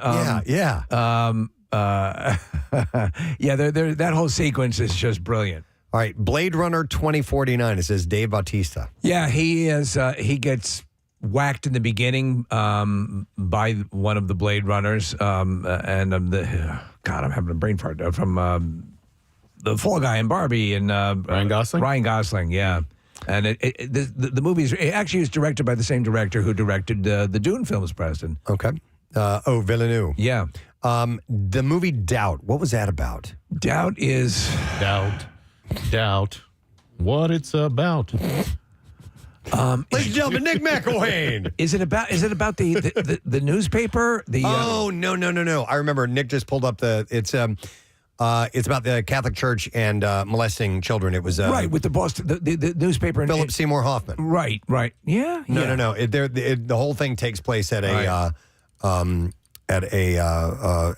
church, and it's a school as well. And Philip Seymour Hoffman is getting really close to this one African American boy, and Meryl Streep is a member of the clergy That's as well. right, yes, and she starts to notice some things. It's an intense movie. Steve, you're thinking of Spotlight. That's it. And so Viola Davis plays the mom of the boy, and sits down and gives a very powerful performance of why she kind of knows what's going on, but doesn't do anything about it because the husband is abusive. Yeah. And if he found out about that, it would be worse. Then it would be even worse. It's a really complex moment, and she's really, really good in that. This list I'm just casually looking at here brings up one that's really a scene stealer, which is William Hurt in History of Violence. Oh, yeah. But he's in more than one scene. Is he? Mm-hmm. Oh, wait a minute. No, you're right. Yeah, Ed Harris is the one who travels to see him. Yeah. And They go to is the in a house, couple yeah. scenes, but they go to his house. Yeah, dude. Yeah, you're right. That's really good. Do you guys like s'mores? I made some.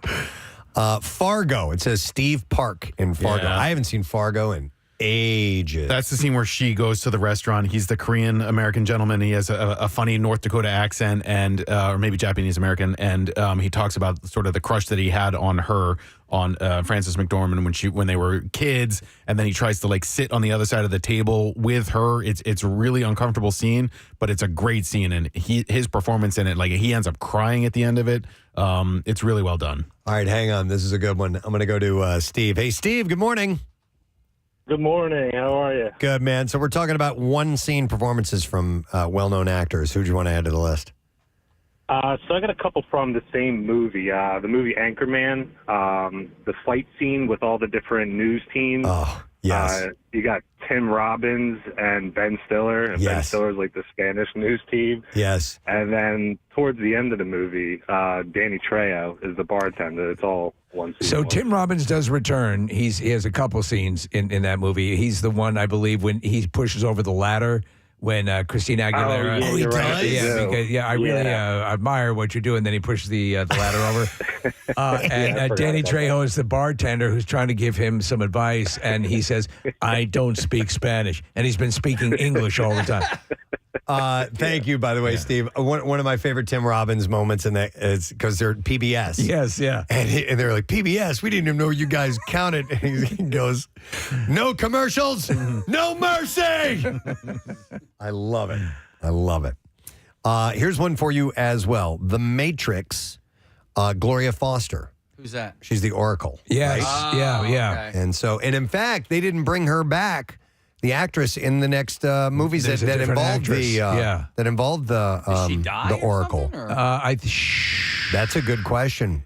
You know, one of them do not did. know. Maybe it was the one they brought back. I think you might be right, Case. Yeah, because I thought they brought back a different person who, the lady, I believe, was like a house mother in a different world. You're thinking of the House Bunny. No. She was in The Matrix, and then The Matrix Reloaded. I forget which one, what the orders were. Oh. But she was in the first one and then Reloaded. So is she still alive?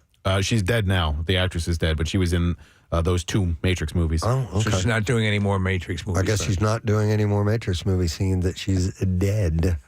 Wow. This guy here's dead. Let's go to... Oh, yeah. This is solid. Hey, Paul, you're on the air. Good morning. Good morning. Hey, bud. All right, so what do you want to add to this list? One scene performances. Ethel Merman, Airplane. Ethel Merman in Airplane. Where the guy is suffering from post-traumatic stress. They're in a veterans hospital. And the doctor casually says he thinks he's Ethel Merman, and they cut to Ethel Merman in a bed. And she starts singing Everything's Coming Up Roses. Yeah. Brilliant, Paul. I read that book about the making of Airplane, and that was like one of the brothers, the Zucker brothers. The Zucker brothers did that, right? Zucker brothers and Pat Proft. So they did.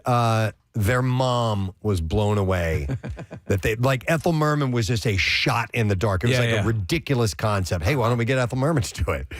And they reached out to her and she said, yeah, sure. And apparently it was just like one of their mothers was just beside herself. That's great. That they were able to get Ethel Merman for that real quick. It is so funny. It's so well done. That book is so worth reading, by the way. Especially if you're a fan of the movie, right? Oh, man. And the stuff that those guys went through they had no business creating a movie, and they made a movie that changed the way a lot of people perceive comedies. It was so and good. the ballsy move that they didn't do the sequel. They didn't. They wanted to. They went on and did Top Secret. Here's a couple that are not on the list, and Nick thought of these.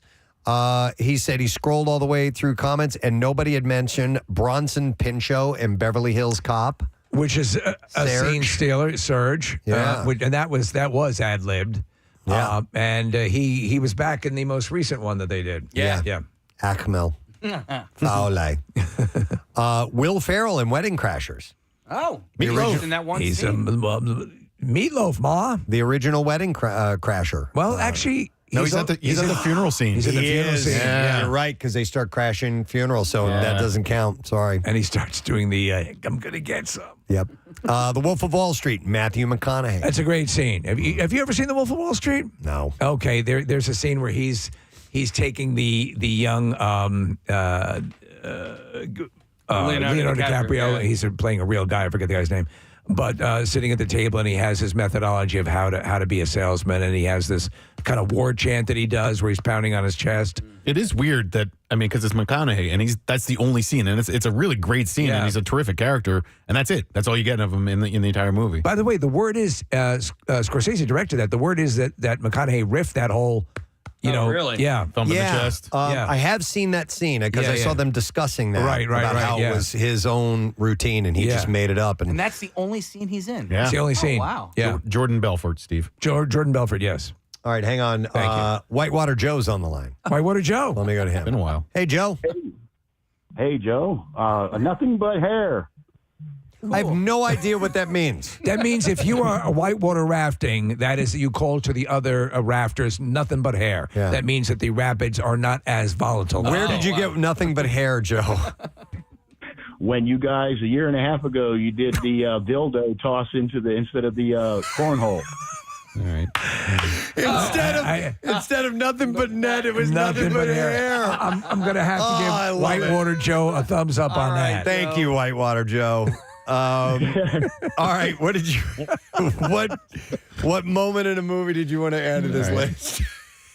It's two really well-known characters, Billy Crystal and Carol Kane in The Princess Bride. It's a great sequence. By the way, if you ever get a chance, Whitewater, I will say this. They shot, believe it or not, that day, they shot about 3 hours of that scene because they were just letting Billy Crystal riff, and they whittled it down, and they actually had to keep stopping because Rob Reiner was laughing so much. I believe it. Yeah, I absolutely believe it. I know it's one of my wife's favorite movies. We watch it all the time. Yeah, and you get into the English actor, Cary Elwes, the Wesley actor. She read his book and everything, or had the audio book you guys like to listen to. Right. It's nice. Hey, but I'm up here in the Grand Canyon, Pennsylvania. Come and see me sometime. All right. Thanks, Whitewater Joe. I'll bring my boat. See you, bud. By the way, that was number 3 on this list of one scene performances that stand out in the movie. So some good stuff, man. And every now and then you get that little nugget, that little jewel, that moment. It's the bat, that one person pops in and you're like, oh my God, look who it is. They love in the Academy Awards. They love those actors who pop in, or those scenes where you You come out of left field and you provide just the perfect accent to Well, them. here's another one. So it's happening in series as well, and I'll give you a perfect example. And sometimes people will win awards because they show up in just one episode of a long-running series. A guest star. And most recently on The Last of Us was Joe Pantoliano, Joey Pants. Yeah. I'll bet he gets nominated. He probably for will. something for that because it was a really intense scene. And he, of course, played it, to as great as he is. Yeah. But those are popping up now. You're seeing stuff like that.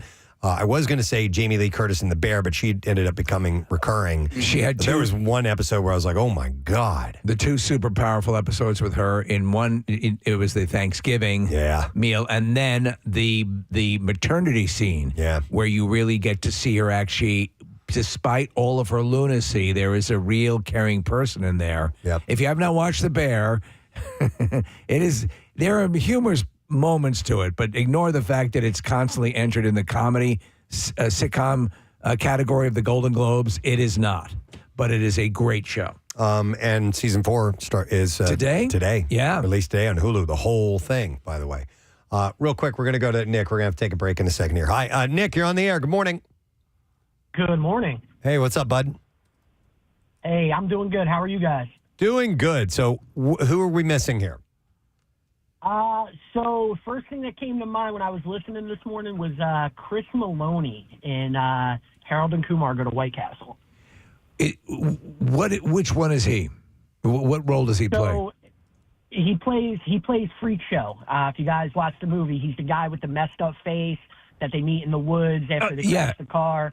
And he has super hot, and his super hot wife is Malin Ackerman. Ackerman, yeah. Yeah, Malin Ackerman. Yeah. That's just the first thing that came to mind. I mean, I forgot. Movie from start to finish, but my God, his one scene in there is probably the funniest scene. He's terrific. He's under so many prosthetics. That's why I didn't recognize him. But he has pussy. Yeah, and then you get that gotcha moment where you're looking at his face and you're like, dude, is that Stabler? Nice. No, it's cool. Thanks, Nick. I appreciate it. Nick, can you pull up the text? There were a couple there that I hadn't picked up on. Hang on a second. There was one up here. Bob Barker and Happy Gilmore. Oh, yeah. Yes. Yeah. Harlan Williams in There's Something About Mary. And Dumb and Dumber. And Dumb and Dumber. Yeah. Nope, exactly. He has just one scene in those. A couple of people mentioned Val Kilmer in True Romance. He plays Elvis, but you just see a blurry reflection of him. Right. But I think it happens more than once. I think it does. Yeah, so that doesn't count as one scene, but that is pretty cool that he ended up playing that even though you really have don't know who no he is, idea who he is. Yep. There's a bunch of good ones. There was, I like Kevin Bacon from Planes, Trains, and Automobiles. He's just in that opening scene where they're racing to get the cab. Yes. Him and Steve Martin. And then other people were suggesting Matt Damon from Eurotrip. Scotty Doesn't Know. He's the singer of that band. That's a really good one. In Wedding Crashers, in the very beginning, is Dwight Yoakam and from Brisky Business. Rebecca De Mornay. De Mornay, yeah. That's all that you see them is in that. They have a fight. Yep, they're the mediator. They have the mediators. What about Chevy Chase and Beverly D'Angelo in National Lampoon's Vacation with Ed Helms? So they're only in the one scene, right? Oh, I don't even remember. They're in the. They're seen going into the house. They're seen having dinner. If that constitutes one scene, yeah. All right. Well, I'm sure there's some that we are missing, so feel free to email or text us. But somebody had said Keith Richards in Pirates of the Caribbean. Oh, yeah. Connor called in, Not the first one. No. Maybe 2 or 3. Yeah. Tom DeLuise in Schindler's List. No, he was not. Well, how about this one? History of the World. He's in one scene. Yeah. Frank Sinatra in Cannonball Run 2. Oh, wait, isn't he? He's? They go to visit him. Yeah, Sammy Davis Jr. he's and like the Peter Godfather, Lawford, right? Yeah. Oh, Steve. In the Blues Brothers. Steve Lawrence. Steve Lawrence. Yes, he's the booking agent. I got him laid. He owes me. He owes me. Oh my God, there's so many good ones. Nice. Well, actually, The Blues Brothers is filled. Yes. With especially musicians. That's a cameo movie. Yeah. Yeah. All right, well, cool. Nick, thank you for giving me this list. I love this type of stuff. Very, very good. All right, we're going to take a quick break. Come back in a second. We have some bizarre file stories we think you're going to appreciate, so stick around. We'll come back with that in just a moment. Number 10 on this list is Rocky 2. So that's when he ends up beating Apollo, right? Yeah. You know what? I like Rocky too. It's not, oddly enough, it's very dismissible for me. To me, it seems like Rocky was so successful that they were like, we need to do Rocky over again, but he wins at the end. You kind of nailed it, and it was sort of the inevitable. He had to win. It was. So I guess that's why it held less impact for me, because you knew what was going to happen. Yeah, and he had to win. And they had the Adrian in the coma in the hospital and all that stuff. It was Stallone directing, and he proved he could direct. Steve, so you mentioned Adrian in the coma. What are we waiting for? Come on! Yeah, what are we waiting for? And you don't see it, Preston, but as Mickey's in his zeal to get out of he pulls out one of the IVs. Oh, and he yanks the whole thing. She goes, hey, I got some bad news. Somehow, one of her wires popped out and she's dead. Is that the one where he chases the chicken too? When he's training him and has him. And he's it's really well done. He had the priest. He has the priest that he yells to from the window. He's driving the Trans Am. Remember that? Yeah. It's well done. Is that really where the bells come in, like the and when the Rocky theme starts? Yes. Like not that. No. Okay. The hell was that? Is that the bell that they use at Eagles games? Yeah, they use it a lot in sports events now. It's the best of the pumping you up Rocky theme music. Yes, I agree. I love that. But Steve, I think I speak for you. There's 2 movies in that franchise, Rocky 1 and Rocky Balboa. Stop it. And sometimes I'm like, people don't, how can you not, how cool? Oh, you not see it? Yeah. I love them both. Those to me capture that spirit. And God almighty, Rocky's so good. I just watched it again in its entirety straight through, and you just appreciate how fantastic it is. Yeah. Rocky 4 is good. It is a good movie. It's okay. Yeah, it's not Rocky 5. Did you see the director's cut? Not yet. His edition? Have you seen it yet? He tweaked. No, I've seen some of the things that they've done. They removed some of the cheese from it. Stallone did. Again, look at all the. Not only in those movies was Stallone getting into near pass out, ripped up shape to be in the movies, he was also writing and directing. But like for me, massive accomplishment. When did that come out? 87, 88, 89, something like that? Around that time. It was, and they catered that movie to me. Do you know what I mean? Like yes. to some 13, it was 14, a big 15-year-old kid. Yeah. But I think the one like Rocky 3, Clubber Lang, and then it kind of leaves the planet for a while with Rocky 4. And then Rocky 5 tried to be, really, down to earth. They've tried to dial it back too much. And that's where they made Rocky just completely brain dead. I guess Rocky Balboa was the movie that Rocky 5 was actually trying to be. Exactly. Exactly. Yeah. So is Creed in this franchise? Creed is in this franchise, okay. But let's move on to this list. Mike Cielski's column of the best and worst Philly sports movies of all time. Number 9, he puts down as Invincible as one of the best. It's a good movie. Franchises. Yeah, it is a good movie. There are things I liked about it and other things that didn't touch too well. That with are me. cheesy and hokey but it captures, I think, the spirit of the Philadelphia sports fan. I think it's telling that there's really no victory. Yeah. Yeah. There's not. Well, no. The victory was you played really well. He picked up a fumble and took it in for a touchdown. Yeah. Or he had a strip sack or something like that. You did a good thing there. I think they got 3 wins that season, case or something like that. Ladies and gentlemen, a player just did something good. They didn't win the Super Bowl. They didn't win a playoff game. They won a game. They won a game. But he was a nobody. Yeah. Who was able to make a difference in a game. And he got a couple of years out of a career out of it. Totally. So, And his friends and the bar and his kind of these things. Elizabeth Banks, the girl who she was a Giants fan. Remember, she's from she didn't. And they thought we were going to get together, but they got together. It was very good. Thank you. We met a kid yesterday named Holden, and Holden is the son of one of the stars of the movie. Oh yeah. Gosh, what was the guy's name? Greg Kinnear? No.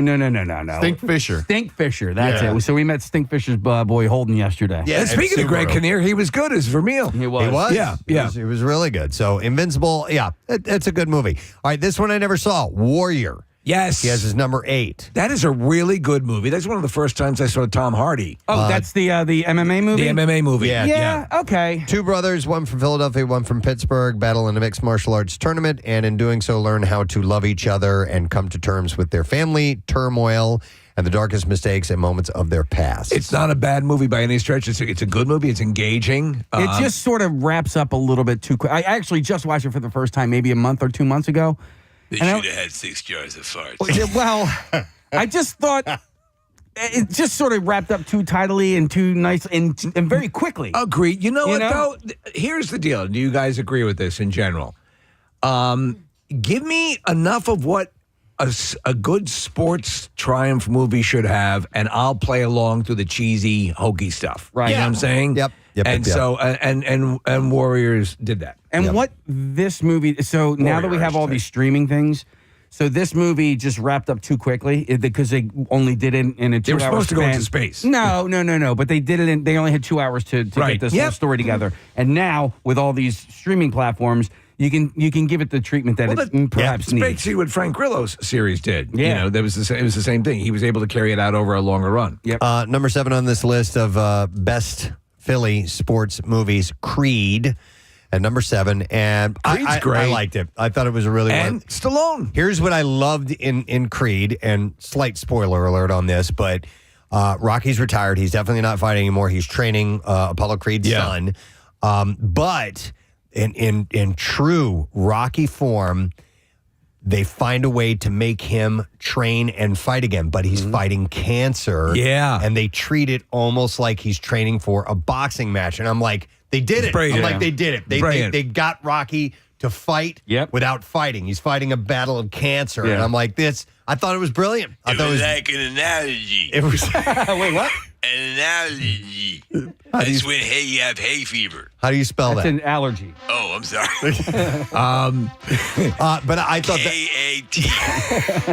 I thought it was brilliantly done the way they handled that part of it. Do you know what it's like in Rocky Balboa, Preston, the conceit that had the video game pairing. Yeah. How did they make it happen? Yes, and they did it. That was really well done. And they also, in that movie, were able to introduce the word John to the rest of the world. That is true. She explains it to them, and they start using it in the movie.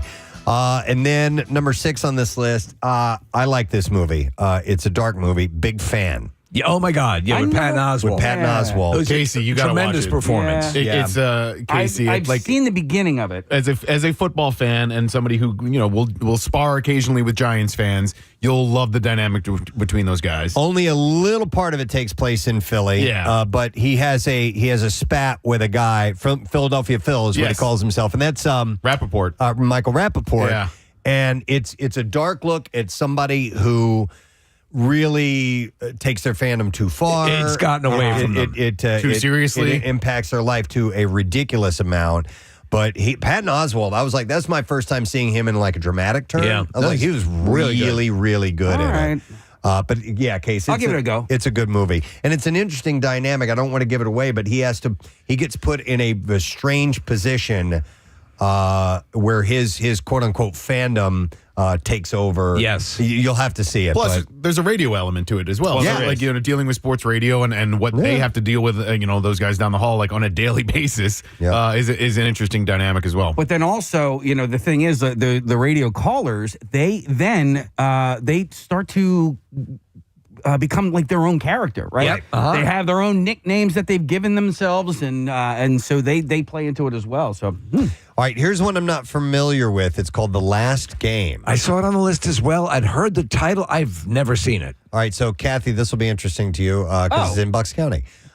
He said it's a personal favorite. This documentary by a pair of independent filmmakers chronicles 1999 Central Bucks High School West football season. Oh, yeah. The final season in the storied career of Mike Pettin. Yeah, Mike Pettin. So that guy had this long storied career. Okay. Coaching was at CB West.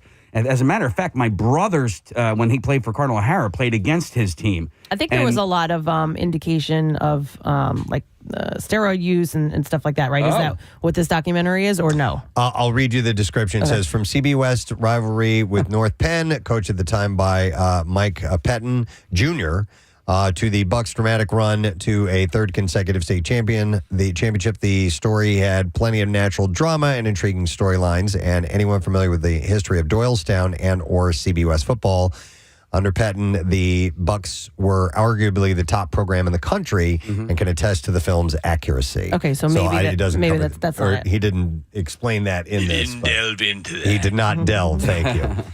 All right, so I don't know if you consider this a sports movie or not, but number 4 is Silver Linings Playbook. I could see where you could in a way because it's so essential to De Niro's character, and it's a prominent character in the movie, and also, Bradley Cooper's. Is it technically?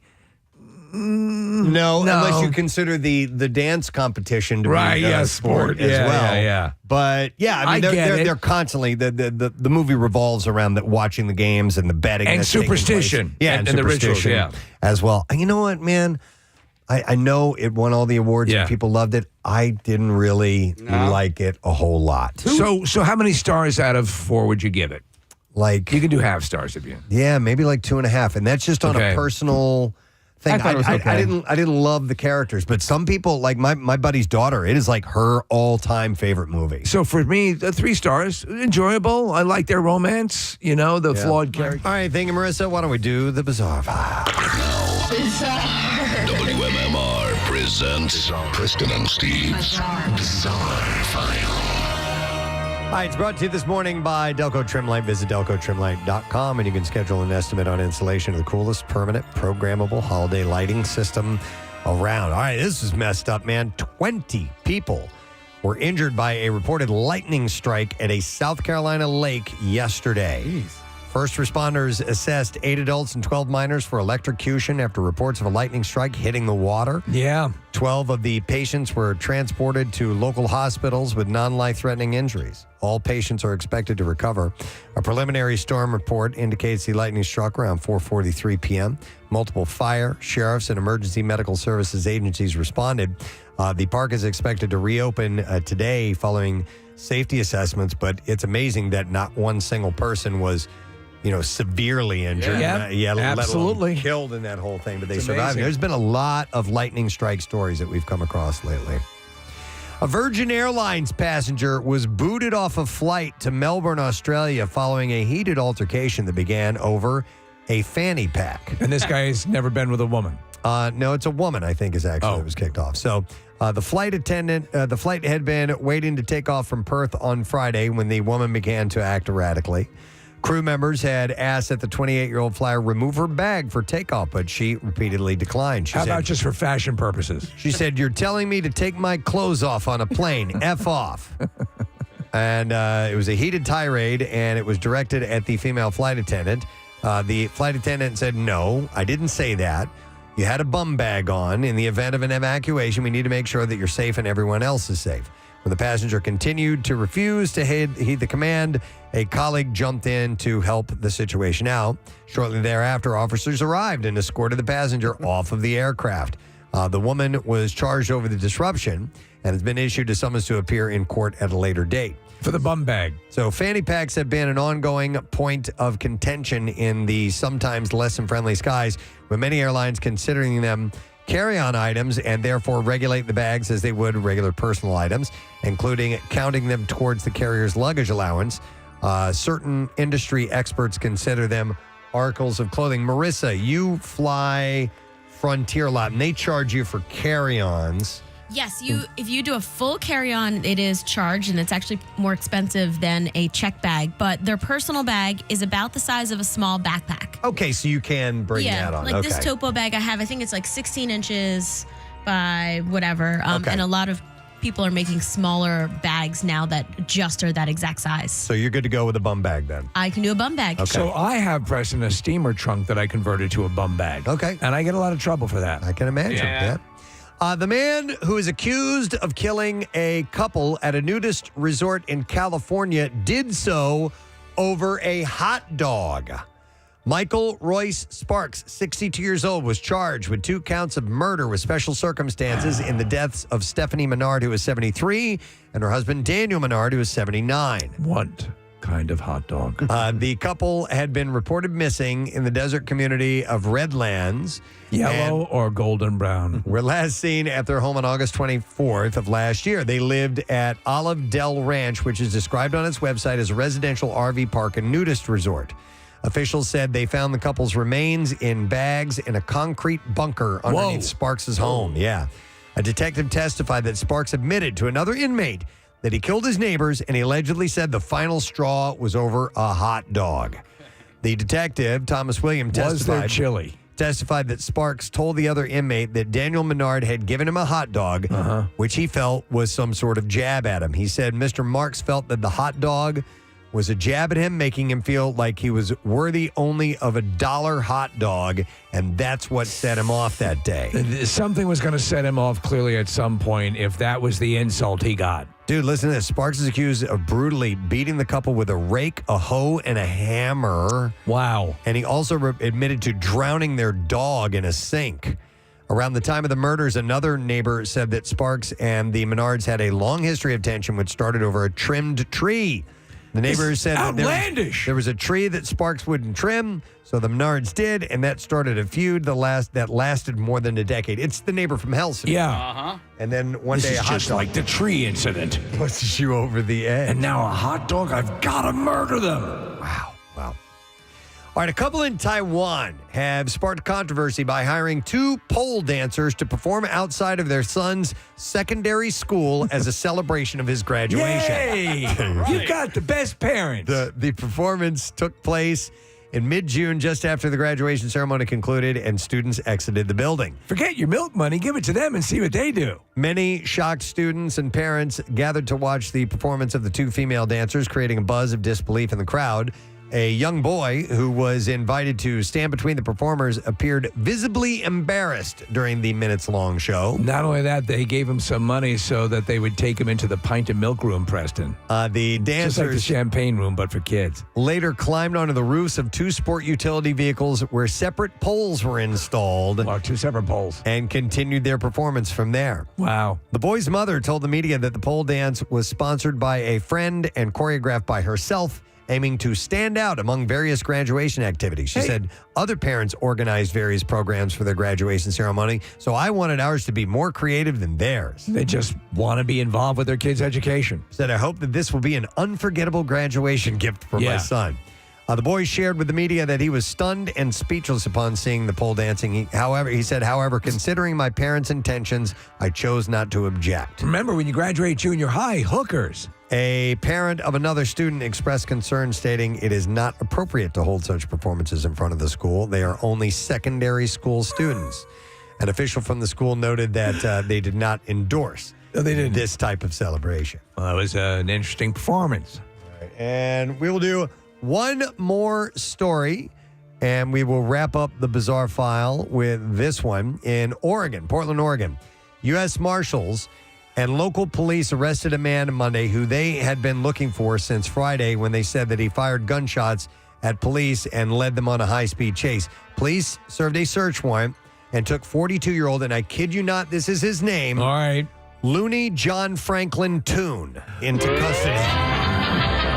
His name is Looney Toon. Spelled Loony. Oh, that's the best. Toon. And they took him into custody without incident. So as he was being taken away, did he say, that's all, folks? You gotta right? hope, right? Police said when they pulled Toon over early Friday morning in Milwaukee, they discovered that he had an active felony warrant for his arrest. Officers placed spike strips on the rear of Looney Toon's SUV, but they said that it didn't stop him from speeding away and leading police on a chase with speeds reaching 80 miles an hour while firing several shots at pursuing police. They say they eventually found him in a piano store, Preston, where he was playing his favorite tune but couldn't quite get it right. Oh, no. Yeah. No officers were injured. Looney Toon abandoned his car near a golf course and ran away. After a search of the area, police did not find him. They took Toon eventually into the county jail where he faces numerous charges, including first-degree attempted murder and playing a piano incorrectly. See? He could go get it. You stupid rabbit! Like this!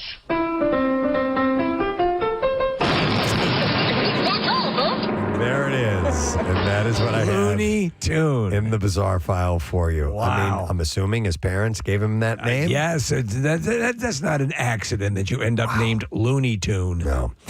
All right, let's take a break and come back in a moment. We'll check your attention span with a lesson question from today's program. And on top of that, we'll get some trash and music news. That stuff is on the way. Stay with us. Preston and Steve. And that's it.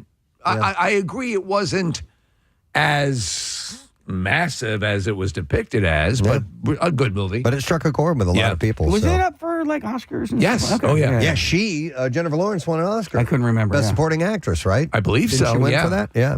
Actress in a leading role. Leading role. Yeah, that's right. That wasn't a supporting role. And it was nominated for Best Picture and Best Actor for Bradley Cooper, Best Supporting Actor, De Niro. So, yeah, a lot of nominations. Okay. If we're leaving anything out, please feel free to give us a call. All right, 215-263-WMMR. These are the best Philly sports movies. This is Mike Cielski, columnist who wrote this article. Number 3 on this list, okay, strange movie, Foxcatcher. DuPont. Yeah, and I know they take a little bit of license with the actual story in it, but Steve Carell is just like gross. He's goo-goo for Cocoa Puffs. He is that. He's nutty. He goes over the top. But it's a you don't recognize Carell too, by the I mean the prosthesis or whatever he's wearing. Yep. And what's his name? Who plays the Channing wrestler? Tatum? No. Anthony Michael Hall? No. Mark Ruffalo? Mark Ruffalo. He got really beefed up in that role. Yeah. He's hard to recognize, but it's a messed up story, and that whole John DuPont going off the rails mental illness thing. Wrestlers in the walls. Yeah. It's crazy, and it's kind of hard to watch. But another, dramatic role that you're not used to seeing Steve Carell in. Number 2, speaking of wrestling, The Wrestler. Yeah. He considers that a Philadelphia sports movie. So it's taking place in proximity? Is it? I didn't make the connection that it's... They end up in Atlantic City at one point, right? Right. Yes. I think. When he reunites with his daughter. Yeah. I wouldn't consider it a Philly movie, though. Me either, but I guess it's in It's a great proximity. movie. Maybe that last match takes place in the Philadelphia region. I don't remember. The one It's been a thing you while. can't argue is that from beginning to end, it is so funny. It's hilarious. No, it is a brilliant movie. It's heart-wrenching. And it's tough. It's tough to watch. A lot of heartbreaks in that movie. But And it's you great. understand why he won the Oscar. Yeah. Number 1 on this list is Rocky. Yes. Of course. Yeah. So he puts that in as the great, and I agree. And the way it should be. Yeah. But I'm telling you, I think he really made a mistake by leaving Rocky Balboa off of here. Oh, my God. that movie's- That's more than Silver Linings Play. I know you go to the Rocky well a lot with these things because, that is the most famous sports movie to come out of this city. Is that the best Philadelphia movie? Is it better than Philadelphia? Is it better than... The boxing scene in Philadelphia is not as good because he's so sick. Is it better than The Sixth Sense? He didn't stand a chance. No.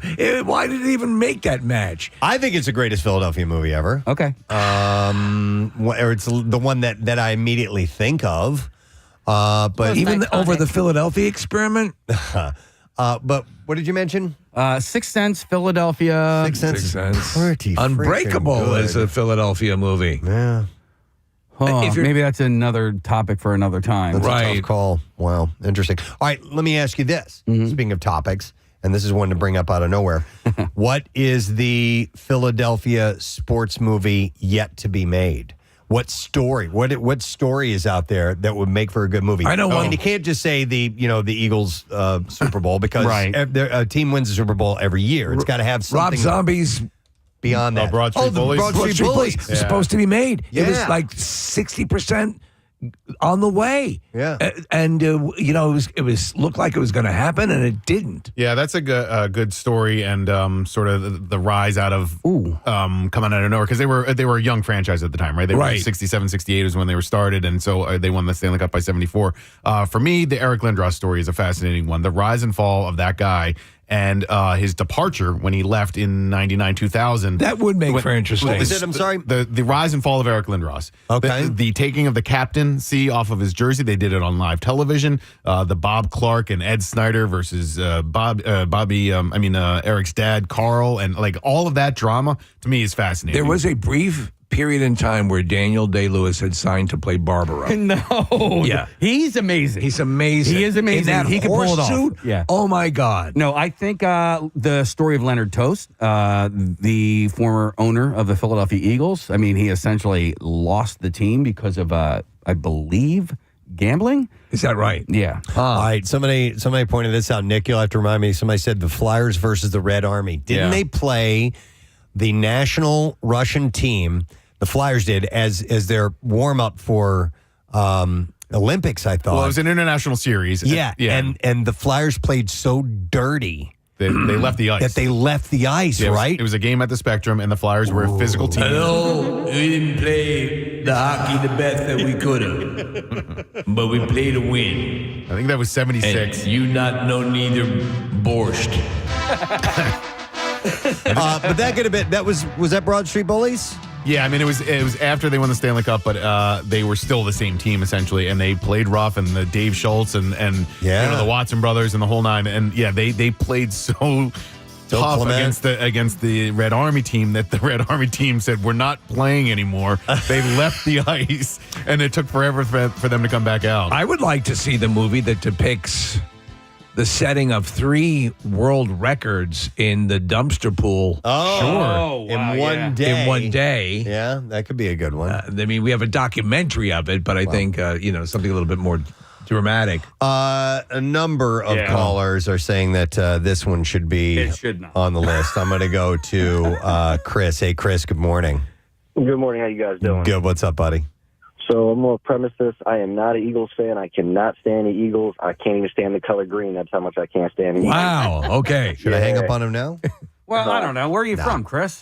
I'm from this area. I'm a Philly guy. I'm from Newark, Delaware. I love the Flyers. I bleed black and orange. Like, I'm a diehard Flyers fan. Okay. That's not the only team I bleed for Philly. So that's why it's kind of shocking. I'm calling about this movie here. It's the garbage-picking, field goal-kicking Philadelphia phenomenon with Tony Danza. Tony Danza. Yeah, that's He went from a garbage man to a field goal kicker for the Eagles. Among the worst movies It's a classic, yeah. It's so bad. I've never seen it. I've heard of it. Well, it's very bad. You should rent it. And actually, you should rent out a theater and go watch it there.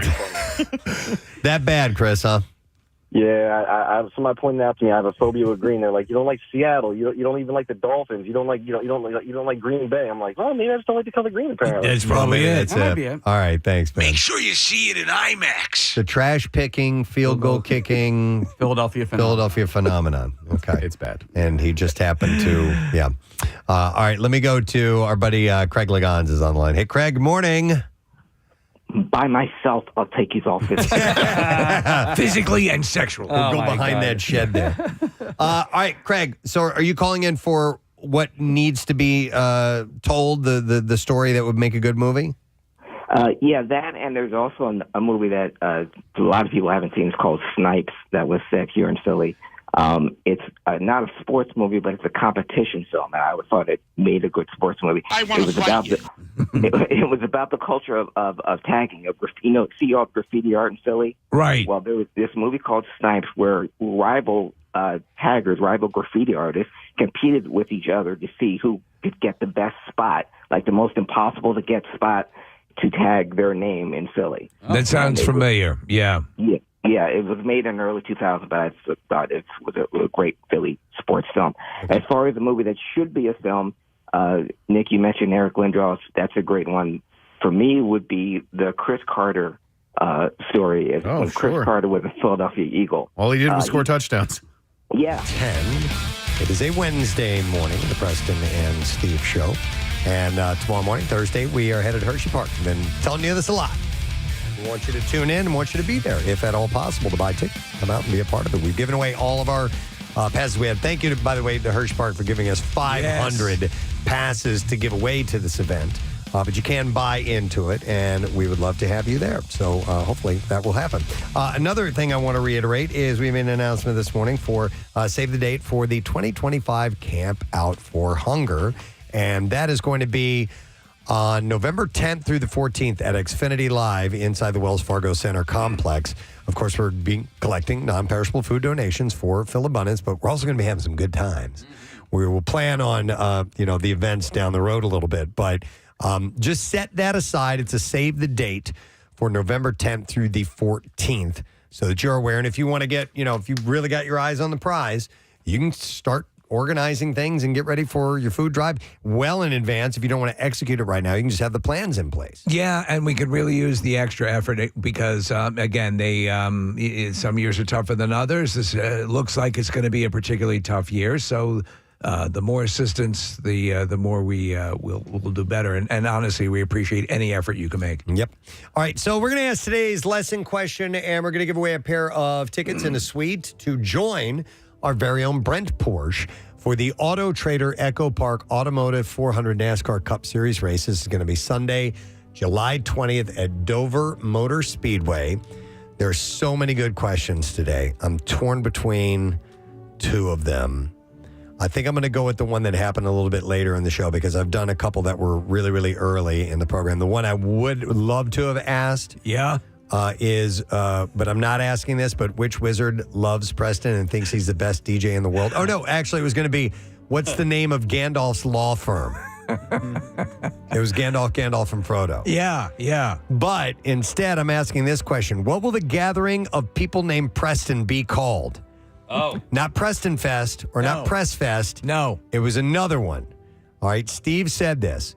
What will the gathering of people named Preston be called? 610-660-9333 is the number. If you know that, you got to call us now. We want to give you the prize. The trash business is a gold mine. 93.3 WMMR with Preston and Steve's Hollywood Trash. All right, we'll get some stories and we'll see if we get an answer. Steve, what's going on this morning? Well, Preston, Joe Tacopino, an attorney for Fat Joe, claiming recent allegations of underage sexual relationships against his client are intended to damage his reputation. Tacopino calls it a wasted effort since Fat Joe has no reputation. Oh, my God. Former Teen Mom star and current OnlyFans star Farrah Abraham saying she has begun using an AI avatar of herself to perform sex acts she is uncomfortable with. Abraham says the only difference between her and the avatar is that the avatar has a soul. And finally, as part of their wedding week plans, Jeff Bezos and fiancée Lauren Sanchez have booked every single room in the swankiest hotel in Europe, the Venice Hotel. So ritzy is this hotel that during their continental breakfast, they leave the yogurt mini fridge unlocked until 10 a.m. Wow. That's your Hollywood Trash. All right, we will see if we can find someone who happens to know the answer to this.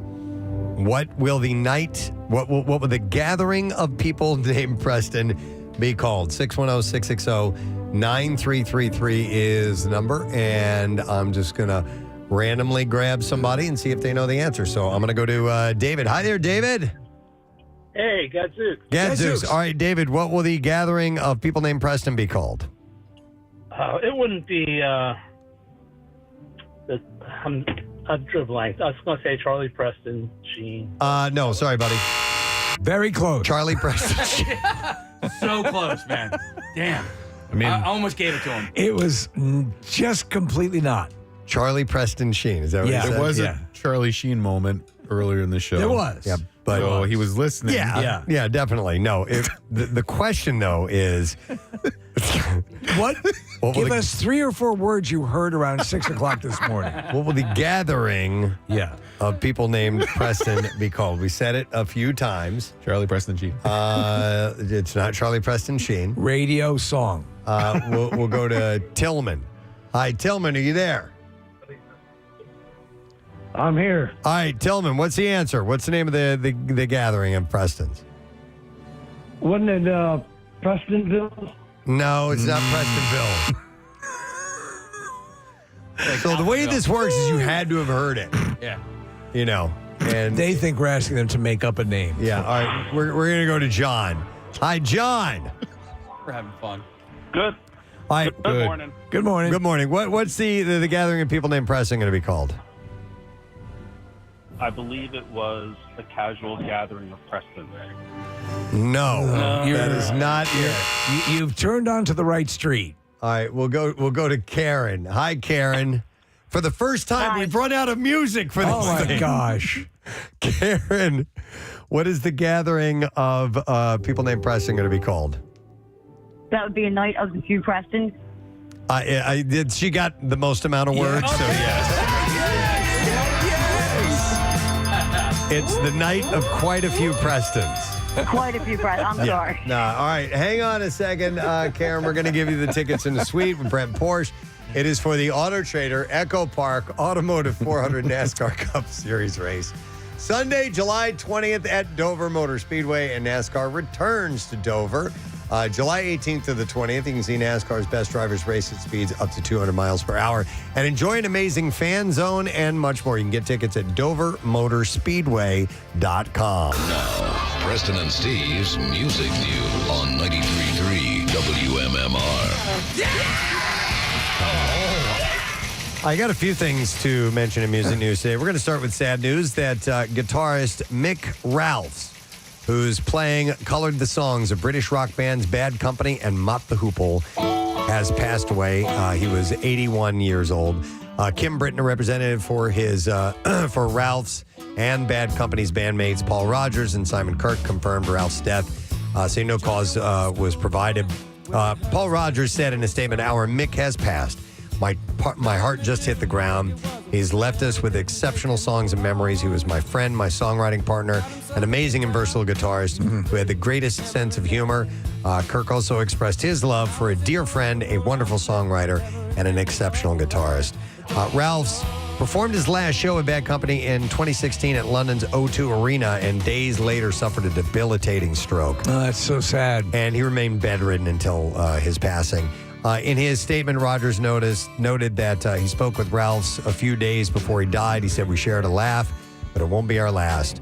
Bad Company, by the way, will be inducted into the Rock and Roll Hall of Fame coming up in November in Los Angeles. That's such a great song. Ralph's a native of, and he co-wrote these songs, by the way, and some of them he wrote all on his own. Ralph's a native of Hertfordshire, England, co-founded glam rock outfit Mott the Hoople in 1969. He was one of the co-founders of that band. Yeah, he had failed with Gurf the Turd Basket, but Mott the Hoople took. The band's name was borrowed from Willard Mannis's 1966 novel. In addition to playing guitar, Ralphs was the lead singer on some of Mott the Hoople songs, including the 1970 album track Thunderbuck Ram. His last appearance came in 1973 on the Mott album, shortly after the band achieved its biggest commercial success with this song, an endearing anthem of glam rock era produced and written by David Bowie. Ralphs had met Rogers, who fronted a blues rock group Free in 1971. A jam session with the singer prompted him to depart Mott the Hoople, and with Rogers to form Bad Company. The band also included Kirke and King Crimson bassist singer Boz Brell. He passed away in 2006. Bad Company's 1974 debut included the Can't Get Enough, written by Ralphs. He also took Ready for Love, which he penned for Mott the Hoople's All the Young Dudes album, to Bad Company, which turned into a signature song. He was with the band until they dissolved in 1982 after producing enduring rock hits like Rock and Roll Fantasy, Feel Like Making Love, and the eponymous Bad Company. It's all good stuff. He rejoined the band several times during the past few decades to play live shows, including one in 2008 at a 2008 concert in South Florida with Rogers and Kirke, and he also reunited with Mott for a pair of London shows in 2009 and stayed musically active with the Mick Ralphs Blues Band, which he formed in 2011. So sad news, but left behind a lot of great music, so wanted to pass that along. Stephen Van Zandt has undergone emergency surgery for appendicitis and will miss this week's shows as part of Bruce Springsteen's E Street Band. The musician, who is 74, was in San Sebastian, Spain for Springsteen's two-night run at the Estadio Real Arena, but said that he was admitted to the hospital after experiencing a sharp pain in his stomach. He wrote on Instagram, "Got a sharp pain in my stomach, thought it was food poisoning, turned out to be appendicitis." He got lucky. He said he got lucky with an exceptional hospital in San Sebastian. Just rather sweet. Johnny Depp, dressed as Captain Jack Sparrow, visited him. Oh, Captain Jack Sparrow. How old are you? 77. Operation, he said, he wrote, Operation was a complete success, and I'm hoping to get back on the stage at least for one of the shows in Milan. Thank you all for the good vibes. See you soon. Now, another medical incident happened. This one much more scary. Audiences were horrified, and I've never heard of this band, but Sting was playing a Liverpool gig as a member of his support act, the Christians, collapsed on stage. The drummer, identified as Lionel Duke, suddenly collapsed at Sting's On the Waterfront gig on Sunday, prompting urgent cries to help from the front man, Gary Christian. A privacy screen was actually put around him before he was rushed off stage, checked over by on-site medical staff, and taken to the hospital. A woman thought to be the band's manager, Emma Bridget, came to address the crowd and said, we're really hoping he's going to make it. She said he didn't have a pulse. Wow. He's got one now, we think. Thank you very much. That woman turned out to be Christian's sister. Oh, is that right? I didn't know Christian had a sister. That's scary. Yes, Sting did take the stage after the horror calmed down and gave a small update on Lionel's condition. The police icon told the audience that he was okay and in the hospital, and added, all of us are praying that he's going to be fine. Our thoughts are with him. I heard that Johnny Depp, dressed as Captain Jack Sparrow, is on his way to liven his mood. How old are you? I do this normally for children. Lionel is still in the hospital. The band issued an update on their social media thanking everyone for his concern. They said he suffered a cardiac arrest while performing. It's terrifying. So they're waiting to see if he's going to be okay. Billy Joe Armstrong stopped the band set at Germany's Hurricane Festival on Sunday when he saw a fan spraying him with a water gun. Video on TikTok shows a 53-year-old turning the mic to the crowd and then pulling off his guitar, crouching at the stage edge, and yelling at the person before putting the guitar back on. The clip says the fan kept shooting water at his face throughout the show. Armstrong finished the song once the spray stopped, and fans online say that the pause was fair because water and amps don't mix, but it's not clear if the guy was, kicked out or not. I need you all right here to kill this man right here. This man right here, kill him. Tear him apart. Thank you. HBO's two-part documentary, Billy Joel, and So It Goes, premieres on July 18th and July 25th. The two-parter is packed with content for fans, offering nearly 5 hours of intimate storytelling, rare footage, and personal reflections from the legendary musician himself. I was listening to some Billy Joel over the weekend, and I had this thought, because Piano Man just came on, and I love that song. Obviously, it's a classic, but be a good dog name. It would be a really good stage show. Piano Man is as an actual stage show. Yeah. The story that takes place in the song. Yeah. And so I was talking. So I immediately called my daughter, who is a Broadway, loves Broadway stuff, and so she's not super into what they call jukebox musicals. Right. So maybe it wouldn't necessarily be those songs, all of Billy's songs. Right. But they do stuff like that. So they would pack it with Billy Joel songs. They use all those sorts. They'll take a hit and then build a show on it and then make it, as you said, a jukebox thing. I get it. A lot of them are pretty just like reviewish and there's not a lot of substance to it. So you got Paul at the bar. You got Davey, who's still in the Navy. You got, Paul's the real estate novelist. Yep. Davy's in the Navy, probably will be for life. Yeah. And John at the bar. Yeah, is a friend of mine. And then you have a waitress practicing politics and the businessman. And those are all the characters mentioned in that song. Yeah, there's a guy making love to his tonic and gin. Yep. I think 4 guys get named. And we named 3 of them. But there are unnamed characters. I know, but I think there are 4 names that show up in the song. Yeah. What's the 4th? All right. So John at the bar is a friend of mine, gives me a drink for free. He's good with a joke or a light of your smoke, but it's someplace you'd rather be. And then he talks about, he mentions Bill, which is Billy Joel. So that would be the other name, I assume. Peter North makes a lot of sperm. And Peter North makes a lot of sperm. He's a porn actor, you see. Why did you include that, Billy? That's completely anomalous to the rest of the story. You just kind of have to throw it all against the wall, see what sticks. Yeah. And the sperm sticks. Sticks, yeah. Get off my back, man. These are the people in my bar. You don't want Peter North there? Make your own bar. Get it off my back. Get a towel. Yeah, please, get a towel. Oh, God, here comes Peter. Oh, no. And Peter at the bar. You're not allowed in here. He can shoot, see how far. Okay. Didn't see it go down this path at all. See, that's why it was such an anomaly, Nick. And the documentary features new interviews with Billy, his family, ex-wives, bandmates, and Funny stars. thing is, I actually never met Peter North. And stars like Bruce Springsteen, Paul McCartney, Nas, and Peter North. Part 1 explores his early life, musical rise, and rocky personal history. That's right. Including the relationship behind hits like Just the Way You Are. And Mickey at the bar is a friend of mine. He's got big Dumbo ears on his head. And hits like Piano Man as well. Part 2 follows his artistic evolution, emotional reconciliations, and renewed sense of self through setbacks, fame, and racing BMX. And family life. All right. There's a musical that came out in 2002 called Moving Out, and Billy's music was featured heavily in it. I don't know anything about it other than that. I just looked it up, and I remember it happening. Casey, do you know anything about it? Nope. All right. I'll pull up the soundtrack. Well, it doesn't say or what the songs were used, but it sounds like it might be a jukebox music. I have another kid's book for you. Yeah. If you're on this theme, Uptown Squirrel. Oh, okay. Right? Yeah. Uptown Squirrel. It would have music to it. Yeah. Oh, man, that's a great idea. Yeah. Wow. All right. Let me see. One last story. And this is the local one. And this is unfortunate, but I wanted to spotlight this. The Neshaminy School Board voted to approve its 2025-2026 budget that came with some casualties, including a position in the school district's award-winning music department. Said there was a standing room only crowd on a 100-degree night packing the room. Most turned out to beg the school board to reconsider cuts to the department.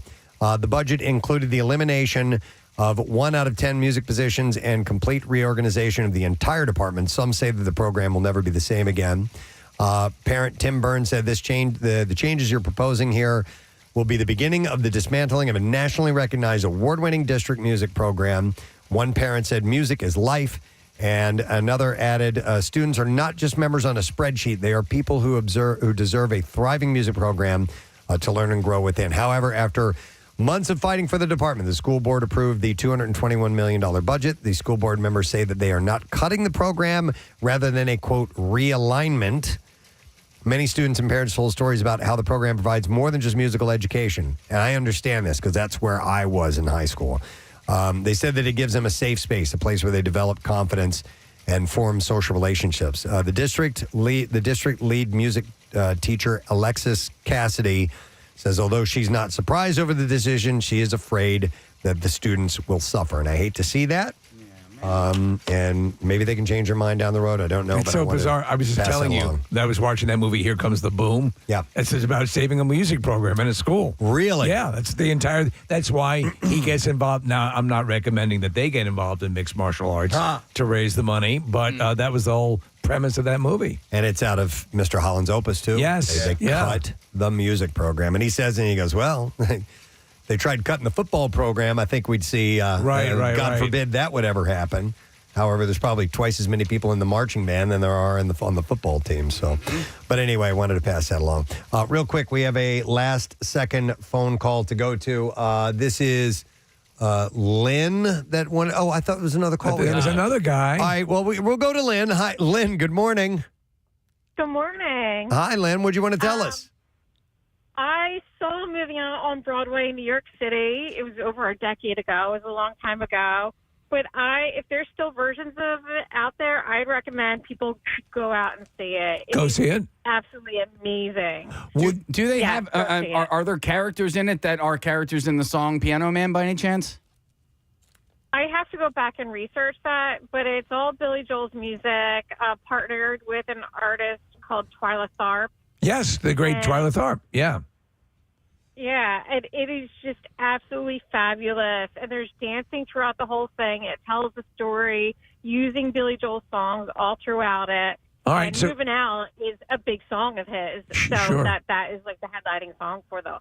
So I just raised the notion of perhaps another musical called Uptown Squirrel. Would you go see that? Uptown what? Squirrel. Squirrel? Yeah. I'll try it. Okay, I'll try it. That's an open-minded Thank you, Lynn. This is a bona fide hit, Lynn. Yeah. All right. Well, thank you for your call. We appreciate it. All right. Another one of his songs? That's all good. We're just trying to get some funding. Thank you. Oh, I'm sorry. Sorry. I mean, hang up on her. But the other call that we had was a guy that wanted to call out. I guess his name was Rob earlier this morning, who said that his friends suck. Oh, he was responding. I think so. Listen, Ryan and Joey? Ryan and Joey. Yeah, it was one of them, I thought. All right, well, anyway. Well, it might have been Ryan responding. I don't know. All right, that's all we have time for. All right, good we job, do need to take a break, and when we get back, we will be wrapping up our program. We'll get you the letter of the day for the Word of the Week prize, so make sure you stay with us. We'll be right back. And I was like, why would you cut this guy? All he did was score touchdowns and goes to Minnesota, goes in the Hall of Fame. His drug problem was so out of control while he was in Philly that Buddy Ryan cut him just so he would get into rehab. And Chris Carter even mentions that Buddy Ryan's the one that saved his life. Okay. That sounds compelling. Okay. Yeah. So, and I like Chris Carter now as a commentator, but his time in Philly was nothing but success on the field and nothing but tragedy off the field. What about sports scandals and in the area? What would make for a compelling movie? Well, the 93 Phillies, there's a lot of scandals surrounding those guys. And they made it to the World Series. That's the Mitch Williams, Joe Carter series. But there were so many steroids on that 93 team.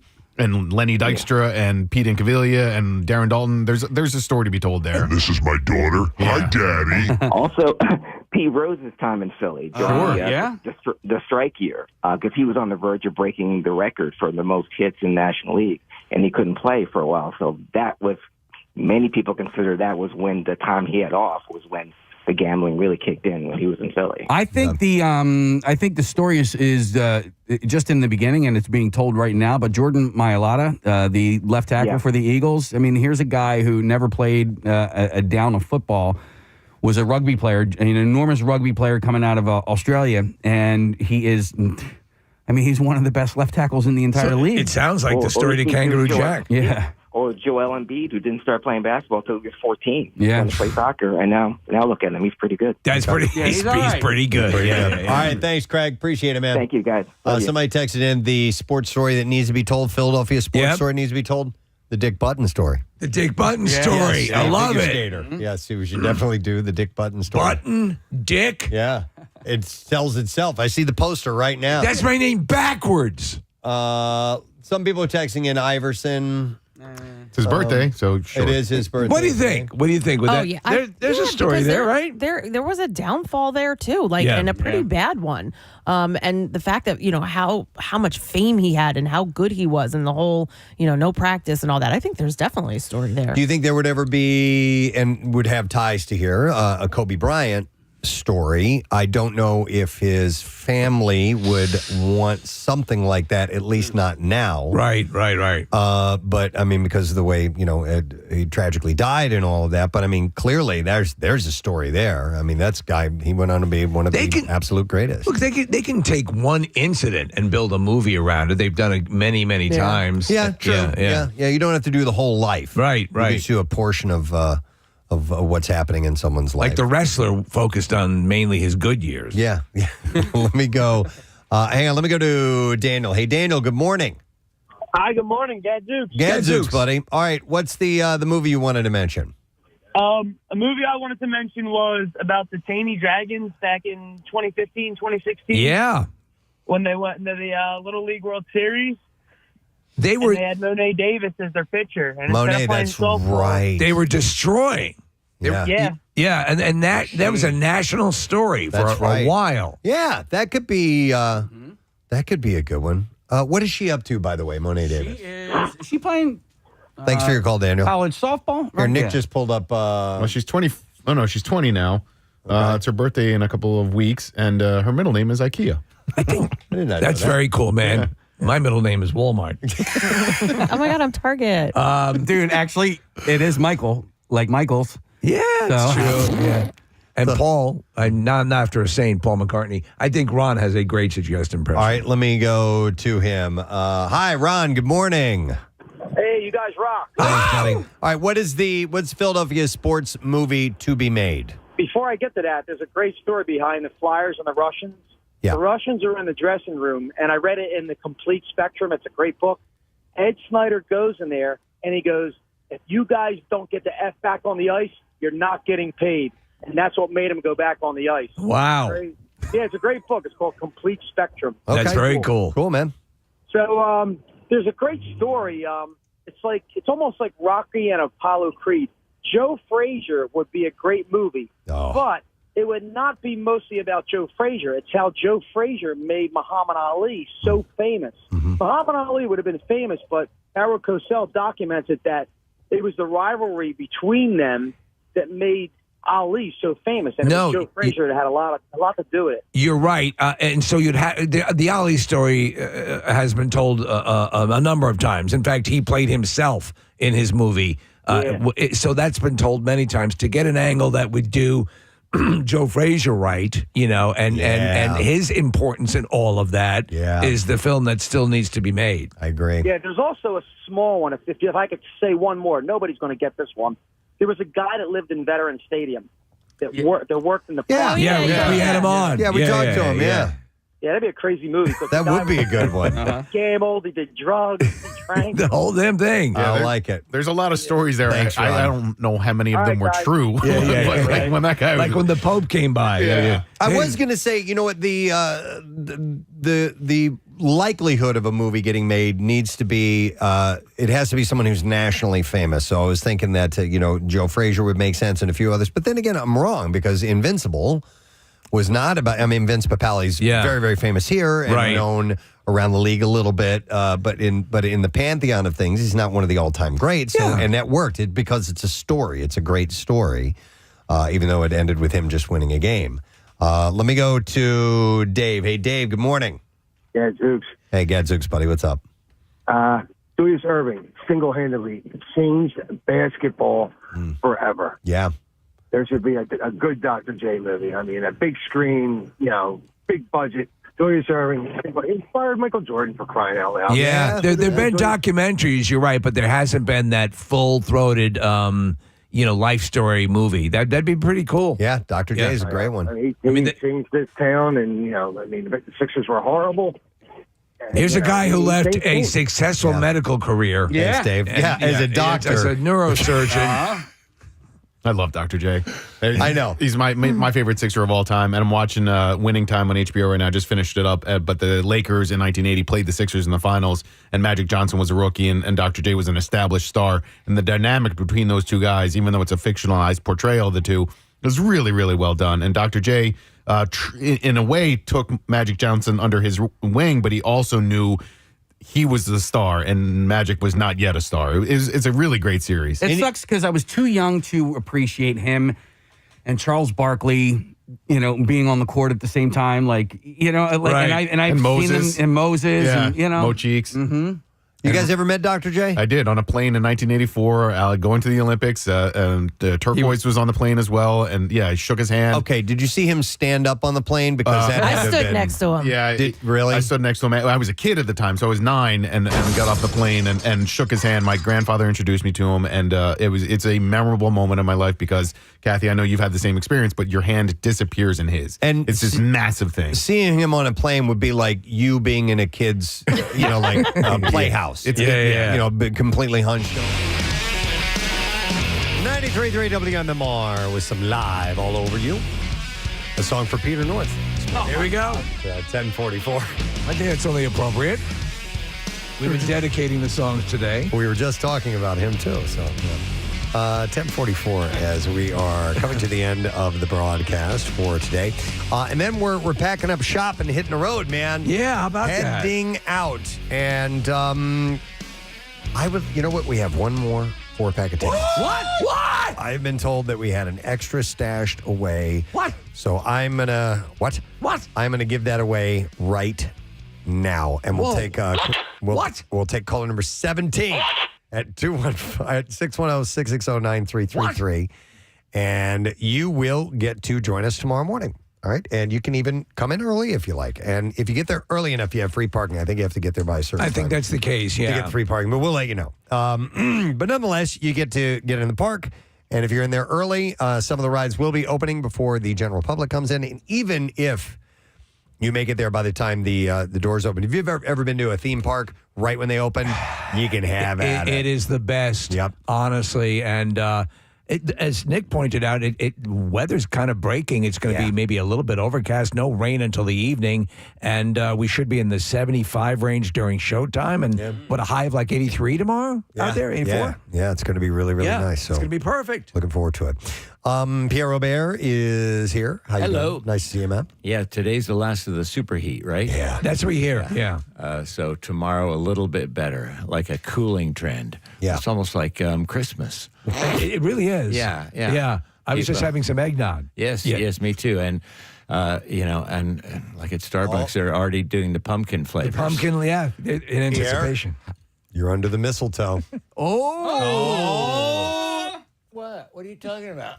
I was just playing along with this stupid thing that you guys were doing. That's all. Sorry, I didn't mean to join in. I thought. It's summer mistletoe. It's invisible. It just was so believable when you you were so convincing. I go, is this some bit I've missed? And then I looked up and I didn't see anything. I go, oh, maybe they just have it on the screen. They've been doing a mistletoe bit. I was unaware of it. YouTube channel. What is Preston talking about? I swear to God, sometimes he just goes on and on.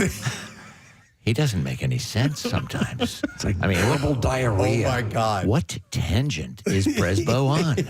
I got an idea. How about keeping the show on the rails? Exactly. And that's why I am here. Yes, professional. Tighten it up, baby. Yeah, man. All Working right. on it. Come on, you can do it. All right. Letter of the day then, sir? Yes. All right, here we go. Preston and Steve on 93.3 WMMR. Now, the Daily Letter. All right, the Preston and Steve show is brought to you today by the letter. A is in apple. A, all right. Hey.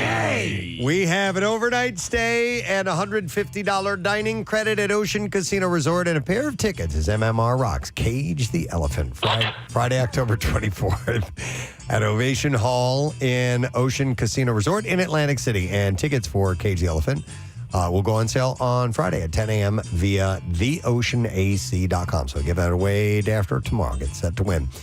What's happening today, man? Well, we got quite a day. Today's our Sammy Hagar day. At 2 o'clock, we have the conversation with the Red Rocker and play that new song, Encore, Thank You, Good Night. And we've played it a bunch of times so far, but the whole story behind it and his relationship with Eddie and all that we'll touch on. So tune in at 2 o'clock for Sammy Hagar conversation. Great guy, so effervescent. We got Counting Crows tickets for the Hard Rock July 5th, which will be the day, obviously, after July 4th. So if you're there for the weekend, you might have some fun with that. Workforce Bucks of Metallica and Jackson Brown, who's at the Hard Rock this weekend. And I'm going to be off for a couple days, so I wanted to get it in before whoever's filling in for me on Friday. I didn't want to give it to them. I selfishly wanted to grab the Jackson Brown block for myself, so I scheduled it ahead. I love that Jackson Brown is intermingling with Metallica today on your show. That's what I love about it. Yeah. That's everything that rocks, baby. Yeah, you know? I love it.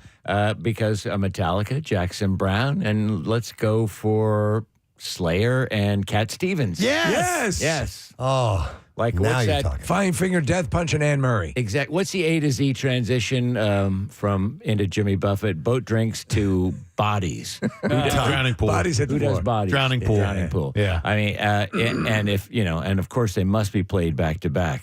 So end of boat drinks into bodies. I mean, priceless, right? Nick just pulled up a photo of Jackson Brown. You could have plopped him right in front of me, and I never would have pegged that that's him. He looks a lot different, doesn't he? He's got a lot different. Longer gray hair, and he's got a full gray beard and mustache. And I haven't seen him in a while. Wow. He's one of my favorites. Absolutely. He's amazing. Yeah. His voice is exactly the same. But Yeah. he stopped coloring his hair. Okay. And he grew a beard, and I would recommend he start coloring his hair again and lose the beard. But I'm not his personal You should stylist. start coloring your hair and lose the beard.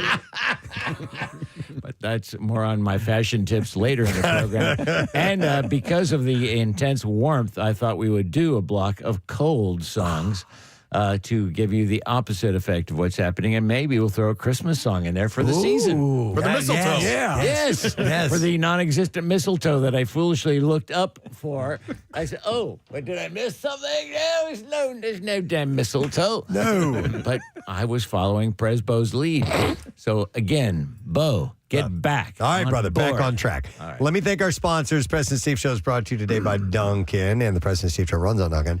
Also brought to you by Acme Markets and Fresh Foods, local flavors. Tomorrow on our program, it's all about the sweet stuff. We are headed to the sweetest place on earth, Hershey, Pennsylvania, for a live broadcast at Hershey Park. So when you tune in tomorrow morning, all the sights and sounds, smells, and everything is going to be coming from that wonderful location. So that is it. We are done. Rage on, and you have yourself a great day, and we'll see you tomorrow at the park. Bye-bye.